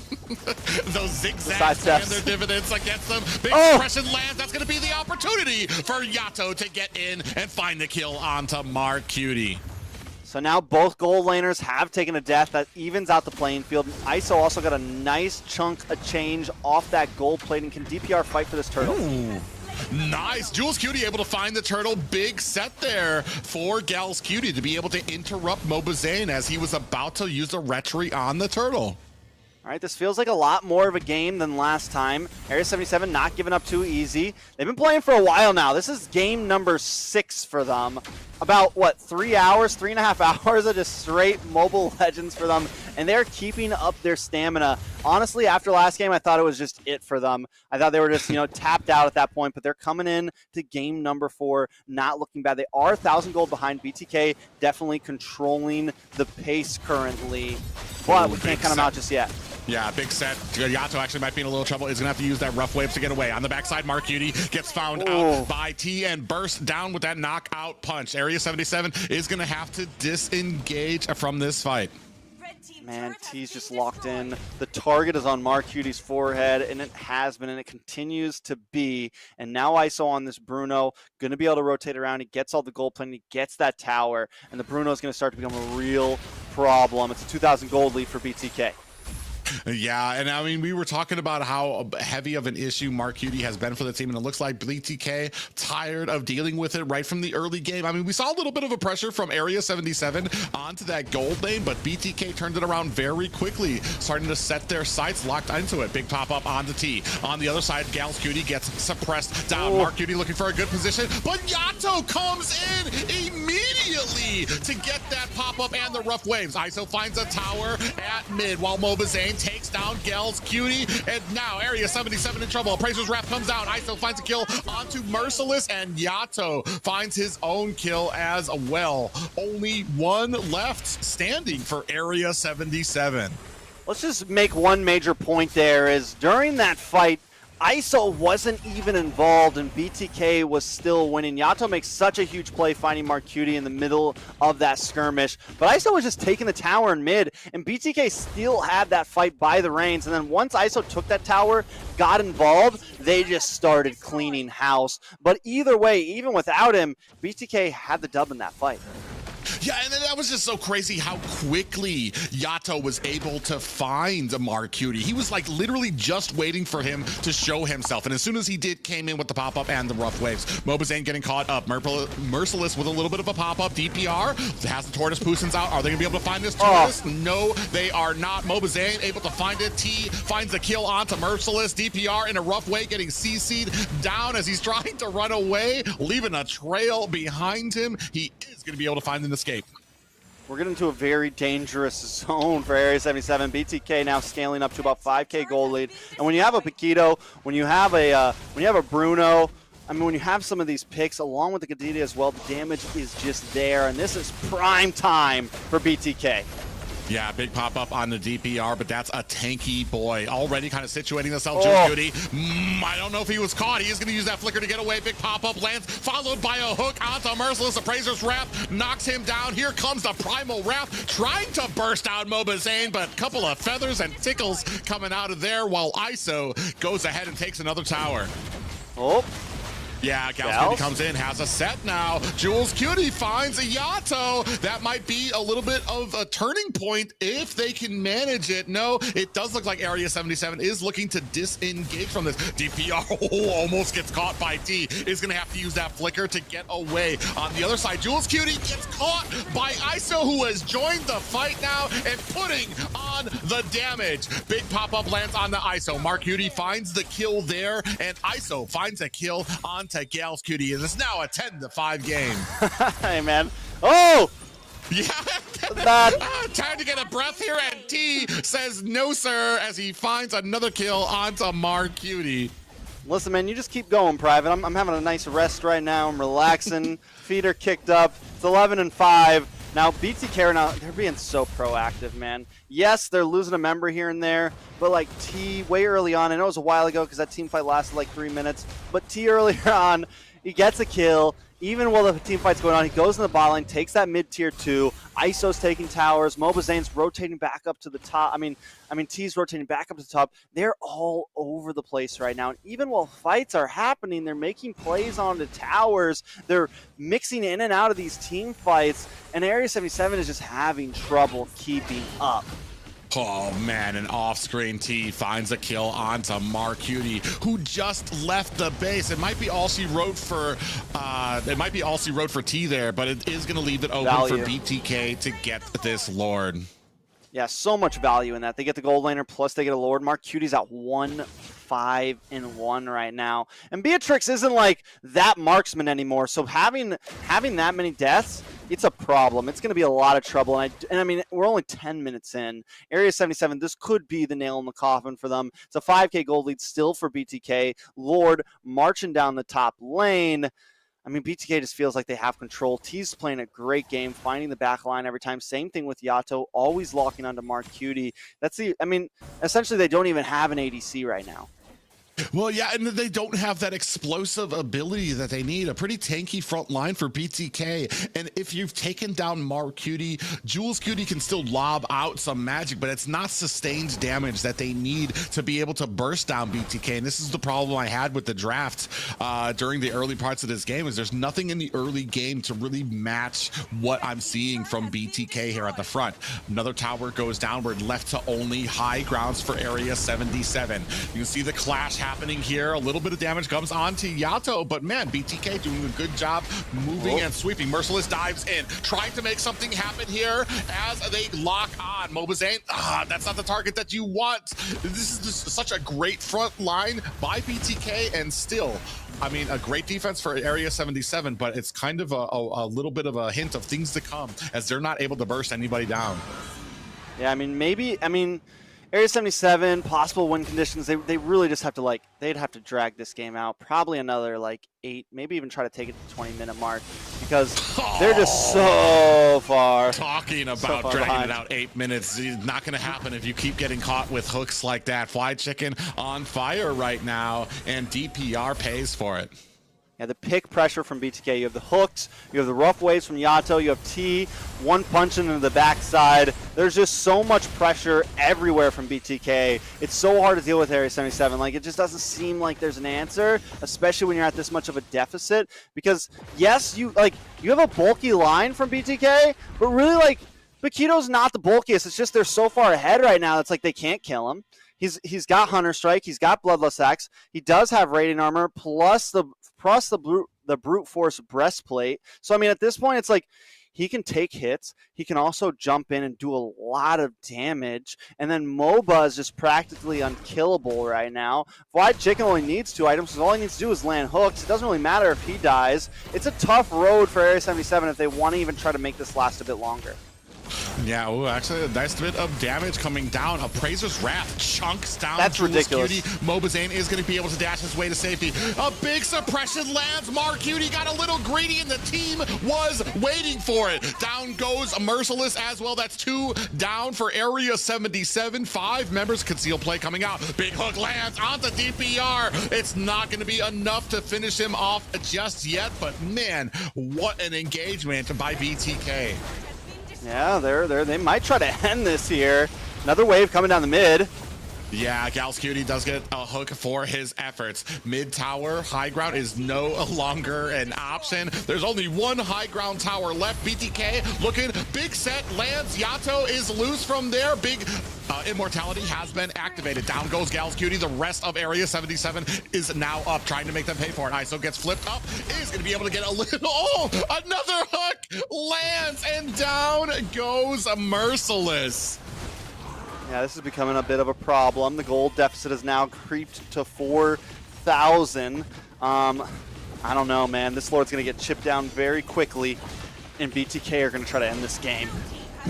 Yeah, you have a Luminous Lore coming in there. That's actually a 9K, actually 10, getting to about a 10K for BTK. Almost there, but I mean, and this is the part of the game when you're at a 10K deficit, you've got one high ground left. I mean, man, you need to start praying to whatever God you believe in, because there's not much you can really do unless there is a huge mistake by BTK that you can take an advantage of. And like we've talked about, this is the top of NA. There's very few mistakes you're going to see from them when it comes to kind of pushing in here. They've got their sights on the core or trying to take out that last inhibitor. You got to pray for a Wi-Fi outage at this point. Something.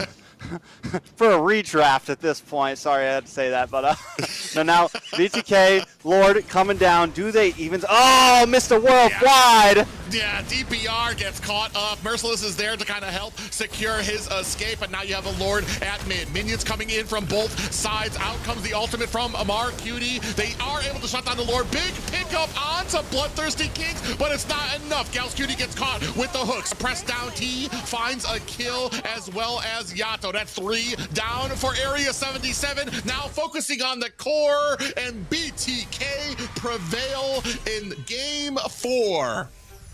And that is it. The madness has been ended. Area 77 put in their place. BTK show they're still a top competitor. It was a good run. It was a nice gauntlet. It was a fun gauntlet to watch Area 77 try it. But every team has their limits. Today, BTK was that limit. They're going to move on to the finals of Phase 3 to go against TOB.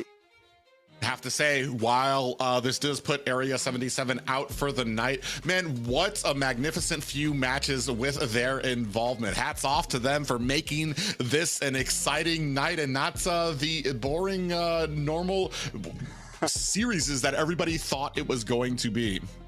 Yeah, taking a look at the items, ended up with BTK at a huge gold lead over Area 77, clearing out the game in 14 minutes and 55 seconds. Now, ISO 9, 2, and 3 with the real player once again, Mr. Worldwide. Fried Chicken himself, 0, 1, and 12, man. Last time he had 11, this time he has 12, the assists. And like I said, he landed some hooks. He never had, he wasn't like the Franco where we're like, oh, like the whole game, you know?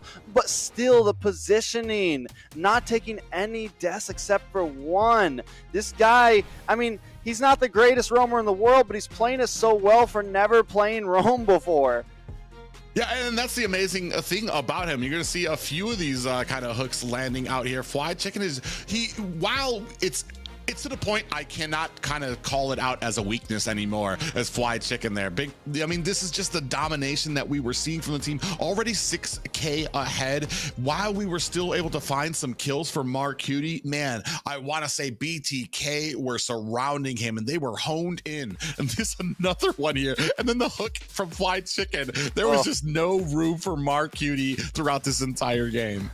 I know he tried to. They were literally all over him, man. And it is going to look like the rich guy will be ISO, the carry ISO, and then the sandbag and the forgotten one, MOBA Zane. But another big thing I want to point out is, yes, ISO had 41% damage, but MOBA Zane, Yato, and T also having an impact. And this goes back to TK, everyone just kind of handling their own. I think everyone on the team that game had some great plays, from Yato to T to Fried Chicken. Everyone around the map was able to make something happen in at least one fight that put it back into their hands. Yeah, and especially with MOBA Zane being that front line for his team. Like it's not as flashy as some of these assassin players, but it accomplishes its task as we take a look at some of these replays. Yeah, I mean, game number 1, like it or not, nobody expected Area 77 to take that dub, and they come in swinging. But game number 2, BTK had to show their dominance, assert who the real big dogs here in this derby, and they come back and just sweep through game 2. And in 3, the same things happen. The target is out, the agent is down, and Mar Cutie is the one on the chopping block that continue to focus down on him. And even though he was slippery in this game, they finally found their angle and were able to catch him left and right. They tried to get some sets, they tried to do what they could, but in the end the gold lead was just too much, and BTK were able to outlast them. This was a great game right here. I mean, it came down to a few immortalities, a few item picks, but BTK ends up winning. And finally, in the last game of tonight, match point BTK, we can just see Area 77 doing everything they can. I mean, we're at 8 minutes here, and BTK already at a 6,000 gold lead. And even when Area 77 gets some of those sets, I mean, there's just not a whole lot that Area 77 can do. BTK just playing it too well. Mar Cutie gets caught out here, man. That sandwich, like, he flickers and all, and MOBA Zane's like, boo, I gotcha. Waiting in the bush right there, nowhere to go. Yeah, but I do believe we are going to go ahead, take it back to Liz, who has a very special interview for us. Thank you, Private. A lot to break down here in the previous match, but first, let's have a quick chat with Split Push Steve. Now, Steve, I assume you're really good at split pushing, so give us a little bit of an introduction of who you are and what you're doing in the community.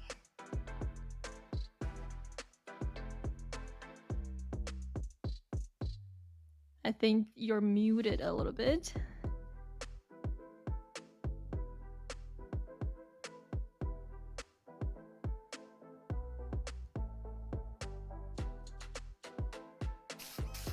All right, it looks like a little bit of technical difficulty there with Steve, but what an exciting match we saw there. I really thought Area 77 got something up their sleeves.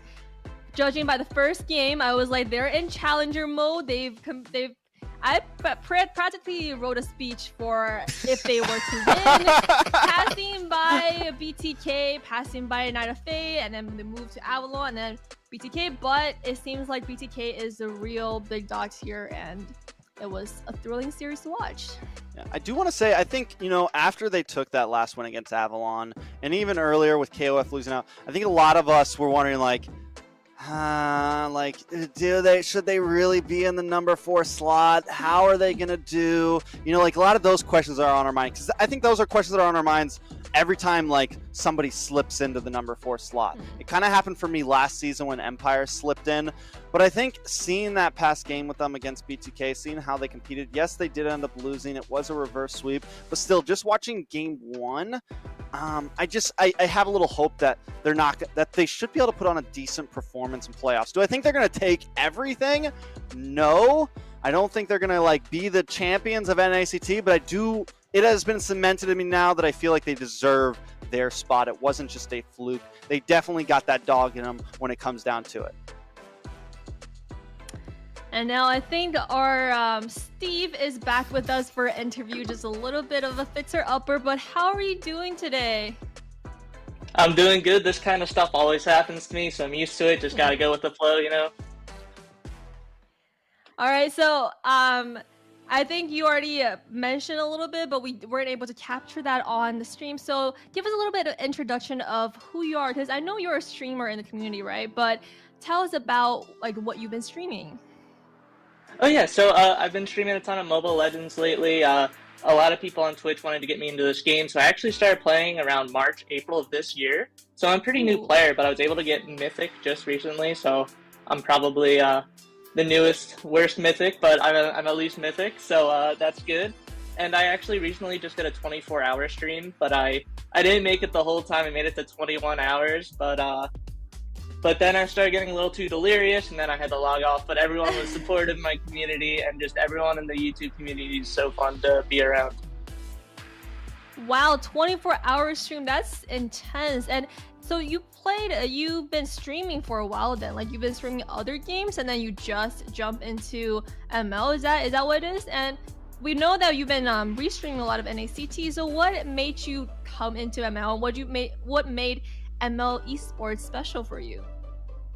Yeah, so I been watching competitive esports games for probably about 10 years for now, so I'm always looking for different kinds of competitive games to get into. So Mobile Legends, again, was one that was recommended to me. When I started playing, I didn't even know there was an esports until I started streaming on YouTube, and everyone was telling me about NACT, and M4 was going on around that time when I first started playing. So I looked into that, and it just seemed really cool, and everyone's really competitive, and just happy to be part of it and able to host watch parties. Well, and you've just started in March, but you've grown over the past month. So what are you looking for some possible opportunities to join deeper in the community, possibly become a caster or like a host, or even a player in the upcoming series? Oh, I would love to be able to host or cast NACT. I think it would be a super fun experience. I think I'd have a pretty good skill set for it, but also I think I'd love to be a pro player as well. I have a few friends who I'm trying to get into the game as well, so I'd love to join NACT. And even if I just get to play some qualifier games, I got to watch some of those, and they were really fun. Even if I get qualifiers, I don't even have to make it to the main stage. I'd have a great time with that. Oh, the confidence is there. I feel the competition coming. Now, Oh, yeah. before we let you, for sure, I feel like my seat is not secure right now with Steve in the picture. So before we go end this series, is there something you want to say to your fans, or is there something you want to promote your channel? Talk about like what you want to continue doing in your channel. Oh yeah, so everyone come subscribe to the Split Push Steve YouTube channel. I just play all my ranked games on there. I don't think I've played a single ranked game off stream. So if you want to see my experience growing as a player, you can come watch me there. And to everybody who has been watching me, thank you all for coming out and watching me and supporting me through all this. You all actually helped me contact everyone in NACT to be able to get onto this interview now. So without all of you, I wouldn't be anywhere. So thank you. All right, thank you so much for joining us. I mean, maybe next season we're gonna see you on the caster sets or even right by my side. So thank you so much for joining us, and we're gonna go back into that game just now. Thank you. So MVP will go to Mr. Worldwide Fried Chicken. Now, Trex laid out a pretty exciting hypothesis is something that might happen if potentially BTK can make it to M5. He will be the one player to have played 3 roles in the grand finals, like the World Series. That will be something huge, not just for him, but also shows how great NA is. Listen, it's not Mr. Worldwide, it's Mr. Worldwide at this point. Definitely. I mean, the guy, I can't even explain it, man. Fried Chicken is, I mean, in my book, he's becoming essentially like the best player in NA, man. He's all over the place, and no matter what he plays on, he performs. Like, it's just insane, honestly, the way he plays sometimes, and the depth of his hero pool overall, and the amount of roles and how well he does in all of those roles. It's honestly insane. For me, it's kind of comes down to just his game genius. The way he understands Mobile Legends on such a deeper level kind of opens it up for no matter what role he takes. He immediately knows what he needs to do to be successful in all of those roles. While he might not have the hero know-how for all of those roles, he knows how to turn his experience into it. From what we've seen with those Edith picks into the roam, but now he's starting to traverse into where he's starting to own roam with the Kadita, with the Kufra. I mean, man, is there anything he can't do? Well, I guess we'll find out. That's what makes him one of the most talented players in NA for various seasons now. Coming up next after the break is the match that we have been waiting for. We've been seeing this on pretty much every weekend. Will this weekend be any different for BTK? Will they be facing their face in defeat once again against the TheOhioBrothers, their nemesis by now? Or will they continue that victory we've seen in the past series and make something happen this week? We'll find out after a break. Will it be Bloodhounds? All of them very low. Tyrants rage onto the wall. Zero takes down Dino.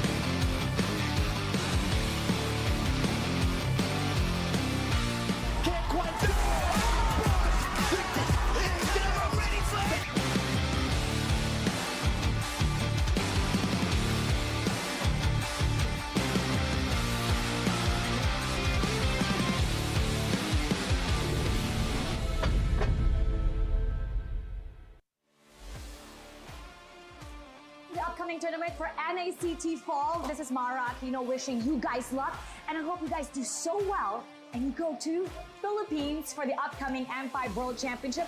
And you never know, it might be you that announces the winner.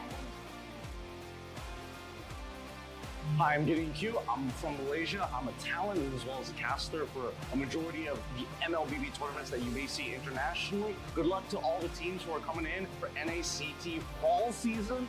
I can't wait to see potentially new talents coming out from North America. Obviously, we love the old, but some new ones would be great to see how the community is going to continue to grow, and especially when we're looking at the top 1%, good luck to all of you guys, and especially those who are prepared to deal with a giant crowd when you start flying over for the international. Good luck, everybody. Wait. Hi everyone, I'm Eterna. How are you guys doing? I just want to say a few good words here. I've been very excited to see you guys grow. It's so great to see how things have developed over the seasons, over the years. I hope it gets bigger. I hope you guys have more to say on the international scene. And I heard you guys are coming to ISF, so that's super great. Can't wait to see you guys there. Can't wait to see you guys rock the, LBB scene.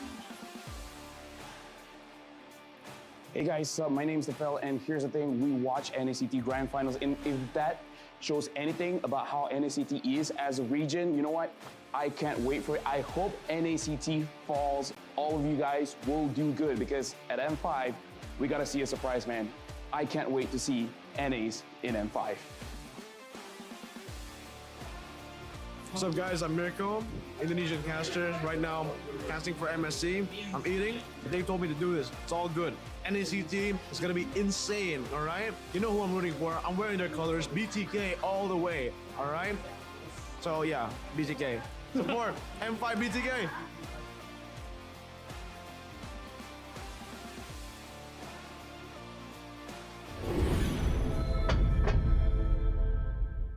Welcome to a journey through time as we delve into the transformative milestones of North American Challenger Tournament, NACT. Our story begins on April 11th, 2022, when the North American... Welcome back to the halftime show, everyone. Today we shift our focus to the four horsemen, the standout players dominating the arena right now. And just with what we saw in the previous games, I hope that the Mr. Worldwide is on that roster. So our casters will highlight the most stars of the seasons, the rising talents, top incomers, and players you need to watch out for. Take it away. All right, here we go. NACT Calamity. What do we have in store for you right now? We're going to be talking about the players with the most MVPs this season. These are the four horsemen. Now, right now, best player leading the pack with 5 MVPs. Zia with 4, ISO and Fallen behind both of them with 3. But still, these have been the players that have been shining through Private. Yeah, and one of the things you notice right away is that TOB has 2 of those positions, and that just kind of goes to show how well TOB has been operating underneath the current meta. They know exactly what needs to be done and where kills need to be going, and that kind of leads to those highlight reels for Best Player and Zia as well. But, I mean, let's not count out ISO and Fallen, who have been right up there when it comes to being those standards, those flag bearers for their teams. Yeah, it's kind of sad that we haven't been able to see Fallen as much recently, and I honestly don't know. From what I know is I don't know if we're gonna be seeing him at least in the playing position for the rest of NACT. It was so nice seeing Fallen the Thief come back after taking a break last NACT from seeing him in The Simpsons before that, joining up with Avalon, and still having it in him, man. He played some great games, and as you can see, he's secured MVP several times for his team. So it was nice to see him when we had the chance, but it does seem like Tarzan is most likely going to be the main player on the roster now. ISO, on the other hand, he's not like the flashiest player like Zia, for example. Like, if I had to mark down probably just MVP of the entire season, in my book, Zia would probably be it. He's had some plays that have just made me drop my jaw. But ISO still has definitely been someone that has just been such a member of the team, you know? He outputs the damage, he does what he needs to, he's able to get the win in the gold lane against many teams, so definitely has just been a star of BTK this season. Yeah, and you can see up there, the stats they're not really that big of a differentiator between Xia and ISO. But just watching them, I can say the biggest difference for me is that Xia has been one of those marksmen that can work independently of the success of his team. Whereas he can get ganked, he can get pressure in his lane, and still be able to out-farm the enemy marksman. In some cases, it's actually been ISO that he's been out-farming despite getting ganked in his lane. And if TheOhioBrothers have a slow start, maybe taking some kills in the early game, Xia has always been that rock for them to be that playmaker. While that doesn't, not to discount ISO a bit though, but like BTK, when they having those great games, ISO is right there behind them as well. Just two great players and two great marksmen here in North America. I mean, what's funny is both these players used to both play different roles. We all know Xia from being a mid laner mage, right? From back in M3. He changed the route. He wanted to play gold lane. He wanted to play it so bad that he left BTK just so he could play gold lane. Formed teams like Ackerman, which always secured an upper 3, and finally ended up with Hoon, Shark, and some of the rest of the boys. And now I feel like he has really just unleashed. ISO, on the other hand, aka Easy Peasy, used to be the jungler for Deuce and Knights and things like that, and has also found gold lane and has thrived in it. But Xia definitely has been that guy. And you mentioned him able to survive on his own, able to work independently. He also makes plays independently, man. This guy, he can branch off from the team and he is comfortable with it. He's almost, you know, he reminds me of like he's got that style of Marcuti, but he's also got the brains of ISO and the brains of several other players. And he's just like, he's got the full package, I feel like. And he's definitely just been such a rising star this NACT. Well, not to discount, but a little focus, definitely to be paid to the highest MVP earner here. Best player, who many think is in line for like one of the top spots as a jungler here in North America. He's been showing, when I say his assassin prowess here has been basically unmatched. If we're talking about the 4 horsemen, best player for me would definitely be Death, because you never know what direction he's coming from when he's playing the Lance, when he's playing the Ling. There's basically nowhere is safe for you, and he has been that highlight maker, that person who paves the way, that allows Xia to get comfortable in his lane, knowing that he's got somebody else that's got the guns up ready to kind of put on that damage, and then that allows Xia to kind of breathe easy, get his lane squared away there. So it's, I mean, it's been a great amount of games for both of those guys. But best player, I mean, right now 5 MVPs, and that has to say something about his skill level thus far in the NACT. All right, well, those are the skills, those are the numbers, those are the stats, and those are the 4 horsemen of the NACT right now. Let's throw it back to our beautiful host, Liz. Thank you, Tretz. And with the 4 horsemen, they're going to be coming up in the next 2 weeks, as the NACT offline finals is right around the corner. The offline finals will be hosted in Long Beach, California, in Thunder Studio. So it's going to be the biggest, greatest offline event yet. And as we count down for the live event, it's time for you to join in the hype on social media.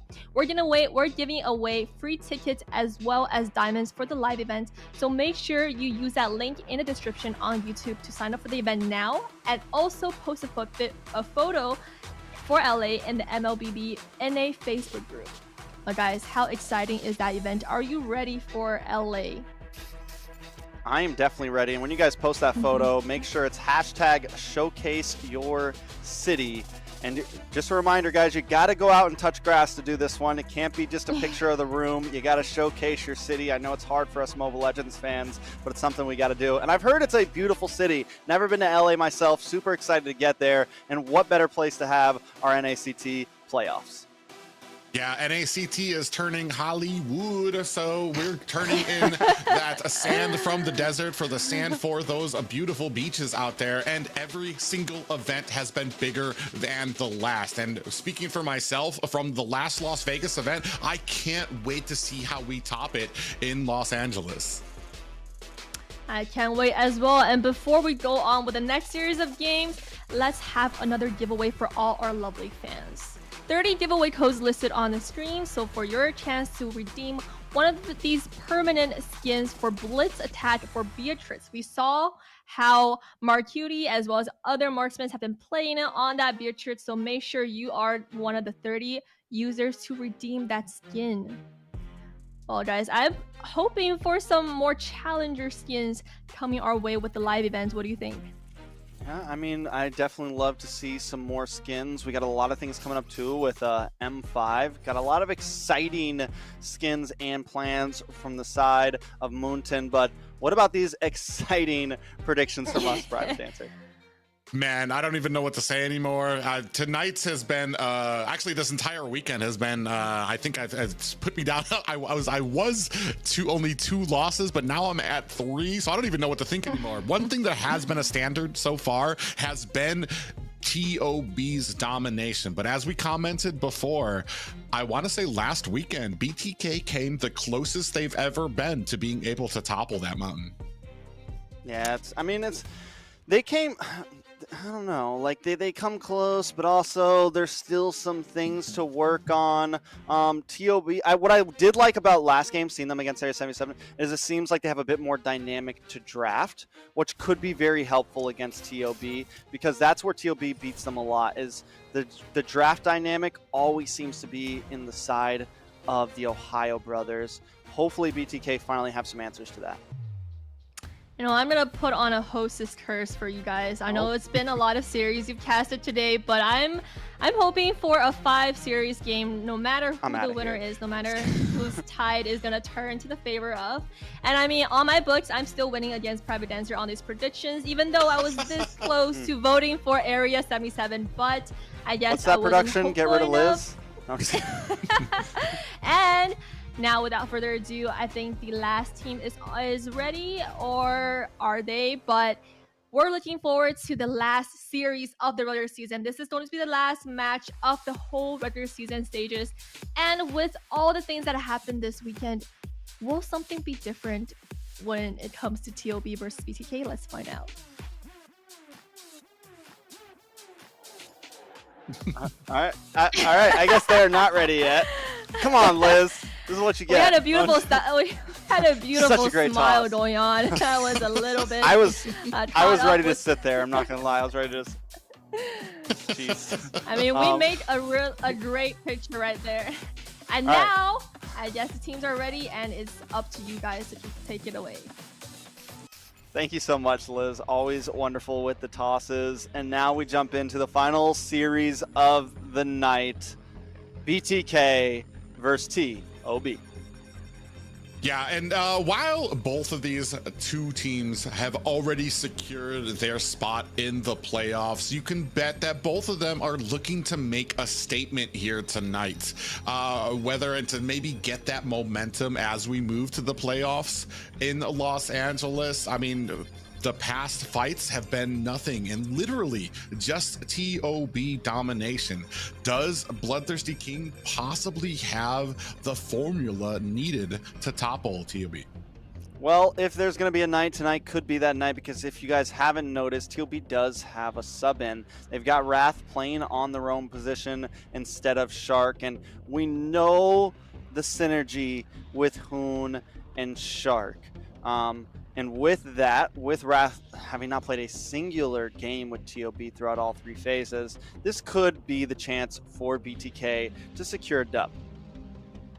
Yeah, that's gonna be the interesting thing here as well. I mean, especially with the impact that Shark has had on a lot of the Ohio Brothers games. And I want to say, I don't really know too many people who would disagree with me, Shark pretty much the #1 roam in North America right now. So some big shoes for Wrath to fill here. Most definitely. Now, all right, taking a look at draft. Well, one thing I want to point out is BTK, they were totally cool with the Fanny against Area 77. They're like, but we're not dealing with best players Fanny. Like, that's one thing, like, because we've seen them try to have answers for it before, and best players just too smooth with it. So they take out the Fanny. The Bruno also off the map, which I thought maybe they might leave open for themselves, but they decide to ban it out here. So that takes that away. I think it would have been nice. ISO played a great job on it, but instead they want to prio the Kadita. Yeah, and we already saw Fly Chicken, especially with the last series, how lethal he was on it, especially if you maybe are a little hesitant or a little late when it comes to your rotations or checking some of those bushes. He will punish you severely for it. We're going to have to see what the Ohio Brothers are going to answer back with that. Both suppressions off the board for them, and Yves taken off for them. Yeah, most definitely. And now the Hubbers, I mean, they like to take that Fredrin away from Mobazane. Even if they flex it over to Milo, it's always a solid pick. So that could be something we end up seeing here. Definitely a possibility up front. Shark's not here, and so the Franco's already been banned off. I would say normally something like that. But they go for the X-Borg for Milo, most likely. Yeah, X-Borg for Milo, most likely. And then that Fredrin to go ahead and take that away from Zane. I was going to say, I guess, yeah, you get the Fredrin jungle. Definitely a possibility there. On the side of BTK, now we want to respond with something. I think, pick up the Martis from Mobazane again. Yeah, I mean, he's got the Martis. He's also got that Boxia that he can call on, which would actually prove to be a decent counter for the Fredrin, because you got that stock anti-heal on the Boxia, which can kind of burst him down a little. But then you're not talking about something that can possibly, I mean, get you an advantage during those Lord fights, where we know while Zane does not have trouble with Retrix. There's the Boxia anyway. So, I mean, I was just going to go into, I mean, the biggest thing for me when it comes to BloodThirstyKings taking on the Ohio Brothers is BTK being able to formulate a plan around some of these pit fights to give Mobazane time to get those retribution where he's not dealing with the entirety of Ohio Brothers knocking into him, creating all these different focuses for him. Not only that, but these are normally picks that the Ohio Brothers does not let BTK get. Like the Basha normally does not slip through. The Kadita either gets taken by Hoon or they ban it out and don't give it over the side of BTK. So a lot of things have kind of slipped through the cracks here that TOB normally wouldn't let. T played a great game on the Paquito last game against Area 77. We know the type of cuts he can make. We know the type of flanks he can make on this hero. And if he can get the advantage over the EXP lane, over Milo, then it's going to be huge. And we've seen time and time again, if you can rotate fast on that Paquito, you're going to have a problem on that Valier, who's going to be basically a sitting duck for them. We've seen Victor do it. We've seen T do it. We've seen Merciless, I want to say, well, not on the actual Paquito, but that's one of the biggest counters when it comes to Valier, is being able to worry about that XP lane coming to jump you from behind. But we're moving into the second banning phase. Claude taking out for the Ohio Brothers, still looking for what BTK wants to settle things in with these second bans. I mean, both teams still need a gold laner, right? And no Bruno, now no Claude. You know, do both teams really hammer in here? And we get left with, you know, scraps? Beatrix is still open. Brody's still left open. I'm wondering if that's going to be the end strategy here. Valentina will get banned out. That's going to limit down Hoon, which I think is a solid ban. Hoon's a monster on the Valentina, even though she hasn't been like the most picked mage anymore, which is crazy to think about. Still a solid ban to take away from Hoon. Well, yeah, and especially because you still have that rough waves out there as well. So then something that you have that is that additive to your team becomes something that you're going to have to watch out for as well. Navario taken off the board as well. That's a great amount of zoning and sniping ability for them. Like we've said before, if you're down to half health before the fight even starts, it's going to be a problem for you and your composition. We do still have some marksmen left out there. Beatrix is still out there. We did take the Brody off of that last ban. Ohio Brothers really trying to hone in on ISO's pool here. Oh, ooh. Spite. That's why they were banning the gold laners, because they were like, we know where we're going. They pick up the Ixia. I don't even have anything to really say about this. It got picked up like once in MPL PH the other day. It got picked up in ID, I think, once, but it still hasn't really like earned a spot. I think a lot of people are saying it could be good. A lot of people are saying it's horrible. So we'll see tonight. Yeah, we're definitely going to see tonight. I mean, she does have her pluses, she does have her minuses. That ultimate kind of puts her into the same position that a Farja or a Gore does, where she's kind of a sitting duck, has to be very stationary to really dish out a lot of damage. Does have a decent amount of CC, but does also lack any type of like mobility or escape for her. Yeah, I feel like her ultimate is essentially just like the Nabir's Passion, except you don't have any of the other pluses that come with the Beatrix. But we'll see. I do like the fact that she has some CC, so that could be a game changer. But the Ling is going to be locked in for best player. Yato locks in the Farza, prime target for the Ling, but does have the Wings by Wings. But still, I like seeing Yato on a hero like this. Like I said, I always like seeing him on a nice high ground mage. His aim is always on point. His positioning is good, so it could be crucial. But best player just loves picking on Yato when he picks up something like this. Yeah, but that's going to be the interesting thing here too, because I mean, I want to say that that's kind of probably one of the bigger counters for somebody like Ixia. We were just talking about Zia, probably one of the best marksmen in North America. I definitely want to see how well you're going to be able to perform with that Ixia against something like a Farja, which is definitely going to be able to punish you once you land, once you launch that full barrage ultimate. All right, let's jump into game number 1. This is a best of 5. BTK up against TOB. Now, taking a look at this composition with the Basha. This is something Mobazane hasn't really gotten to play recently, but we know he's a monster with it. And I feel like up against the Ling, BTK, a major win condition is we need to get into Ling's face, man. Get into his face early on, maybe even before level 4, and just pressure. Luckily, the TheOhioBrothers do have this Valier, which can kind of help deal with that if BTK wants to be overly aggressive. But still, I think it's a major winning point for BTK. Yeah, interesting enough having Hoon. Oh, Fly Chicken actually finds a kill onto Mielo, and that's going to go ahead and set the tone for this early game. Before the first minute, 1 kill for BloodThirstyKings. Can never sleep on Fly Chicken at this point. At this point, I don't doubt him anymore. I was a bit of a non-believer at first. I was like, Fly Chicken roam? Come on, what is this? Where am I? But at this point, especially on this Kadita, man, he is just lethal, man. This guy is lethal on it. And I think after this game, TLB will probably end up banning it, or they're going to first pick it for themselves.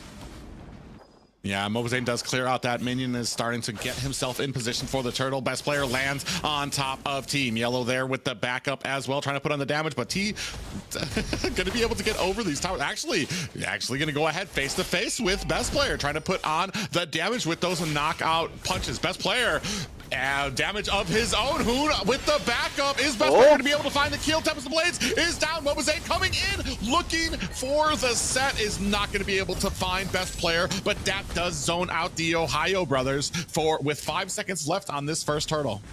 He gets away with a sliver of health, and he doesn't even go back to base, man. That guy's back up in the XP lane right now at 10% health. He fears no man right now. He's comfortable with it. Mobazane sitting in the turtle pit. Wait, is Hoon on the Fredrin again? How did we miss this? What? Hoon is on the Fredrin in the mid lane, trying to add a little bit of that CC. I've seen him talk about it before. It sometimes isn't even to take it away from Mobazane. It's just when his composition usually lacks enough of that CC that they need. I mean, I remember last time they picked it because it worked. Like, they wanted the counter of the Esmeralda against the Lapu, and he just kind of bit the bullet for it. But this time, I'm wondering if we're pushing it. Yes, they do have a Wrath on this Valier, so they kind of like make up. You still have some magic damage, you still have some physical, you still have like this roam and mid, you still have like this tanky and mage mechanic in the mid, and it's just kind of swapped around. But still, it's a little iffy. Yeah, Wrath is setting up to try to push away Mobazane. Fly Chicken lying in wait, waiting for the perfect opportunity, but it does not come. Best player and the rest of the TheOhioBrothers in great position. Oh, actually does get knocked out of his rough waves. Chicken in trouble here. Gets bursted down by best player. He actually got knocked out of it too. Like, he still has the green dot. He still has the ultimate. He got knocked out of it. And then they had him so locked up, he couldn't pop it. He couldn't repop it. They were able to kill him before he had the opportunity to even escape that. So a good pick. Maybe this will make Fried Chicken a little more careful, possibly. Maybe that could be a little, have a little mental game. Like, I got to be a bit more careful. I can't just go in crazily. I'm not going against, a different team here. This is TOB. I have to remind myself that. And now at this point, it's 2-1. TOB tying up the gold. Turtle up in about 70 seconds, but still hard to tell who this game could go to. Yeah, I mean, right now, 1-2, it's still very even. We do have a little bit of a gank setup trying to bait out Zia. But, I mean, the man, he has to smell that in the bush and sense it. Taking a look at some of these items, though, ISO has just locked in the Haas Claws. Going to get a little bit of crit, a little bit of lifesteal off that one. On the side of Ixia, we're going for Trinity here. We picked up the Corrosion Scythe. Whoa. Yeah, big 3-man gank onto the TheOhioBrothers gold lane. That's going to be the end of Zia early. Do find a little bit of a pop-up on the Fly Chicken, but it's not going to be enough to pay them for it. TOB on the backside going against T-Zane coming in there. You can see best player very low, so he's going to get juked out of his jungle here. Tempest of Blades is down, trying to dive around. T dives to the base and finds a kill onto best player. Pays for it as Mielo comes in with that last insanity. That's good value, though. That is very good value. Taking out best player right now at this stage in the game is very important because we know how that lane can scale up. We know how much of a problem it can be. Not only that, but if Mobazane can get a level ahead, maybe 2 levels ahead, even just 1 level ahead, it's going to give advantage with the red tree over those neutral objectives. Yeah, and you see 3 members of BTK here at the bottom, trying to put that pressure where it belongs, right on to Zia. We do have a stun with the Feathered Airstrike, but on the backside, Hoon comes in. Zia in trouble, gets taken out by Fly Chicken. Yet BTK, Yato, still focusing down on Hoon. Fly Chicken looking for an escape, and unfortunately, Wrath not able to put the damage onto them. Yeah, I mean, you mentioned Ixia not being super mobile, and we can definitely see the presence in that right now, right? Like, Ixia doesn't really have a real dash or anything, so it's definitely kind of a problem. You have the CC, but once you get ganked and once you're out of the flicker, it's just kind of GG's, and BTK are definitely taking advantage of that.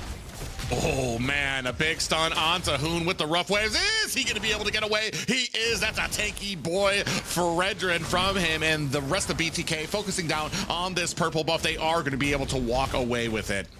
Yeah, and taking that is huge. We saw it in the last series. They were able to take away DPR's purple buff consistently, and this is what BTK needs to start doing. We normally don't see them get this aggressive against TOB, but this is the way we kind of always want to see them play. Get in best player's face, man, especially when he picks up something like the Ling. It's literally like do or die at that point. Zia is going to get picked off again on that boss side, and BTK starting to capitalize a little bit of a lead here. Yeah, and that's kind of the issue. I want to say, I mean, Wrath is not giving the usual support that Zia has once they're getting kind of entangled on that gold lane. Mobazane finds a kill up at top onto Mielo as well. Yeah, now with that, another tower down. BTK is taking 1, 2 towers, working on the best player just gets shattered down by the rough waves. BTK definitely in full control of the game right now. Yeah, 7-3, not a familiar spot for BTK against the TheOhioBrothers, but you were talking about the aggression and the offense from them right now. T putting the damage up onto this top turret, and Hoon and Zia forced to try to create that distance. Yeah, so BTK going to try to work on this mid side now. Does TOB even really have like a big answer? Like, essentially best player was supposed to be the answer for Yato, but now that he's low, they have no one that could get to him, and he just puts so much pressure on Wrath and on Zia. Yeah, and then especially those ganks onto the gold lane without being able to kind of get away. Mielo does activate that last insanity, not going to be able to find damage or a kill just yet, but best player doing best player things, especially on Ling. We've seen him in this position before, not doing great on the Ling, but is going to be trying to create some pressure around the map with some of those split pushes. Yeah, and I mean, he does it well, but here goes Mobazane in the mid side. Yeah, it does kind of create a little bit of a distraction there. And we see that ultimate, that full barrage coming out with the assistance from Wrath, able to take down Zane. Best player comes in with attempts to blades, trying to back off T. Fly Chicken lying in wait, looking for the perfect opportunity for a pop-up and the rough waves. Last insanity is out. T gets taken out by Zia, while on the other side, Yato able to find himself a tower. Does get taken out by Hoon. 3 members of BTK crumbled down in a matter of about 30 seconds, all across the map as well. BTK maybe going a little bit too deep. They had a nice lead there. Oh my god. Fried chicken, bro.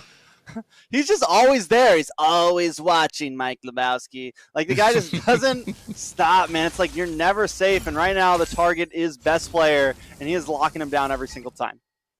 Yeah, and he's just always in a great position. As soon as he saw the split pushing from best player, he wanted to go ahead, make sure that he positioned himself on the other side of the map in case best player came there. And then it paid itself through dividends there as he was able to find a rough waves as well. And OhioBrothers not in a great position here for this game. Only about a 2K gold lead for BTK though. You know, something I want to point out is we didn't see much Paquito at all in like the first 2 phases, and it's a hero I've been waiting to see a lot more. And recently, especially today, we've seen it all over the place. I think in like more than half of the games we've seen him get picked up, and he's definitely been very detrimental. And T's been doing such a great job on him. Well, hold on. Yeah, feathered airstrike raining down damage onto the OhioBrothers. Mielo on the front line trying to fend off. Mobazane does activate that last insanity from the flank. ISO comes in with the damage, taking down Wrath and bursting down the other members of OhioBrothers to the point that they now need to retreat.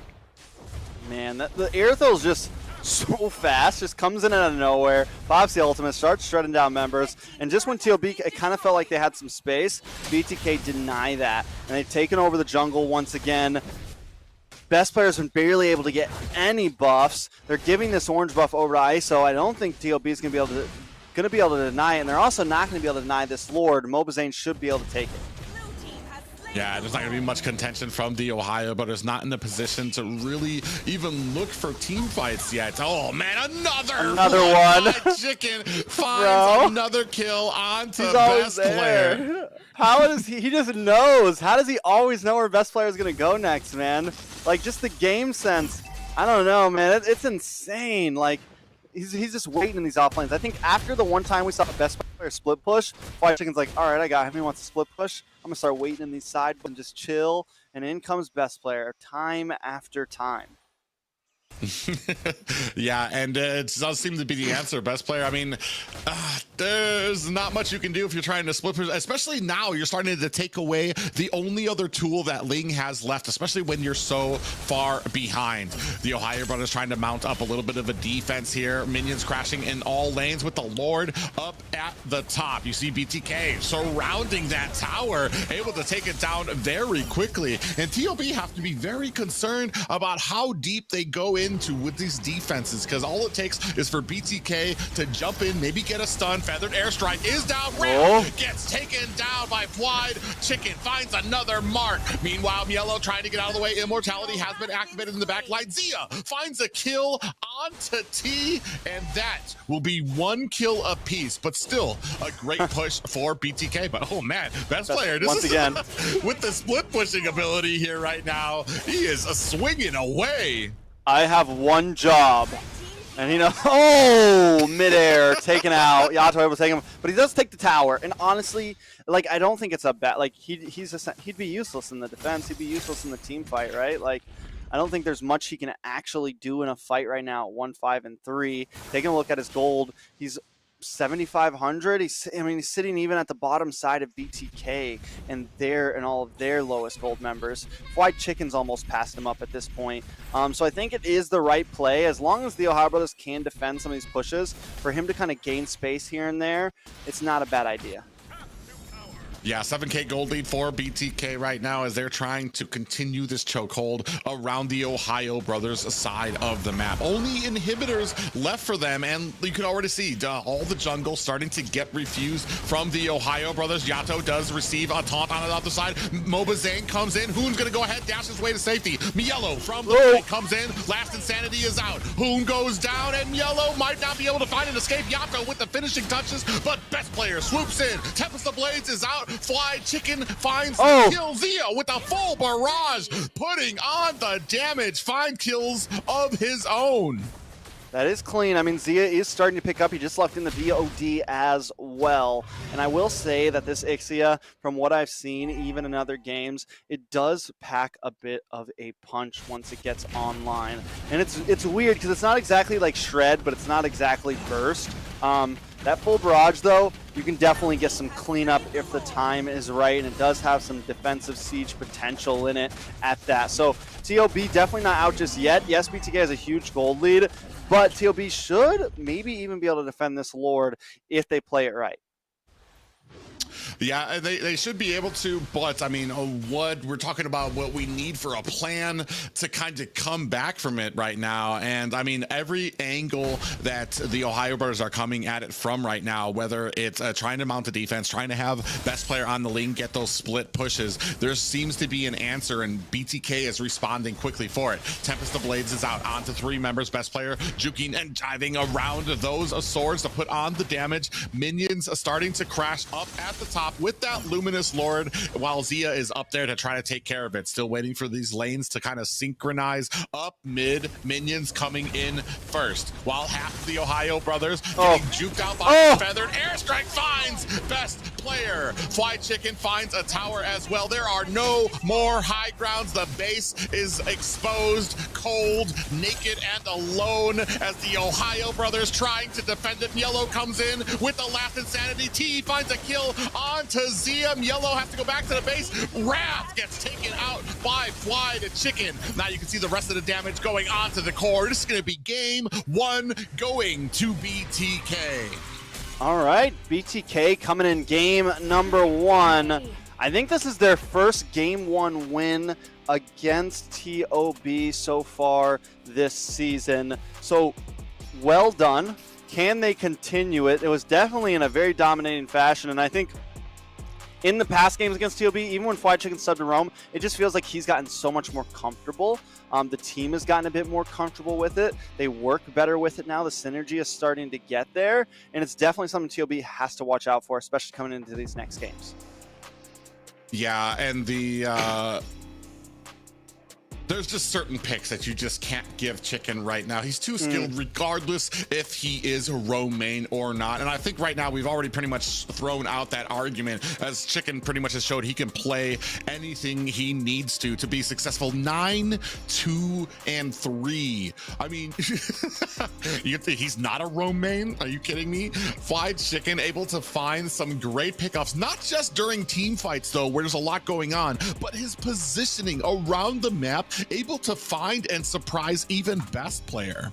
Yeah, surprised him several times, about 4 times in a row at that. Another player we want to keep our eyes on, Yato, had a great game as well. 4, 1, and 6 with some nice positioning, even able to put himself around ISO 2. Let's take a look at this replay. BTK with about a 7,000 gold lead here, and ISO just running rampant, able to catch people off. Milo tries to make some play into the backside. Yato with the reposition, taken out before he has a chance. Yes, best player does come in the nick of time, but still every time he comes in, it's over. And by the time Zia does finally start reaping up some kills there, it's a little too late. The gold's gotten too far away. Taking a look at some of these stats though, Private. Yeah, Rich Guy gonna go over to ISO while the carry going over to Yato. He doesn't usually get the highlight plays anymore because of his positioning in here, but Sandbag and Forgotten One going to Mobazane, doing his job, being that front liner, and especially when it comes to kind of bursting down some of those, I want to say, tankier heroes out there. Yeah, and so coming into game number 2, do we think the ban's completely changed? Do you think we just, do we get rid of the Kadita? I feel like you definitely get rid of the Kadita, right? Do we get rid of the Basha? Back to some of the bans that we normally would see from TOB, like the Basha is normally something they always take away. Like, it's always been something I've watched for, and they take away the Basha, they pick up the Fredrin, and you put Zane in this kind of weird position to where he doesn't have 2 of his comfort picks, right? So I think that's something they kind of need to get back to if they want to play throughout game 2 much better than the past one.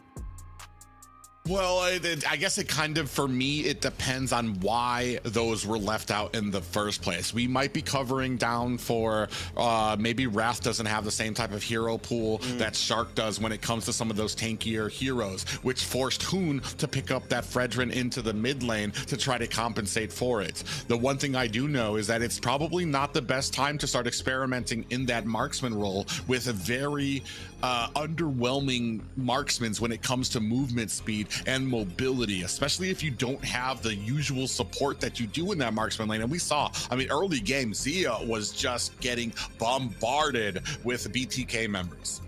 Yeah, most definitely. Now, Zia, you know, it's funny because we were just talking about how well Zia does at escaping and like at playing alone. But I feel like when you're on a hero like that doesn't have the mobility, because normally he does so well, he thrives on, like, you know, the Beatrix, any kind of slippery marksman, even the Aerithel he's done all right on, the, you know, a lot of these heroes.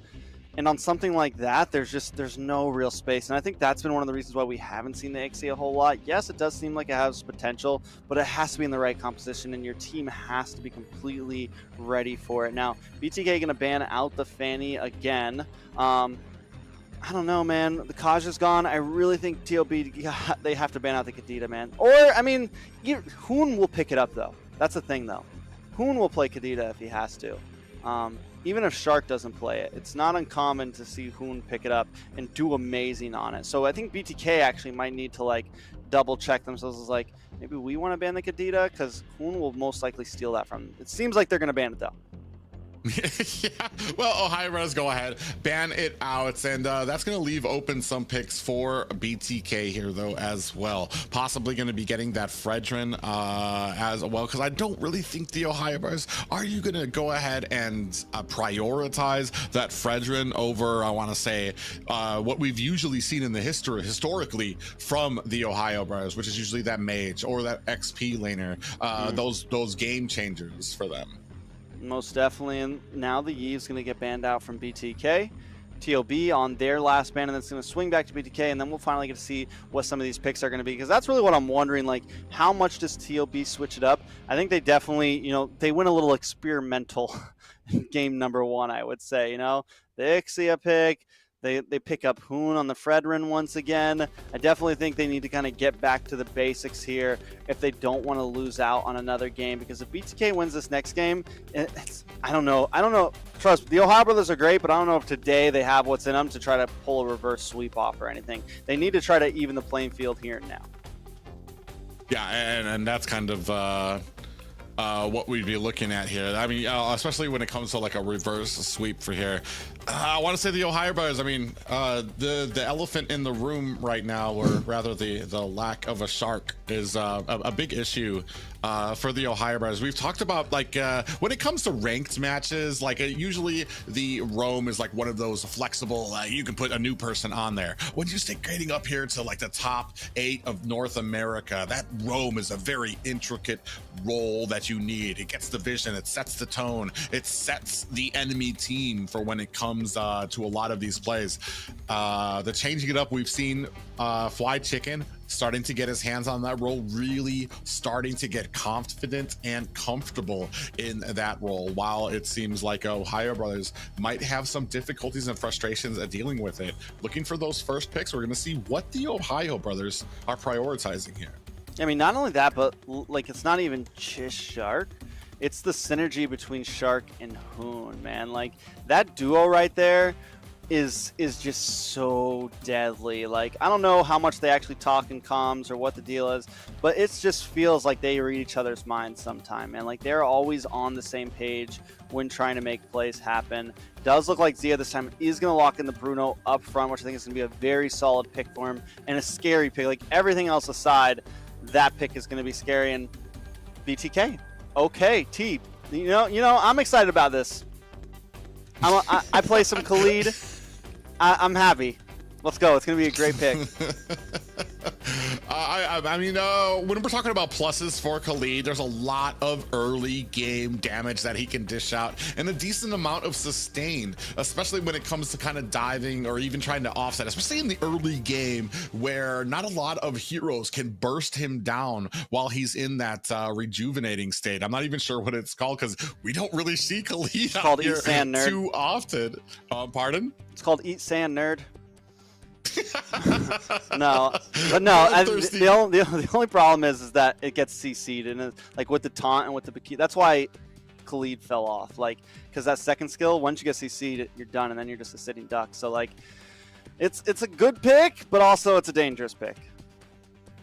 Yeah, but apparently that means that BTK right now feeling very comfortable with these next games here. They have the Novaria picked up and a Cho, which we haven't seen in a while from BTK. I know Yato.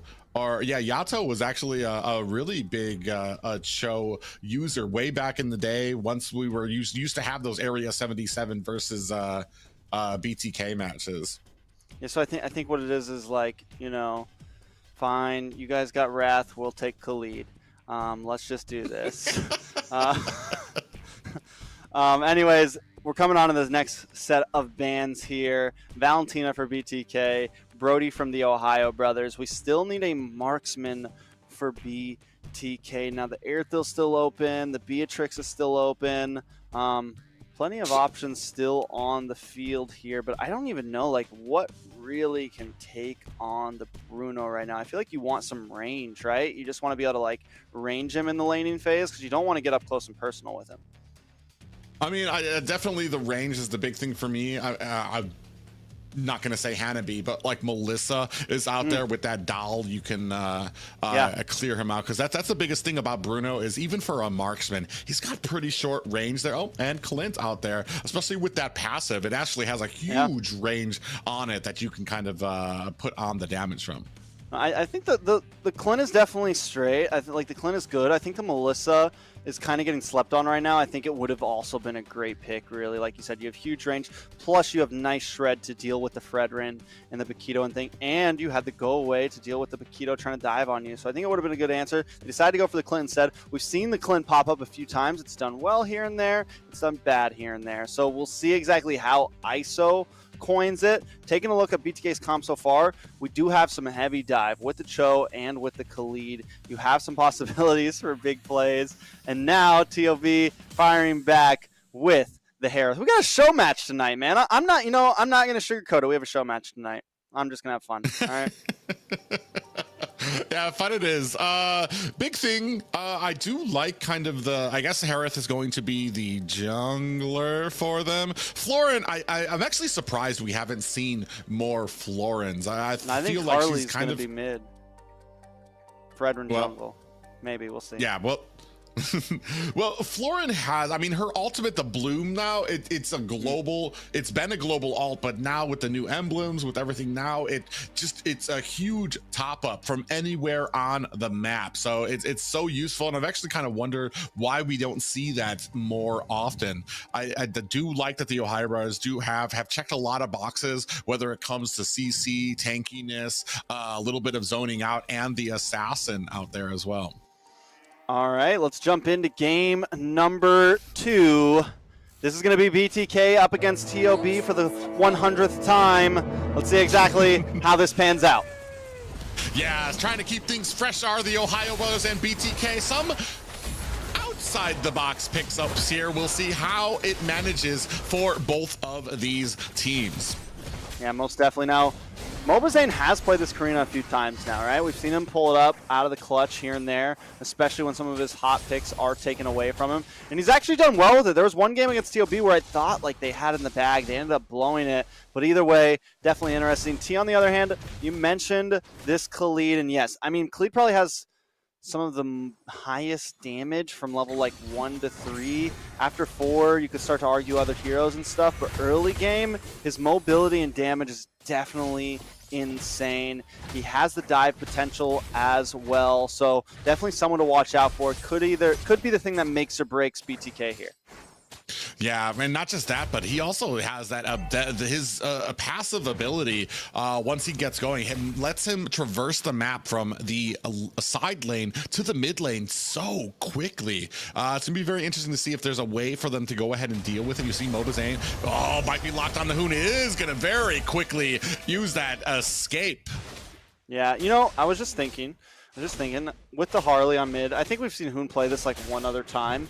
It's not something like he picks all the time. It's not like a super like serious pick from him.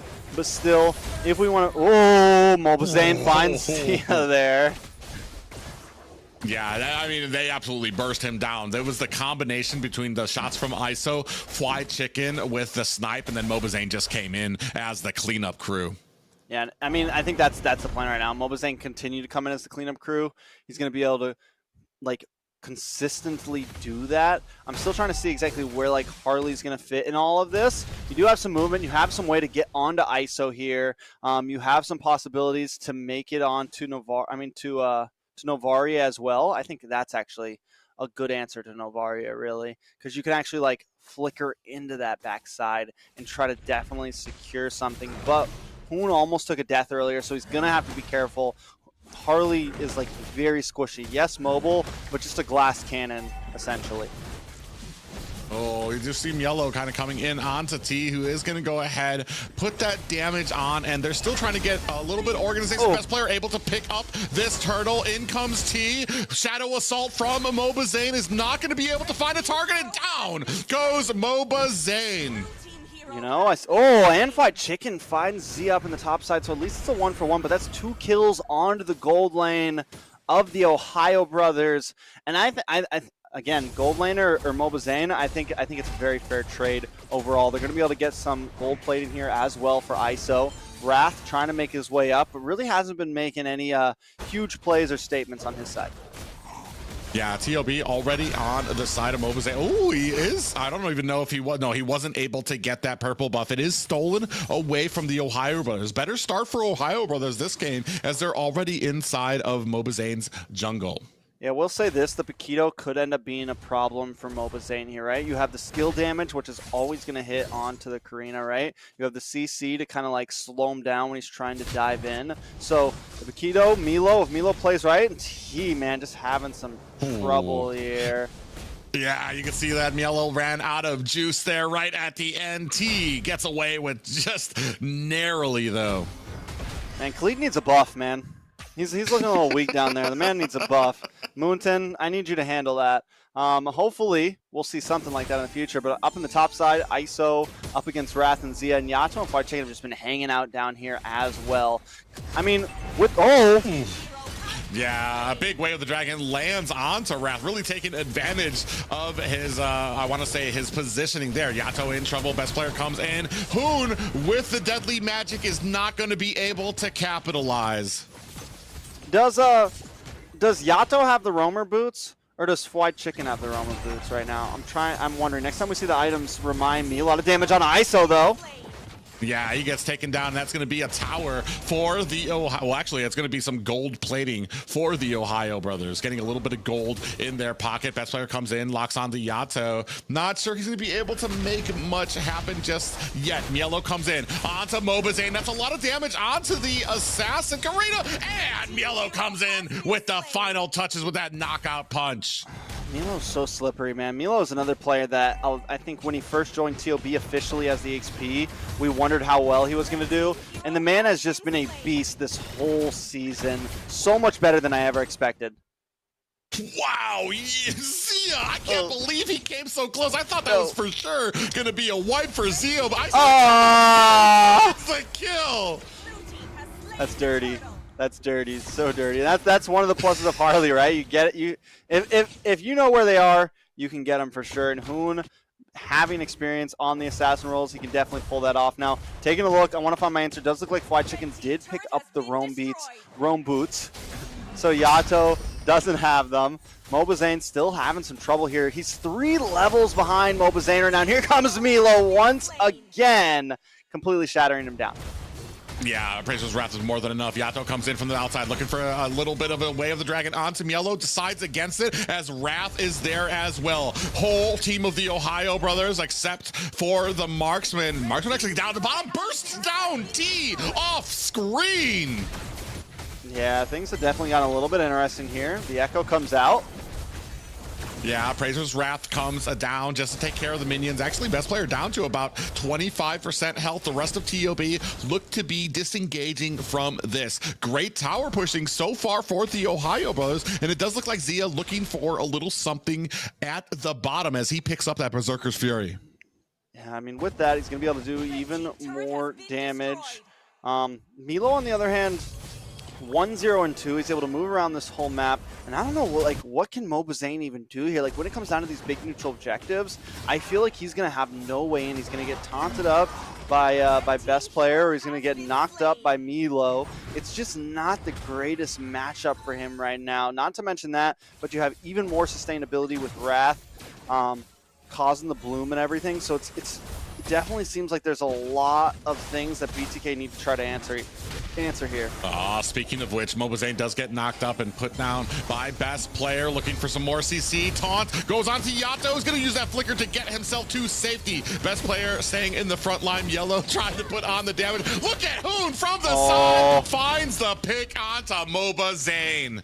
3-0-1 on this Harley. Whether they're taking this game seriously, whether both teams are taking this game seriously or not, the Harley, I mean, watching Hoon on this Harley makes me think that this could maybe become a clutch pick in the future. Like, this could actually be something that they pull out of pocket here and there. Yeah, it might be a little bit of a reason why Zero tends to favor that in the mid lane as well, to the point where enemy teams have to ban it out from him because he's so lethal on it. Big tower for TOB as they're going to go ahead and disengage. Yeah, I mean, and it's, yes, you give up, like, your siege and high ground and things like that, but like, especially when you pick up something like the Fredrin in your jungle, something bulky in your jungle, it makes sense to have something, you know, like an assassin-y mage like that. And we always kind of theorize with the Gushin or something like that, but I feel like the Harley works a bit better, just a little more mobility, it's a little less dangerous. I feel like you're not stuck in there, you always have a way to escape, but you still get that lethality there. Oh man, they're bursting that Lord down so quickly. Mielo's gonna go ahead, put some punches, some little taps onto Yato. Ooh, Mobazane almost got his purple buff a little bit engaged there. Is able to pull the retry off though. Oh, Milo's gonna be walking into T and Yato. But Milo's so ahead right now. He's actually super fed there. You can see all the damage that comes on to Mielo and doesn't even really phase him. Off screen, best player able to pick up the tower. 3 members onto Mielo. Now, as I was saying, that makes me a liar as Mielo goes down. Yeah, but look at the bottom tower. Zia's going to be bursting this thing down. And Lord's still coming at this point. Ohio brothers do sacrifice some of their waves down on the boss side. Lord's going to be a little not as synced up as maybe they'd like it to be, but they're not leaving down there.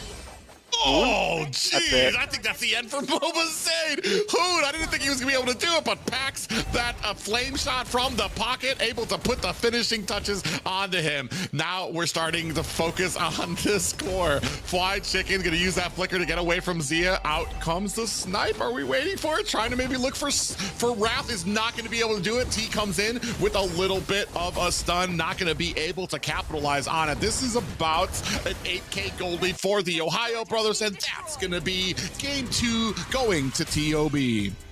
What an exciting game, and TOB takes the dub. It's 1-1 at this point. So, on all seriousness, TOB, there's I mean, yes, the picks were, you know, a little unconventional, but there was a few things that definitely stuck with me there, right? Like the Harley, I think definitely could be viable in the future after seeing it. And when you're in a place like this, right, where, like, I'm sure, let's just be real, both teams are a little comfortable. They know they're going to playoffs. They know they're okay. This is a great time to, you know, limit test, to test some things. And Hoon playing that Harley could be maybe something we see in the playoffs. I think it, like, seeing that, I do feel like it could be viable. And you mentioned we've seen Zero play it. We've seen it be something. What I want to see from BTK is, like, I want to see, let's see Moba Zane limit test a little bit. Let's, like, bring out the YSS. Let's try something different. It's something we've been wanting for so long. And, like, these are the days that you do those things. And that's the only thing I think that frustrates me sometimes with BTK is, like, you have the perfect ample opportunity to, you know, try some strategies tonight. This is the time to do that, and you shouldn't be wasting that on a Khalid. You know, you should be using it on something that could really be viable in the future. And, like, Khalid, like, I don't care if Powerless used to use him in the past. Like, he's just, with how heavy CC so many junglers and EXP laners are right now, he's not really super viable. Let's take a look at some of the stats right now. The Ohio Brothers win 13-4, 9 minutes and 53 seconds, and a 10K gold lead. Zia on this Bruno, packing one big punch. On the side of Milo, though, I think he was definitely the star of tonight, just completely dominating Moba Zane. Picks up the Bloodlust Axe, also gets some of that, also gets the Dominance Ice, and this is when the Ohio Brothers just kind of lock onto this bottom tower. Moba Zane caught up in the mid. They try to spend a lot of time to take out Mielo, and they put all their resources there, and here comes Hoon getting the clutch play once again in the mobile. Oh, and uses the flame shot just to be like, yeah, I got you now.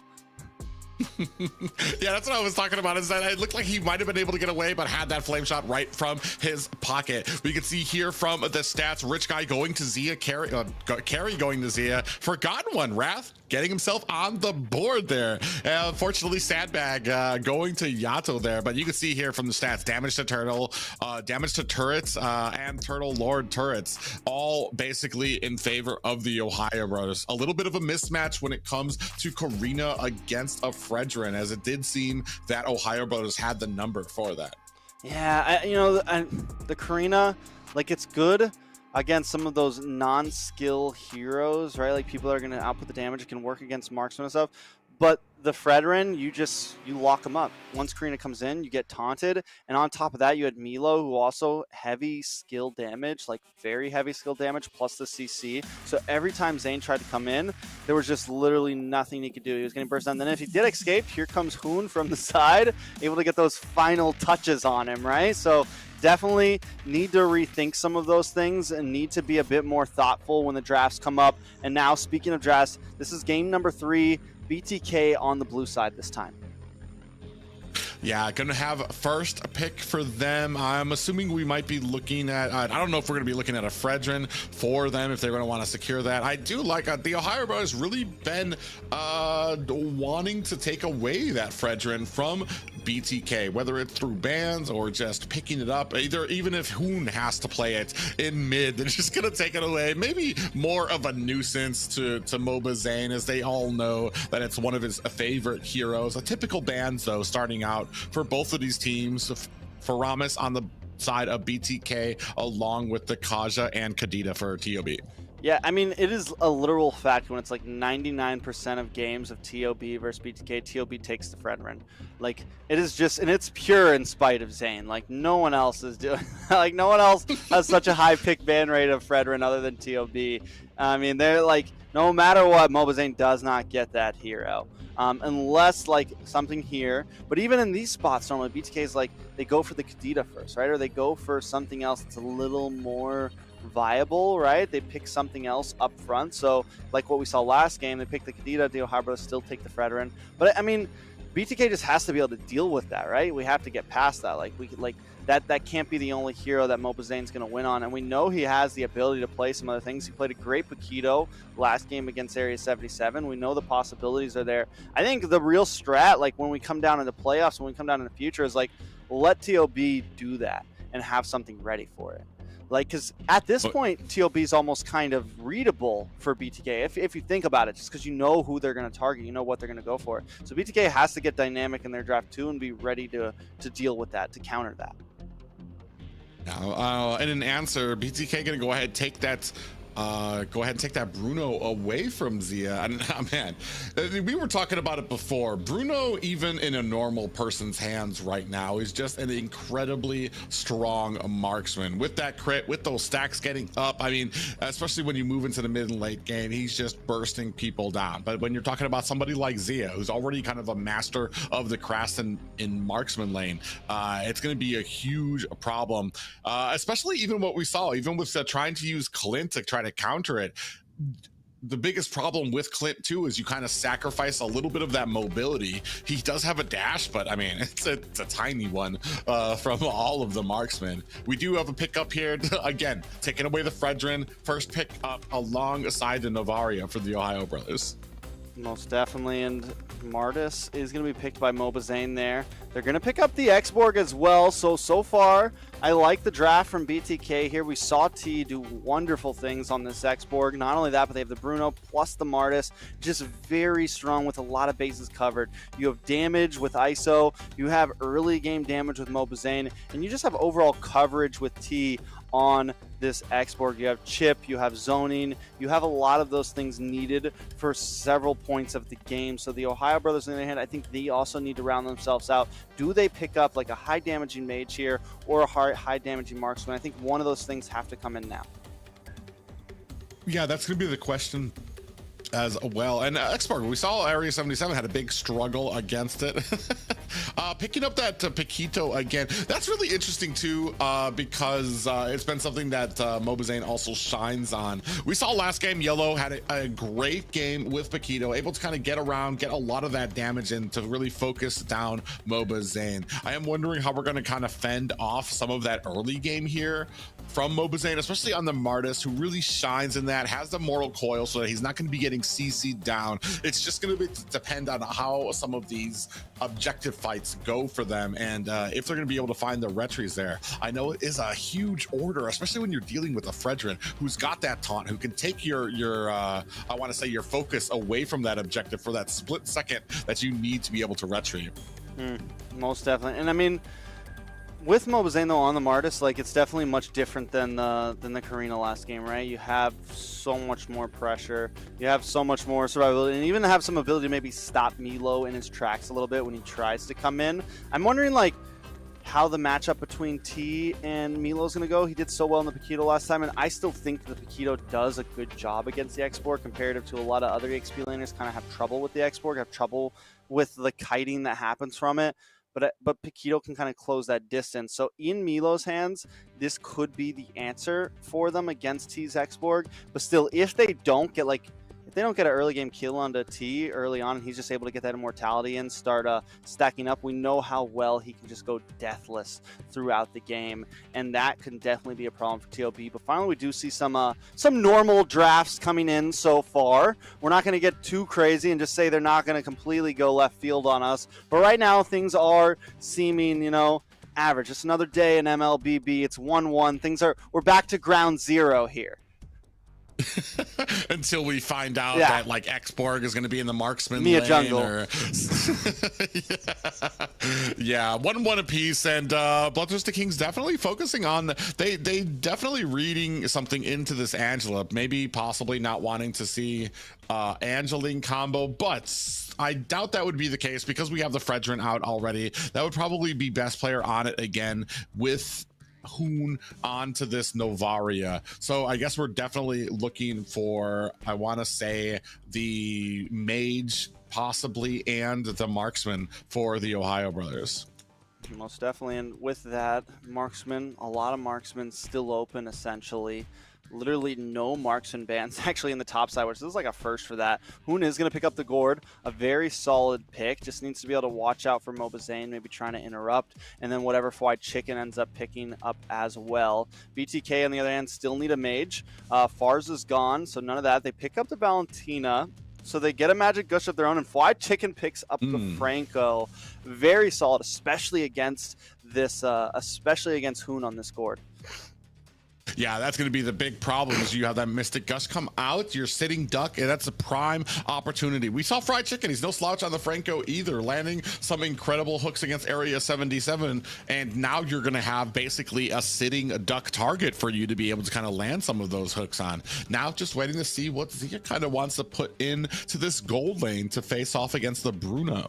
I mean, Airthel, Beatrix, Brody, so many different options out there. Clint, who knows? Maybe the Harith. I mean, and Zia's pool goes pretty deep too when it comes down to it. He does end up picking up the Brody here, so you do have some range with that first skill.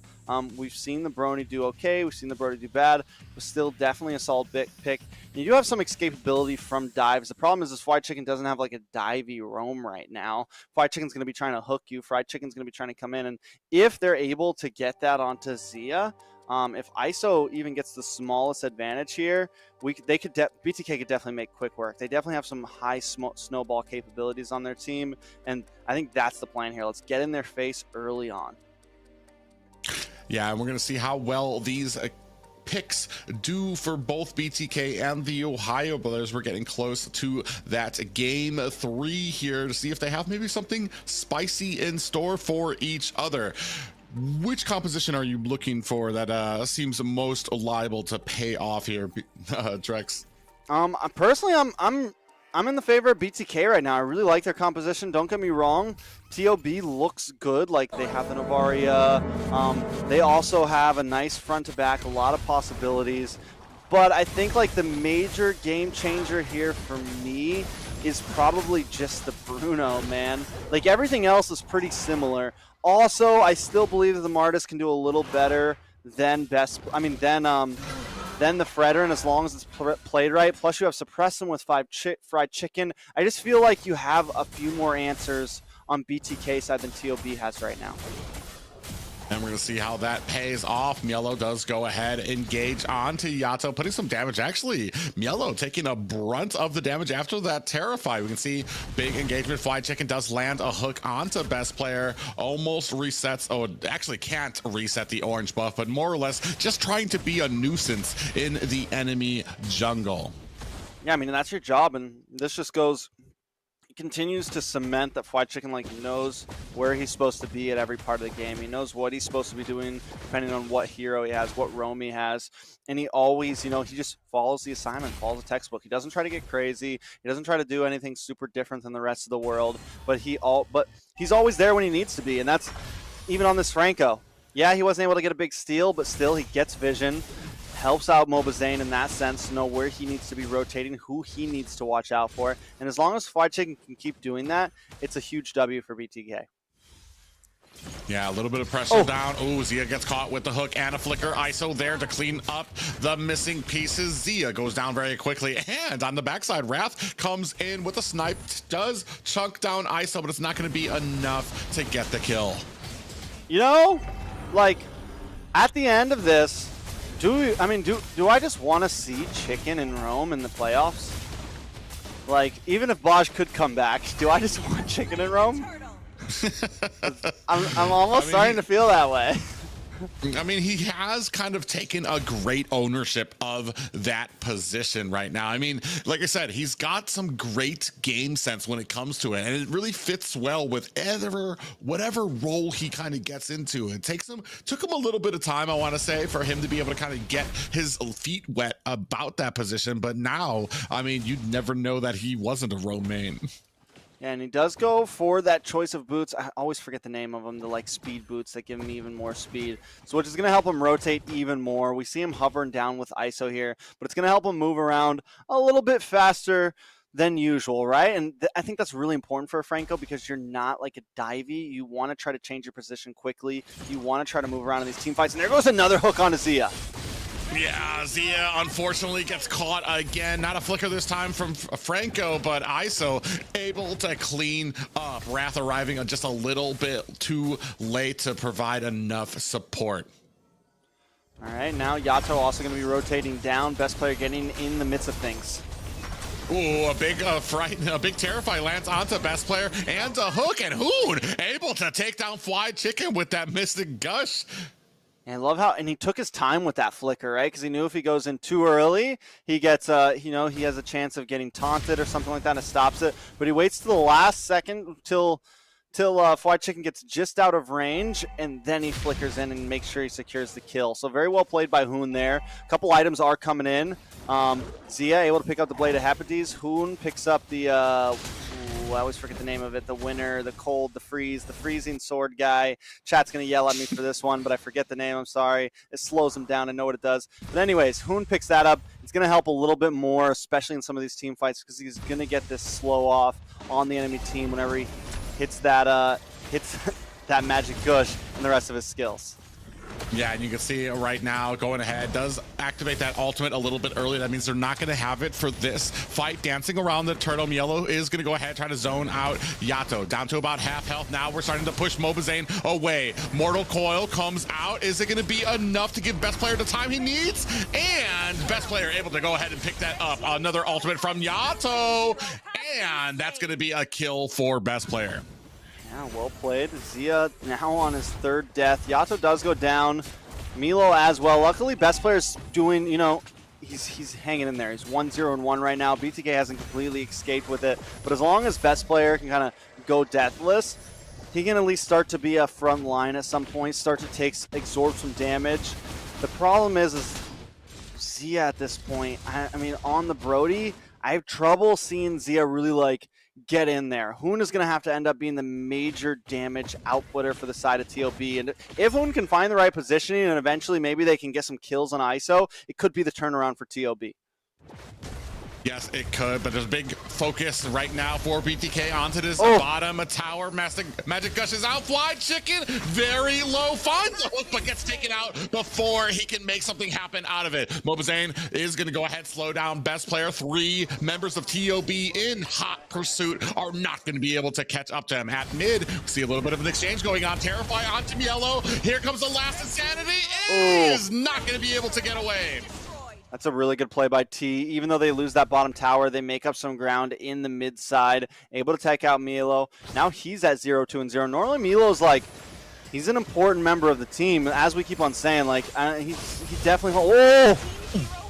Yeah, it does seem like Zia is a moth to the flame when it comes to getting caught by that hook right now. I want to say that's 3 hooks for Fly Chicken right now. Best Player coming in, the brunt of the assault with the taunt. You see the Magic Gush from Hoon. Hook lands, but it's not going to be enough to save them both.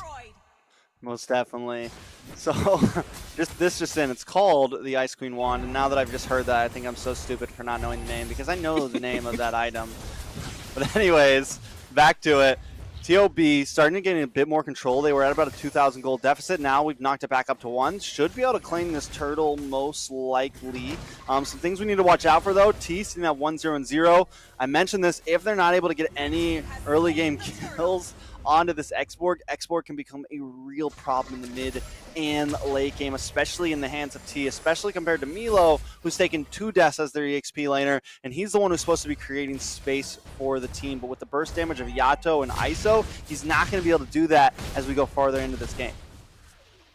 Yeah, I want to see how that kind of shapes out for them now. A little bit of pressure starting to be coming up to the top lane. I think that's because we've already taken care of the bottom lanes. Now Fly Chicken trying to set his focus up to the top. Actually, 3 members of BTK. They do get a little bit of vision on Mobazane, so you have to know. Mielo has to know that they're in this lane. Ooh, he's going to go ahead, run through there, juking and jiving, trying to put on his dancing shoes. He's got BTK in pursuit, but this allows the time for the Ohio brothers to pick up that mid tower. Not only that, but they take the purple buff as well. Best Player able to secure it.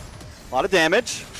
Yeah, Yellow gets caught with a hook and bursted down by so on the other side, Best Player's gonna have to dash him away to safety. Zia picks up the kill onto Fly Chicken. Best Player narrowly gets away on the Fredrin as ISO was putting in the work. ISO's getting confident, man. He's like, there's 4 of you or there's 3 of you, I don't care, I'm coming in. He's like doing the damage, only backed off at the final moment when Hoon's finally decided to turn around there. but still, we can start to see, you know, the damage he's starting doing. But Hoon with those flicker magic gushes, he still hasn't taken a death, and he is also a huge danger. He's at 5,400 gold right now. He's got the Ice Queen wand in, he's got the glowing wand in.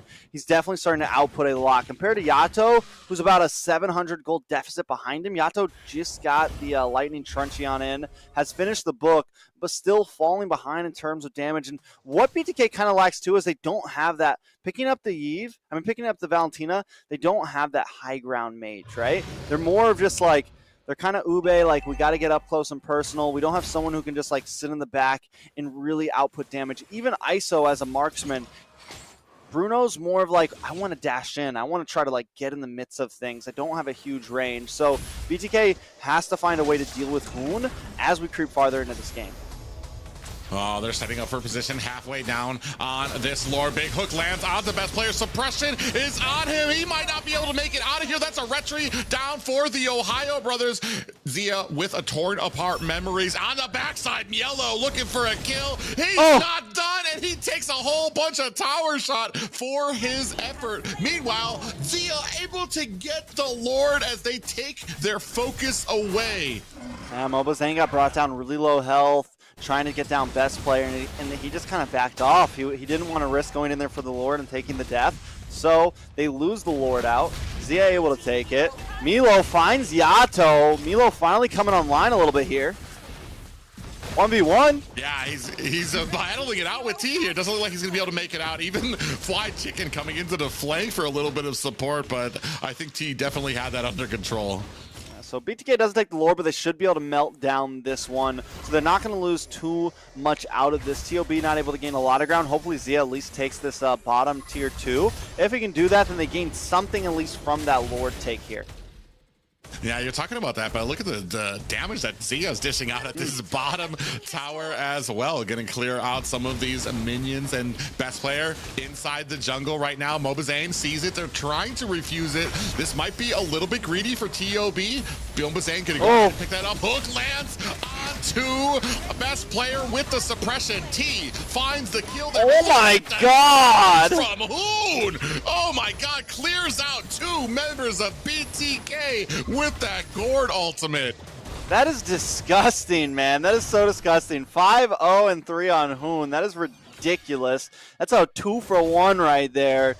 Greatest deal you can find in the land of Dawn right now. Yes, they hook best player, but Hoon, it's like the perfect setup. He wants them to hook him almost, because once they're all staying still, trying to melt him down, Hoon just pops the magic gush. While this is happening, Milo in the top side taking more towers, and the tides have now shifted into the hands of TOB. They've taken the gold lead, about 2,000 at this point. They've taken control, and it even seems like they kind of have control of these fights. So now it's not just Hoon either, it's Wrath as well, 1-0-6, and BTK just doesn't have a way to get back there. Yeah, it's just kind of amazing because for every kill that BTK get, I want to say TO, he does flicker in for that suppression. Wrath caught with the hook, and that's going to be all she wrote for Wrath. Unfortunately, Hoon does not have the measurements just correct as that ultimate misses all the BTK members. And it's like they sat there right at the edge of it, so it's like if Hoon did have the flicker, but if he flickered in, he would have been dead meat, right? There's nothing he could really do there. Luckily, they do catch Wrath, so there's literally, as I'm talking about, they find the answer. They got to try to use these conceal plays correctly. They need to try to catch them off guard, and Chicken's just got to go in, use that flicker, and either try to get Hoon, try to get Wrath. The Hoon is definitely the favorite. Hook lands onto best player, but they definitely don't have the damage for I want to say a mid-game Fredrin right now. Mielo, man, every single time BTK get a kill, it's answered back by the Ohio Brothers with kills of their own, and with Mielo on the other side of the map finding himself another tower. Now, slow play of the Lord. Best player getting a little bit of aggravate. They do spot out the rest of BTK. Mielo coming from the side. Hook lands onto him, but the rest of the team is not ready. Meanwhile, on the bottom side, big damage for best player. The rest of BTK running away from the fight. They don't have the manpower here for this Lord. Mobazane gonna have to use that mortal coil to get away. Meanwhile, best player putting his attention back onto this Lord. Not gonna be any contention from BTK.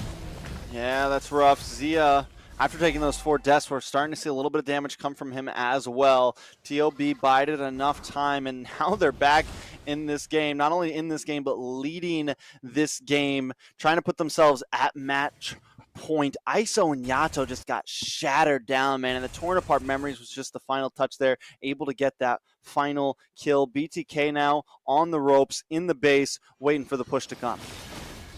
Yeah, Luminous Lord coming through mid, minions coming to top and bottom, BTK going and clearing them out. Another hook lands, and the suppression is going to be the end of Hoon. That's a big amount of damage that you're not going to have for the next fight. Rest of TOB looking to disengage Fried Chicken. You know he's looking for another hook. Following closely, stalking his prey, he does decide against it. Yeah, and because of that, like, I just noticed too, like, when he's chasing like that, he's actually moving a little bit faster, mainly because of that boots choice, right? So, like, when if he wants to try to chase and go for the hook, he can always catch up, because right now he's essentially the fastest one on the map. So, which is kind of funny because he's a Franco. But yeah, so he's moving quickly. He's moving along. He's able to get these pickoffs. We definitely can't count BTK out just yet. And as the game creeps on farther and farther, it doesn't matter who he hooks, because if he gets one player off the map for 40, 50 seconds, it's huge. Oh, we do have the last insanity. They're trying to burst down best players, trying to dash himself away to safety, down to about 10% health. The rest of OhioBrothers are in chase. Mielo comes in, puts the damage on Zia, finds a kill onto Mobazane, and Immortality has been activated for Mielo. Hoon finds a kill onto Yellow. Ultimate is out, bursting down BTK with that true damage, while Zia comes in to pick up the pieces. Oh no, ISO finds a kill onto Zia. Best player might be in trouble. ISO, look at the ISO, he's throwing. ISO! Now trying to put the damage on the Wrath. T on the backside. Wrath is not going to be able to get away. What a turnaround for BTK. Bro, ISO. That's all I got to say, man. That's all I'm going to say for the rest of this cast right here. ISO, T, going to take a death here. Does have the immortality, but that's okay. I thought that was GG's for BTK. I'm not going to lie. I thought that was complete GG's. The 1v1 versus Zia and ISO just trading shots. ISO comes out on top, and then because Wrath tried to come in and help out, ISO's like, oh, you want to jump me? I'm going to jump in too. Comes back, responds, gets the kill, and almost takes out even more. Just insane play from him. 11,000 gold, even though BTK is behind. He is leading all 10 players on the map right now in gold count. He's got the Berserker's Fury, Haas Claws. He's got the Wind Talker as well for even more crit there, Malefic damage, and then the pair of boots. I mean, the guy's definitely, and at this point, Bruno can become a real problem. We've gotten to that peak point right now where he is just going to be dishing out damage. Yeah, he does need to close the distance to be able to dish out the damage. But when you're talking about best player on a Fredrin, you're going to have somebody there who's going to have to maintain. Oh, nice little conceal play here. They're looking for Yellow, who has just been so slippery this entire game. Meanwhile, the OhioBrothers, the rest of them, going to go ahead, set their sights onto this Lord. Best player comes in with a taunt on the Mobazane. Not going to be enough with that Mortal Coil. Still slow playing the Lord. Rest of BTK coming in now. Now starting to look for some type of advantage. Big pop-up lands onto Mobazane. From the side, Yellow comes in, tries to find a pick onto ISO. Not yet able to secure it. Lord down. 25% health left onto it. Best player getting zoned out. Is he going to have enough? Wrath finds a kill onto Yato. The Lord goes to Mobazane, getting the retry on it, and Fried Chicken goes down to Zia. Yeah, but so 2 members for Lord. The Lord's not going to come out with this wave. Oh, it does come out with this wave. If they could have, like, maybe had a little more time, it might have been a fair trade. But at this point, Lord will get melted down. BTK get nothing really out of that Lord take. Yeah, best player in the front while the rest of his team boasts down that Lord. Praetor's Wrath comes down to be able to burst him down. T with the last insanity, able to find the kill onto best player. Meanwhile, Zia able to take down the high ground tower. Yellow gonna have to find himself an escape while minions are now starting to push out of the base, and it looks like the rest of the OhioBrothers are going to disengage from this fight. Yeah, Milo's gonna be able to take this orange buff. ISO, you mentioned it, not being able to close the distance, and Milo's doing such a great job at stopping him from doing that. Every time ISO wants to try to engage, Milo's there like, nope, nope, Nope, just denying him that space, denying him being able to close in and get those free shots off. And if Milo can keep doing that, it can be the thing that puts TOB on the winning side of this game. But if ISO can avoid, or if someone can kind of kite Milo or keep him away from him, all they need is ISO, you know, to get a handful of free shots on one player. And if they can get that kill, they're in. All they need is for the Ohio brothers to stand still, allow ISO to get a few kills. They got a Franco. They can make someone stand still. Yes. So, I mean, and it's not like Fried Chicken hasn't been landing these hooks. Mielo actually on the top is going to go ahead, try to face off against T. And while we were talking about that, Franco right there, Fried Chicken ready to try to land something on. But you can see the Ohio brothers, a good spread on their composition right now, trying to kind of close in and tighten that choke around BTK. You know, I'm just glad we have a good game this time. Nothing bad about the last two games, but I feel like this game, it's feeling competitive. It's feeling like both teams are finally taking it serious. We're in this now, and I you know, it could definitely go either way. Yes, BTK right now has a small gold lead, but we're creeping to that 60K gold mark where it doesn't really matter. But both teams have a few clear win conditions, right? Like Fried Chicken, if they can get the hooks on, if they can pick someone off at this point in the game, it's huge. Milo, on the other hand, if he can get to that backside, disrupt ISO, it is the winning play for the Ohio brothers. Oh, he comes in, he misses the knockout punch. He's going to have to try to find himself an escape. Meanwhile, best player, I think they're going to have to try to disengage this. They missed the targets that they were going for, and yeah, smartly, TOB going to have to spread away from this. They tried, though, and that's what they need to be going for, right? They need to go for those pincers, and they're just literally everyone's got eyes on ISO right now. And they're like, all right, we're going to try to double team this time. I'm going to come from the bottom. You're going to come from the top. We're going to get him. He's still able to slip through, but then he also, like, what you really don't see is, like, ISO's also dodging the meteors coming out at him. Hoon's throwing out these projectiles left and right, so we're dodging those. It's a lot of Arsenal. Oh, there it is. Oh, yeah. Big suppression comes on the Hoon. That's the mage down for TOB. Best player takes a pop-up, and Immortality has been activated. They're not even focused on this lord. They want to bring down the Ohio brothers players. Zia comes in with a torn-apart memories, able to take down Zane. Both retries for these teams are gone, and ISO trying to put the damage onto Mielo is not able to throw the soccer ball fast enough. Hold on. We do have a hook that lands onto Zia, and that is a marksman down for TOB. A 1-for-3 trade in favor of the Bloodthirsty Kings. Yeah, they're going to try to go for it, and then with the top side, Milo does try to make a side play, but T's onto him. This should be a ward into the hands of BTK. Yeah, and you can see ISO lobbing in. There's really not much that TOB are going to be able to do to stop it. Look how tanky these boys are, just basically throwing slaps at each other at this point because of how tanky they are. Both have immortality on the side. Yato comes in, trying to provide some support, but is not going to be able to catch that slippery Mielo. And the fact that Zia got kind of killed a little bit delayed in that fight. Like, best players back up, Mobizane's back up, but still another 11 seconds for Zia. Can BTK use that to try to get an advantage or at least try to take some more towers? They haven't synced up their side lanes, meaning I don't feel like, I was about to say I don't feel like they're going to win this fight just yet. Out of the way, Wrath leaves best player open, and out comes the ultimate from Hoon to burst down BTK with that true damage. It's not enough just yet, though, as the mid-high ground tower being taken care of by the Lord. TOB are going to lose a little bit of their jungle for this. Yeah, I don't know. I wish BTK would have sunk things up a bit there, because all they're going to get is this mid push. At least, though, with taking that mid-high ground tower, like, the minions are evened out. So they don't have to worry about just their minions constantly losing to TOB's minions here. Up in the top side, up in the boss side, though. Yeah, and Mielo was hiding in the bush trying to take care of the minions. Is going to be able to find himself an escape. Is not able to protect that tower. He's going to set his sights to go ahead and try to get rid of the minions up at the top side, though. Yeah, so now BTK taking control of the map, taking a little bit of control into this game. It's 22 minutes in. Now the gold has been peaked out. All we're looking at is potions and item cells at this point. And there goes a hook. Yeah, hook and a suppression lands, and that's going to be the end of best player. But meanwhile, again, Hoon in the back line with that Mystic Gush, able to put the damage on. Another hook lands. Hoon going to flicker out, but the last insanity is going to be all she wrote for the Ohio Brothers Mage.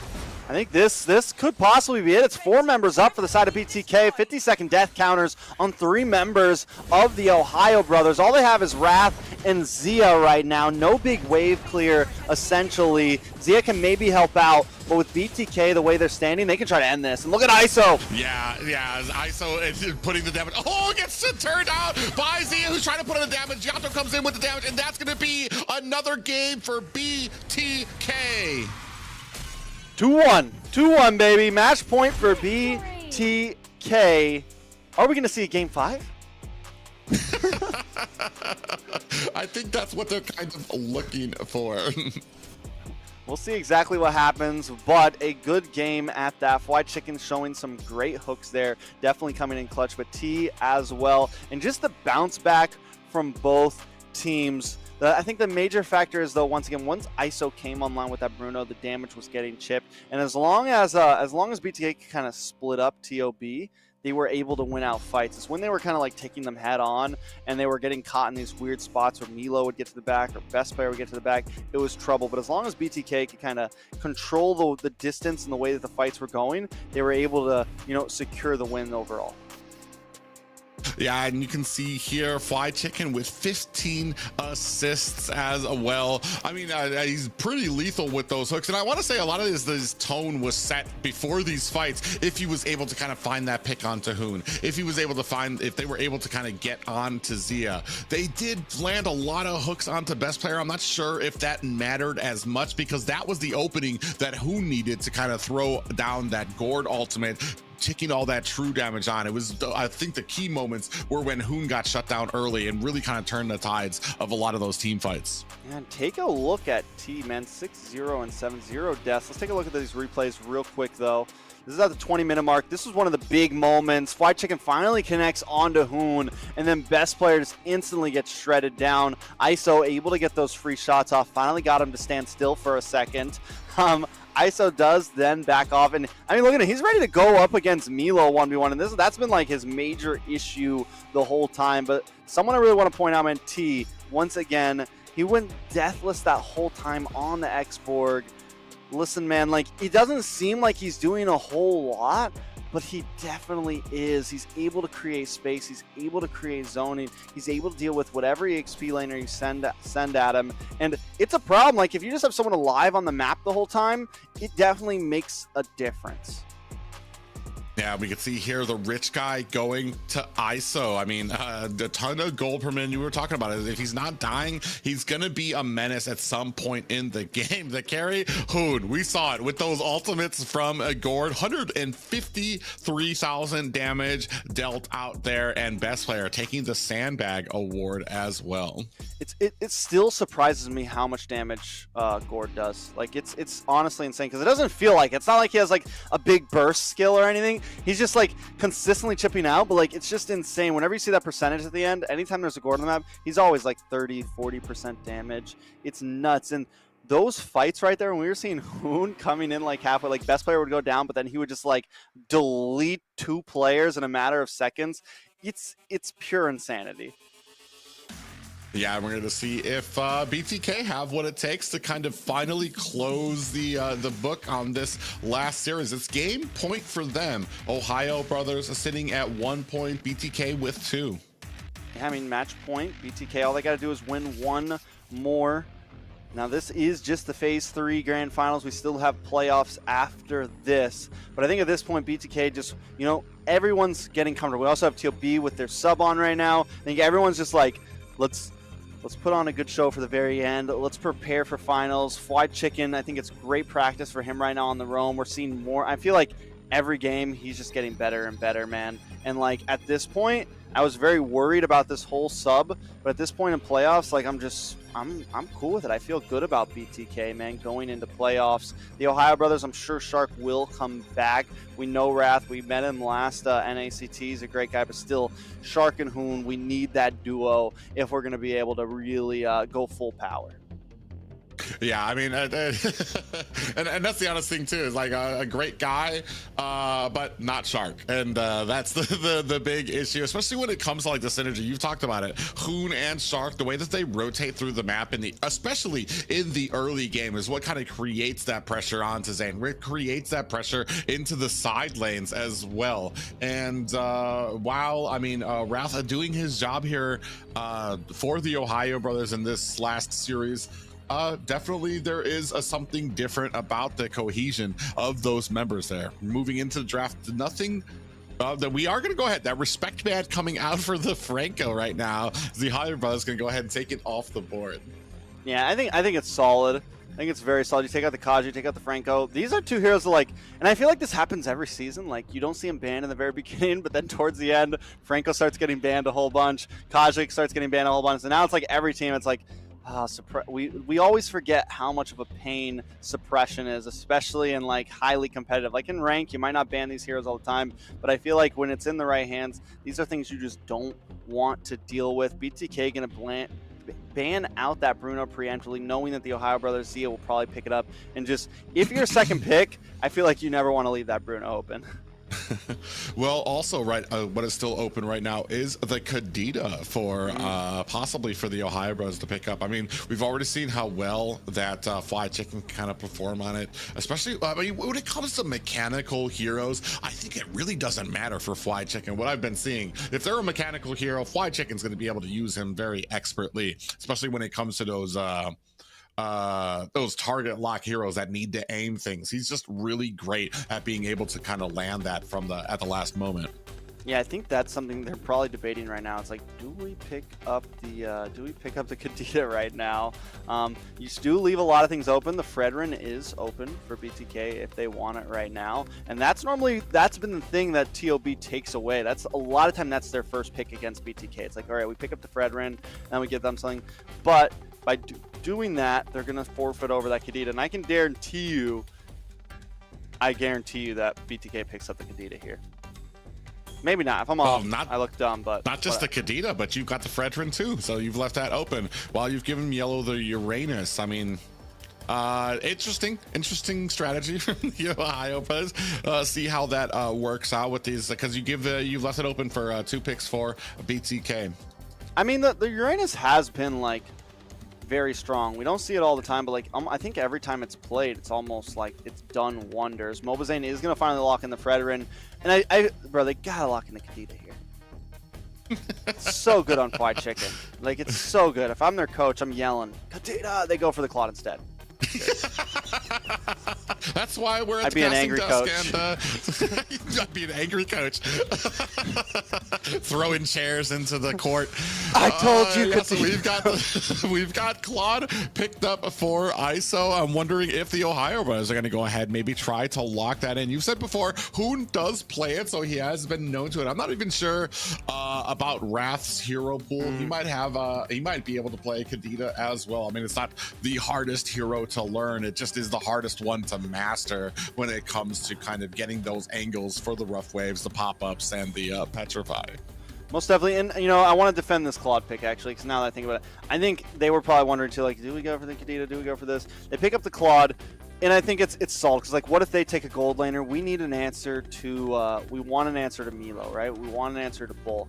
And the Claude definitely helps. It's a bit more mobile than Carry. Carry's a bit more of like an unsafe bet when you want to pick for Shred. But here goes the Ohio Brothers' best player, and Angela. This might explain some of those Angela bans, because I can't remember them banning Angela against the Ohio Brothers in the last series, but maybe it's the reason that they were doing it is because they know Wrath plays Angela, and so he's something. And now, I mean, we're gonna see how well this performs. I do like Angela, especially when it comes to other heroes like Uranus, and you're going to have Martis out there, so that's going to be even a beefier front line for them. Yeah, now they ban out the Gourd, so Hoon's going to start getting targeted here. Fly Chicken is going to get the Edith, which is something also very solid by him. I think it can do well against the Uranus and even against the Martis, kind of deal with some of those front liners, disrupt them a little bit. So now with Mobazane on the Fredrin and with Chicken on the Edith, we have a very solid front line. We have some CC, we have some pick potential here. ISO should have a pretty comfortable game and have a lot of ways to move around when it comes to these team fights, like into the mid and late. He's got a lot of mobility, and having two heavy frontliners like that helps even more. So if as long as he can like play a save, he's got plenty of space to move when it comes to those in the mid to late game. OhioBrothers, on the other hand, still they ban out the Dairoth. I get it. I mean, it's, I don't know. I argue with people all the time that it's not a counter to Uranus, but hey. Well, I feel like in the laning phase, it can be a decent counter. I forgot what game it was that we watched that he had some problems in. He had some problems in the laning phase in the early game, but as we moved into the late game, he was able to kind of hone in on Uranus, dunk on him, and then find himself and escape. My thing right now is that this tankiness that we have from BTK, we need an answer for it. It's possibly a carry out there, something that will be able to kind of burst down this thick front line that we have from BTK. Yeah, I mean, they definitely need something to burst down, and like the Dairoth can do that. It's just the consecration makes it so he can outplay. Like technically Uranus outplays just because of his ultimate, the consecration. Esmeralda doesn't have that capability, so that's why she gets countered hard. T though, gonna pick up the Paquito. I think it's a solid answer. I don't think he's gonna be able to kill the Uranus. I don't think there's really like anything that really like kills the Uranus as long as the Uranus plays well. As long as Milo plays well, like no singular hero is going to take him out at like level 4 to level 7 or so. Like once he gets consecration in and he can purify and just get away from everything, like there's really not a solid answer unless you gank, unless you send like 2 or 3 heroes and you're able, which they do have that lockdown potential with Fried Chicken on this Edith.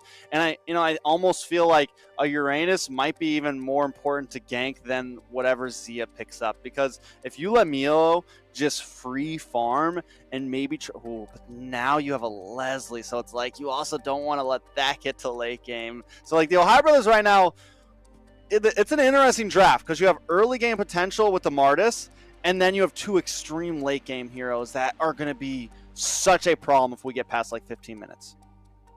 Not just that, but you also have the protection from Angela to kind of help see through, especially if you get like those ganks onto Zia. You'll have that heart guards maybe to help provide that support to get him, to let him get away. And then, yeah, once you start getting into the late game, you have an answer. Ooh. So that's going to be, I believe that's going to be Yato in the mid lane with Kadita. But as I was saying about the Leslie, once you get into the late game, that's the true damage. It doesn't matter how tanky your line is.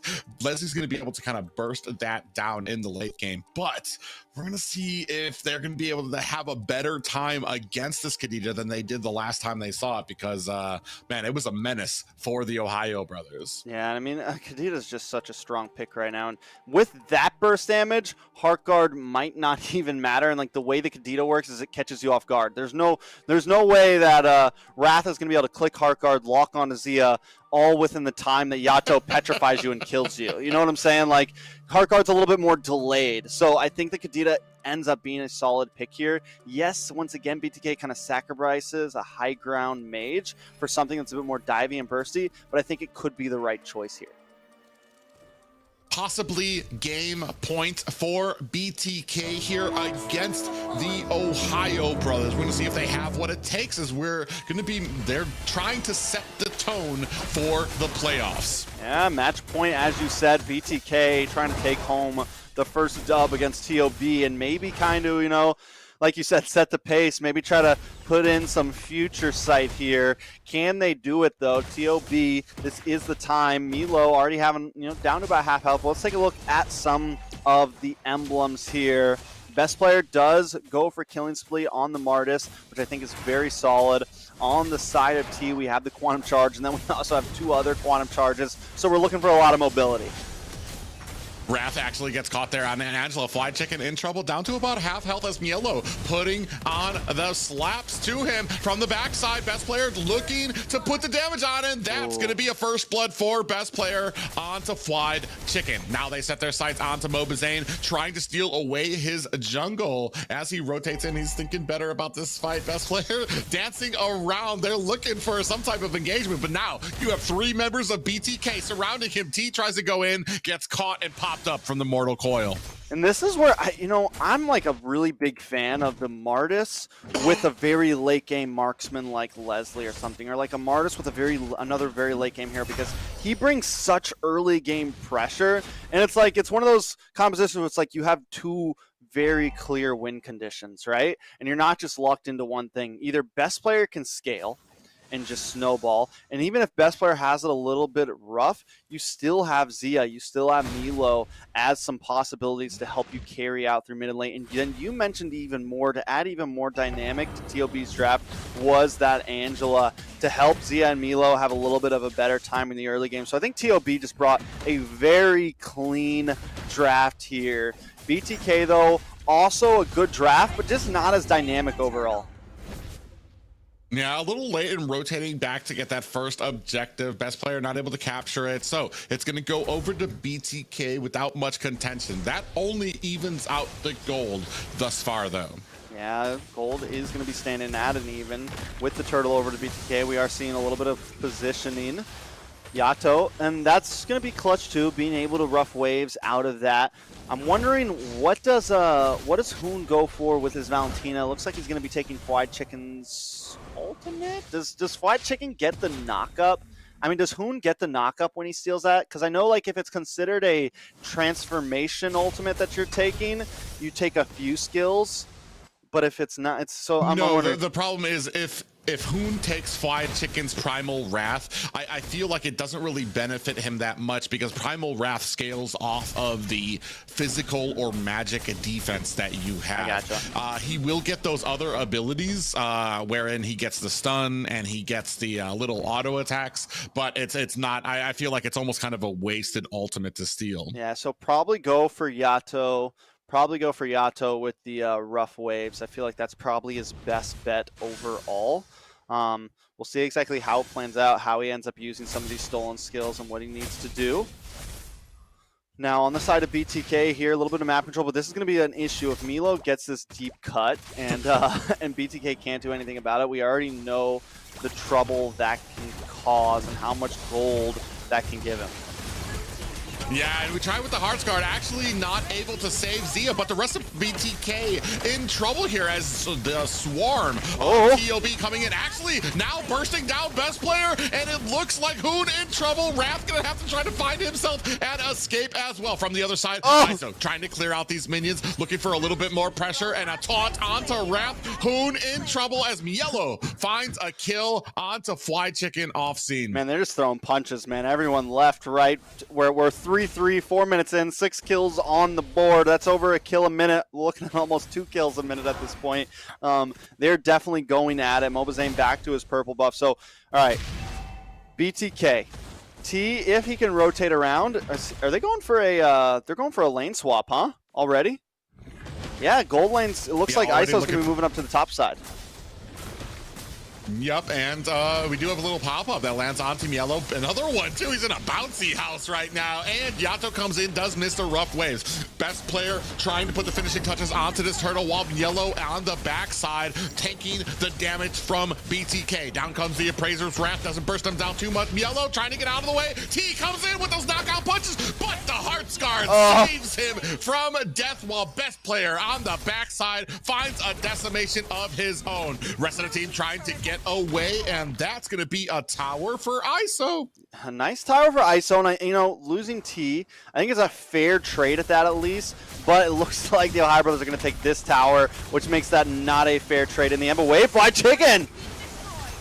Yeah, comes in with that pop-up and the rough waves. Meanwhile, best player trying to make them pay for it, looking for another decimation. Doesn't have it and might actually be in trouble. Primal Wrath activated from Fly Chicken. Coming in is best player.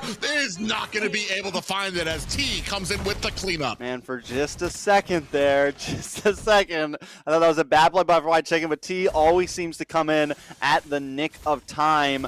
Mobazane going to be eating up some of the TheOhioBrothers jungle right now. They did take that purple buff away from best player, which is a good play. So now BTK starting to get a little bit of an advantage. We're looking at just shy of 2,000 gold, and Mobazane is feeling comfortable right there. He's in the midst of all of them, and he might be okay with that.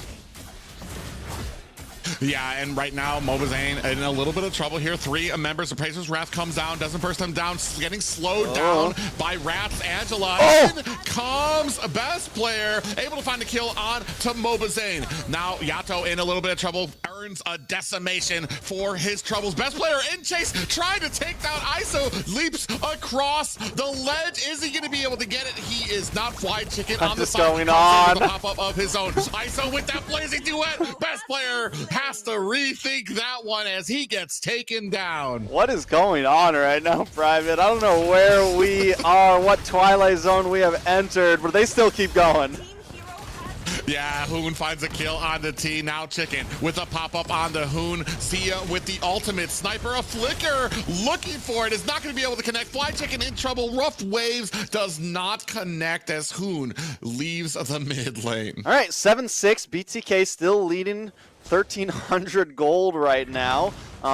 Turtle may be able to fall over the hands of the Ohio brothers. Mobazane's on the other side of the map getting his own orange buff. I don't think he's too stressed about this Turtle right now, but we are creeping into late mid-game, mid-game essentially right now. But as this keeps going further, Lord's going to be coming up in 2 minutes, and that's when things are definitely going to start actually getting interesting here. ISO on the bot lane, he's sitting at 2-0-2. Compare that to Zero, who hasn't gotten a kill and has taken a death, and is on a hero that's much more late game. It's going to be a bit more time until Zia really makes an impact, and if BTK can slow down Zia even more, it could be their win condition. Ooh, look at the damage putting onto Mielo there too. And I want to say, like, this match right now, what's going on is basically it's like both boxers standing in the middle of the ring and just throwing haymakers at each other, seeing which one falls first. It's like one of those, have you ever watched the slap contests? Where they just like stand there and let you slap them, and then the other guy lets them. That's what we're watching right now. It's a slap contest, and they are both still holding their ground, but someone eventually is going to get knocked out here, and I don't know which one it's going to be, because the way this is going, it could go any way. Yeah, Yato does find, almost finds the Petrai onto Hoon, who is going to be able to get away. You saw the Hearts Guard ready. Wrath definitely waiting to be able to kind of execute that on. Best Player coming in, looking for ISO, thinks twice about it. Maybe a preemptive Hearts Guard there for Best Player. He's not going to really be able to make the most use of it from the side lane. Mielo has locked onto Yato. Mobazane tries to come in. Best Player comes in, is going to be able to find a kill, but earns a pop-up for his efforts and a death. Man, he's reaching right now.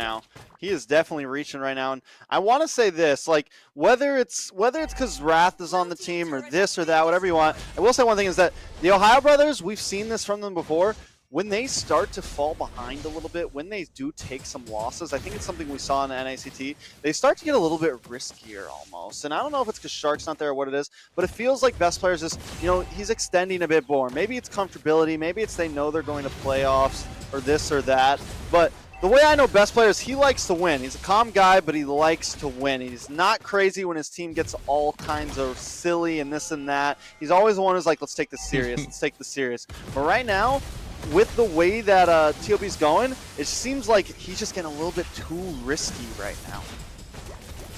Yeah, and you see the front line, Mobazane does get a little bit of a terrify. Both teams jockeying for position around this pit. Actually, in comes a big kill onto Zia, earned from Yato. T able to take down the tower, and that's an 8-8 apiece for BloodThirstyKings and the Ohio brothers. ISO putting on the damage on Team Yellow. On the backside, Best Player gets caught looking for the flank. That's going to be a Lord for BTK. Big Lord, not only that, but we're closing into that 5K gold when another kill here. Wait, Heart Guard? Yeah, I'm not sure if that Hearts Guard's going to be able to save Mielo. I spoke too soon. Look at how much health he's able to get back, and this is just the value you get from a Uranus. Uranus plus Angela, infinite health hack right there. I mean, you get the heal, plus you get the passive heal from Mielo. It's definitely insane. T now possibly in a little bit of trouble. Yeah, he tried to dive in against Zia, misjudged the reins while Zia was able to pop him back, kind of interrupt his abilities. Now we have minions starting to roll through, looking to take a tower as BloodThirstyKings begin their push. Yeah, I mean, lanes are a little bit synced. They're not going to be able to end here, but they could take that bottom tower. maybe take a little bit more. It's not an enhanced Lord, so you're not going to get the crash. Will just get probably melted down here. Is BTK going to be able to get anything big out of this? Yeah, I'm not sure. They look like they're going to be able to get that tower. Maybe not be able to transition it to a high ground just yet. I mean, but that's still movement on the board for them. A little bit of an advancement for them. Yeah, definitely some advancement. A little bit more, like you said, ground coverage. Best player going to try to come out. They're just trying to keep them away at this point. The Ohio Brothers don't want to overextend. They know the risk, because if they get too deep and Fly Chicken gets a knockup, or T, they're able to combo anything. Yato. There's just a lot of wombo combo potential on the side of BTK that the Ohio Brothers have to consistently watch out for. Yeah, and it's just, there's an immense amount of CC coming out of them too. So every single time somebody dives in, there's just that attempt of like just being able to put them into a coma with the amount of CC that you have on the side of a BTK. And you can see them refusing jungle, basically pushing, holding these waves at the towers right now. Yeah, I mean, when we look at the Ohio Brothers, there's no real big lockdown on their side. Like, they have the Terrify, they have the Mortal Corals. That's nothing major. Yeah, you have the Angela, but it takes like 5 seconds to get her stun off. So, I mean, it's just kind of tough for them to deal with what BTK's bringing.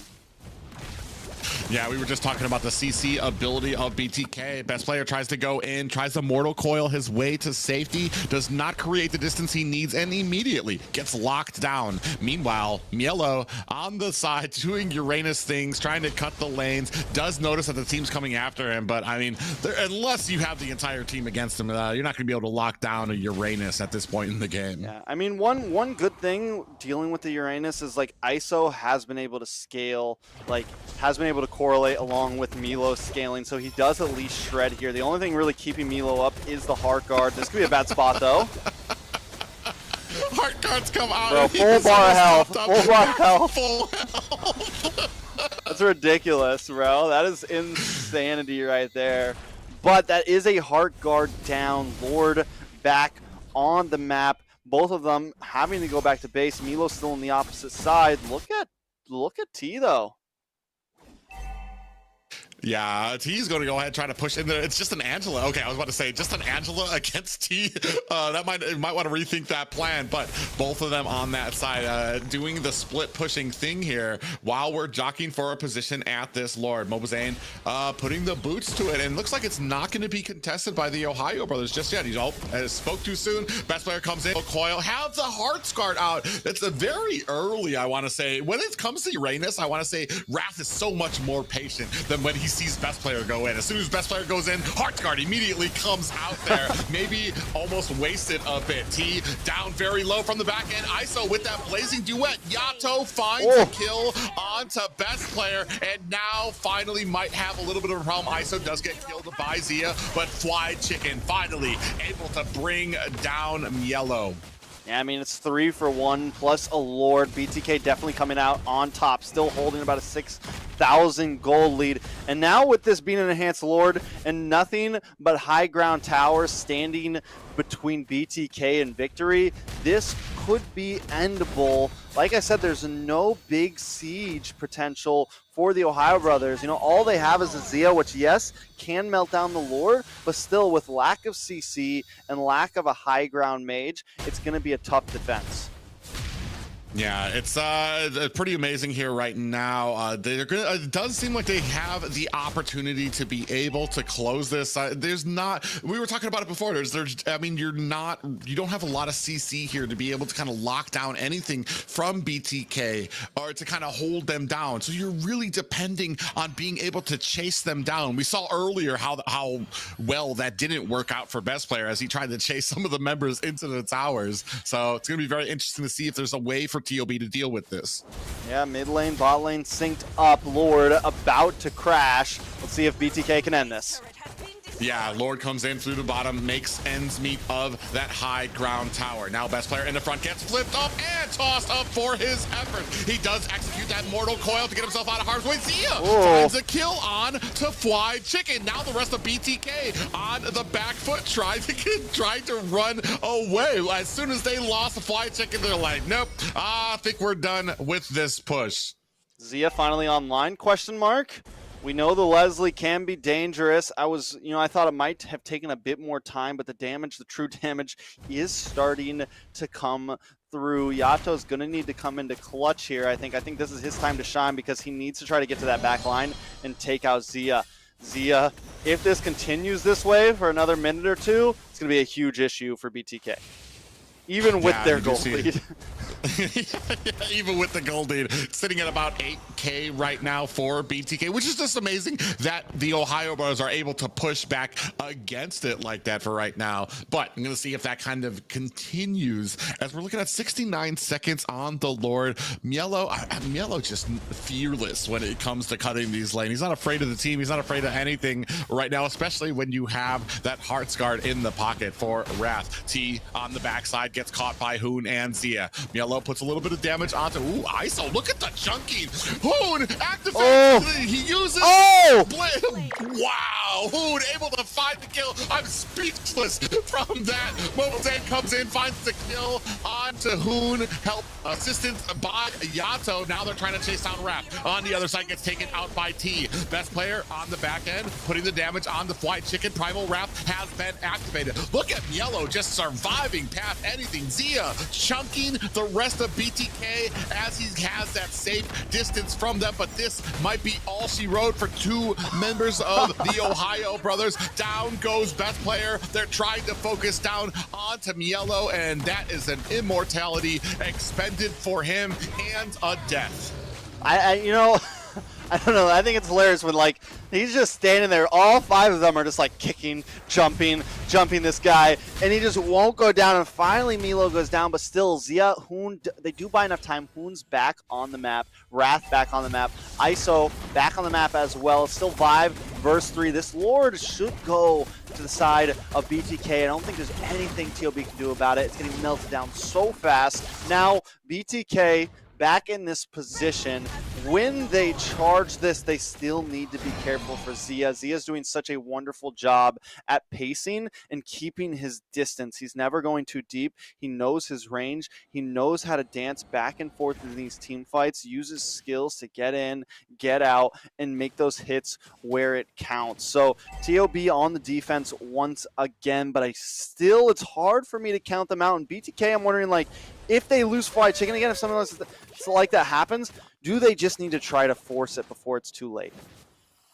Yeah, that's what I'm thinking too. As you move later and later into the game, there's only 6 items that you can get. It just becomes a 50-50 shot, and whoever wins the next fight. Problem is, there's just so much CC on the side of BTK that these fights usually go into their direction. You can see out there right now, big front line here for BTK. Best player dives in, and the rest of BTK back off, looking to try to kite him out. Luminous Lord still at the bottom, still hasn't reached the base just yet, so still a lot of pressure to come for BTK. Minions coming in at mid. Now we're going to see some pressure. BTK, our best player, comes out, puts on that Mortal Coil. In comes Amoba Zane, and that's the mid-high ground tower is down. Big Lord isn't really taking too much damage, and look, burst down onto Zia. That's a lot of damage taken off the board. Hoon finds a kill onto Yato. That's 2. Now there's 2 down for the Ohio Brothers, and that's going to be game 3 and the series win for BTK. BTK finally do it. In the very last match before the playoffs, they take the dub against TOB. A lot of people have been waiting to see that screen pop up with BTK's name on it, but it just hasn't been able to come. Now, yes, I can already see the chat now. No shark, this or that, yada, yada, yada, whatever. Either way, BTK does get the dub here. Do I think that this secures them playoffs? Overall, I still think we have a long show ahead of us. Not only that, we have other teams also hungry for playoffs, but still what this does show is that Flight Chicken is very viable in the roam. And now what it really shows is we can't count BTK out just yet. Yeah, and that's the big points I wanted to bring up too, is Fried Chicken finding himself a home in the roam position might not be one of those clear struck issues that we thought it would be at first. Take a look here at the stats. Mobzane 3, 1 and 10. Fried Chicken 4, 3 and 11 that game. He's just, it's amazing to me how much he is able not just to roam, but stick out as a roam as well.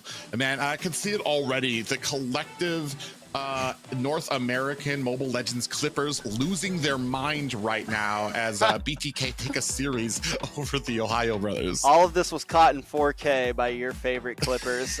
They are out there as we speak right now. Now let's take a look at these replays. This is the last replay of this final game. And this was the moment where like, I felt like TOB maybe had a chance, but even without ISO, BTK just shredding through. The bulkiness was too much, and Zio just, I mean, he's getting a couple free shots, but still, it's not enough. And like you said, the CC was the thing that I think really put the nail in the coffin here. Even Milo, there's no way to escape, man. T just throwing them punches, man. And BTK withstanding any damage they output and holding them down long enough, making them stand still long enough, as we like to say earlier, to where they could get the kill. Yeah, it's gonna I mean, an intense match for both of them, but like I said, kind of setting the tone, at least right now, letting us know Fried Chicken is ready for that roam position. I mean, look how long this fight was lasting. That's like at least like, I want to say a minute and a half there of them trying to bring down Yellow. But when you have so much CC on your side, it's gonna be hard for somebody to get away. Most definitely it's not going to be. Let's take a look at some of these stats. T as the rich guy. Normally we see a gold laner in that spot, but T with the most gold per minute, which is actually like insane if you think about it for a EXP laner to secure that. 835 gold per minute. That is nuts. Like, I don't think people really understand how nuts that actually is. Fried Chicken once again has a forgotten one with 11 total assists private. Yeah, I was waiting to see if anybody, there's no way somebody else got the sandbag over Yellow. Almost 300k damage taken.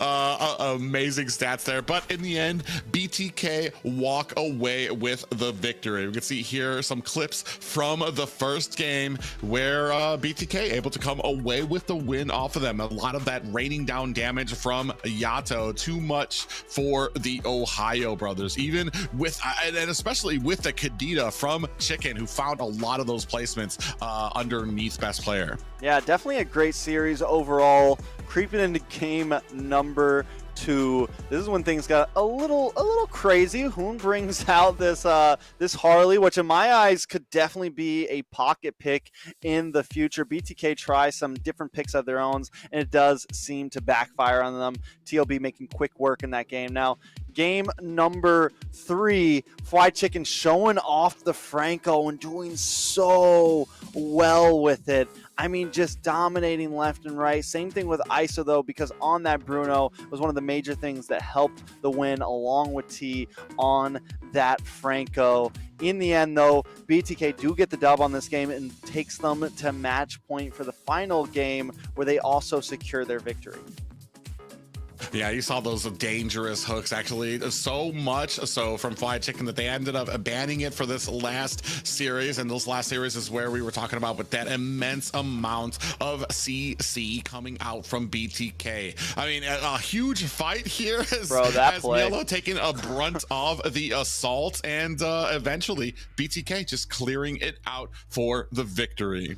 That play where ISO comes in with the Blazing Duet and Hoon, the Heart Guard comes just in time and Hoon got the kill. I was speechless there. But then BT, like in that moment when ISO went down, I thought for sure, I was like, oh man, there goes their damage. Zia's still up. TOB turns this around. I did not expect the rest of this team fight to go like this, but oh, okay.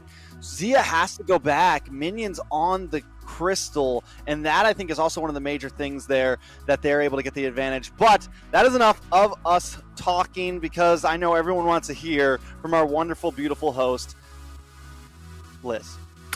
Well, I think you guys have summed it up pretty well. Now, Fried Chicken will be the MVP of this series. I know I wanted to see something different happening this week, and indeed we did see a complete upset with BTK gaining confidence before they step into the playoff arena. And with Fried Chicken getting this MVP and his performance, as well as the Ohio Brothers missing a vital member of as a roam mage, it really shows you how important the roam position is, and it also shows you how well Fried Chicken is doing, having gone missing for a whole season and coming back in just 2 weeks of practicing roam and doing so well. That's incredible, guys. Yeah, I mean, just had a wonderful game, and this is back-to-back MVPs from last series to this series. Fried Chicken, Mr. World Fried, the new dub name. Hashtags in the chat. Definitely excited to see. Like I said, I'm totally comfortable with this composition right now going into playoffs for BTK. I love Boj to death. I've been a Boj fan for a long time, but I don't doubt if this is the final composition, I can't sleep on it, man.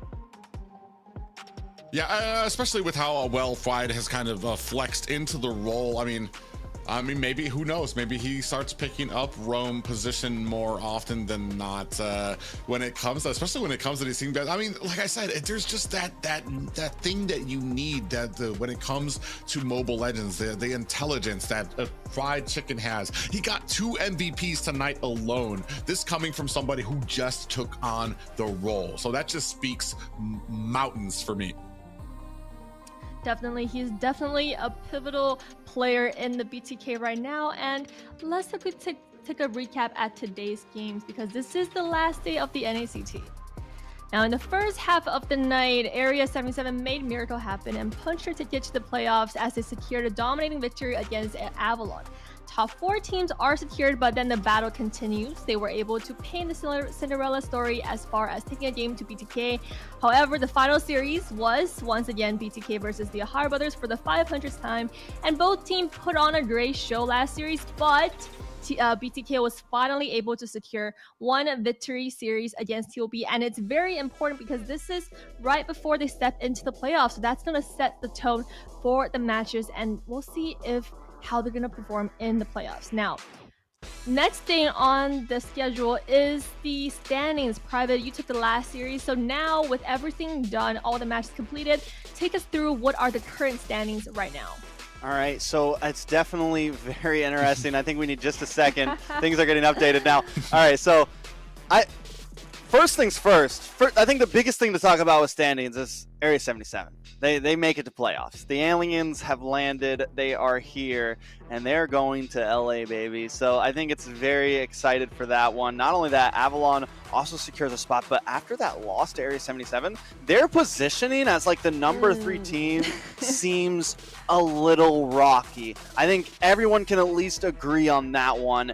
And now, not to mention as well, yes, TOB didn't have full roster, but still BTK made a great performance. Even after winning, they still sit in the number 2 seed. They will be facing off against Avalon in the playoffs bracket, whereas TOB will be facing off against Area 77. To anyone that doesn't know, playoffs will be a double elimination bracket over 2 days. It's going to be very interesting. But yeah, with BTK winning against TOB, I feel like, just like last season, people are going to feel a little more comfortable with BTK, I feel like. I think a lot of our eyes have been on TOB. I still think TOB is a favorite for the playoffs, but BTK is definitely still growing and feels like they have more room to grow as they move forward. Also, when we get to live stage, there's something that comes out of these players, of these teams, whether it just clicks something in them to try harder, to be a little bit more aggressive. Heck, we saw here when it came down to the line, Area 77 pulling out all of the stops, conquering Avalon, even getting a game over BTK. So while it wasn't the series, it's something that we've seen. Heck, last season we saw BTK took every single loss from TOB, and then when it came down to the grand finals, BTK able to take that to a game 7 and ultimately a grand finals victory. So that's just to tell you that anything can happen at the grand finals. Heck, we've seen this weekend, anything can happen. I don't think half of these brackets went the way any of the caster predictions went, and that's just that's something that I love to see here while we're broadcasting is it can get a little tiresome if you always know what's going to happen, if you always know who's going to win. But North America constantly showing us that they have something mysterious up their sleeve. For sure. I mean, Area 77 is the one to prove us wrong, and they showed us just how far North America teams can go. Now, Private, take us through the final standings that we're going into the playoffs with. Yes, ultimately, guys, these are the final standings. Your teams that are going to be going to the playoffs. In first place with 290 points, of course, the Ohio Brothers. Second place is going to be BTK with 280 points. Third place going to Avalon with 220. And the underdogs, the surprise winners, those guys who put all their heart into the matches this weekend to earn themselves fourth place with 200 points, Area 77. I mean, I still can't believe I'm still speechless after tonight, man. Area 77 just doing it. I'm excited. You know, no matter who it was, I was very excited to see whoever comes. I think the best thing about this whole playoffs is we finally get to see 4 teams. We get to see 20 players, maybe more. In the past, it's always been TOB and BTK or this or that. Like, I've met a lot of these players already. Like, it was really cool the first time in Vegas, and the second time was still all right. But now it's like we get to see a lot more of the community. I already know the hell that you know, some of our moderators are going to have to deal with, dealing with 4 teams now instead of 2. I can already see the future coming. It's going to be a lot of fun. I'm just really excited for it. And now, Go ahead. Go ahead, Private. Go ahead. No, I'm just saying, it's going to be an amazing event, and I look forward to it in Los Angeles with more faces and more opportunities out there. And I think I was just going to ask you guys to give your last words, but I think you've said a lot, you've said enough. So thank you guys so much for joining us tonight. Marks the end of an incredible regular season. This journey, we saw major upset, blossoming friendships, and an unforgettable moments. Now, we want to thank all of our viewers for joining us and for your unwavering support. Now, in 2 weeks, the offline grand finals will happen in Los Angeles, and there's going to be more exciting moments, and the action-packed MLBB actions are going to continue. I'm your host, Liz. And Trex and Private, we're going to sign off today, but we'll see you in LA. Good night. See you at the playoffs. Yo.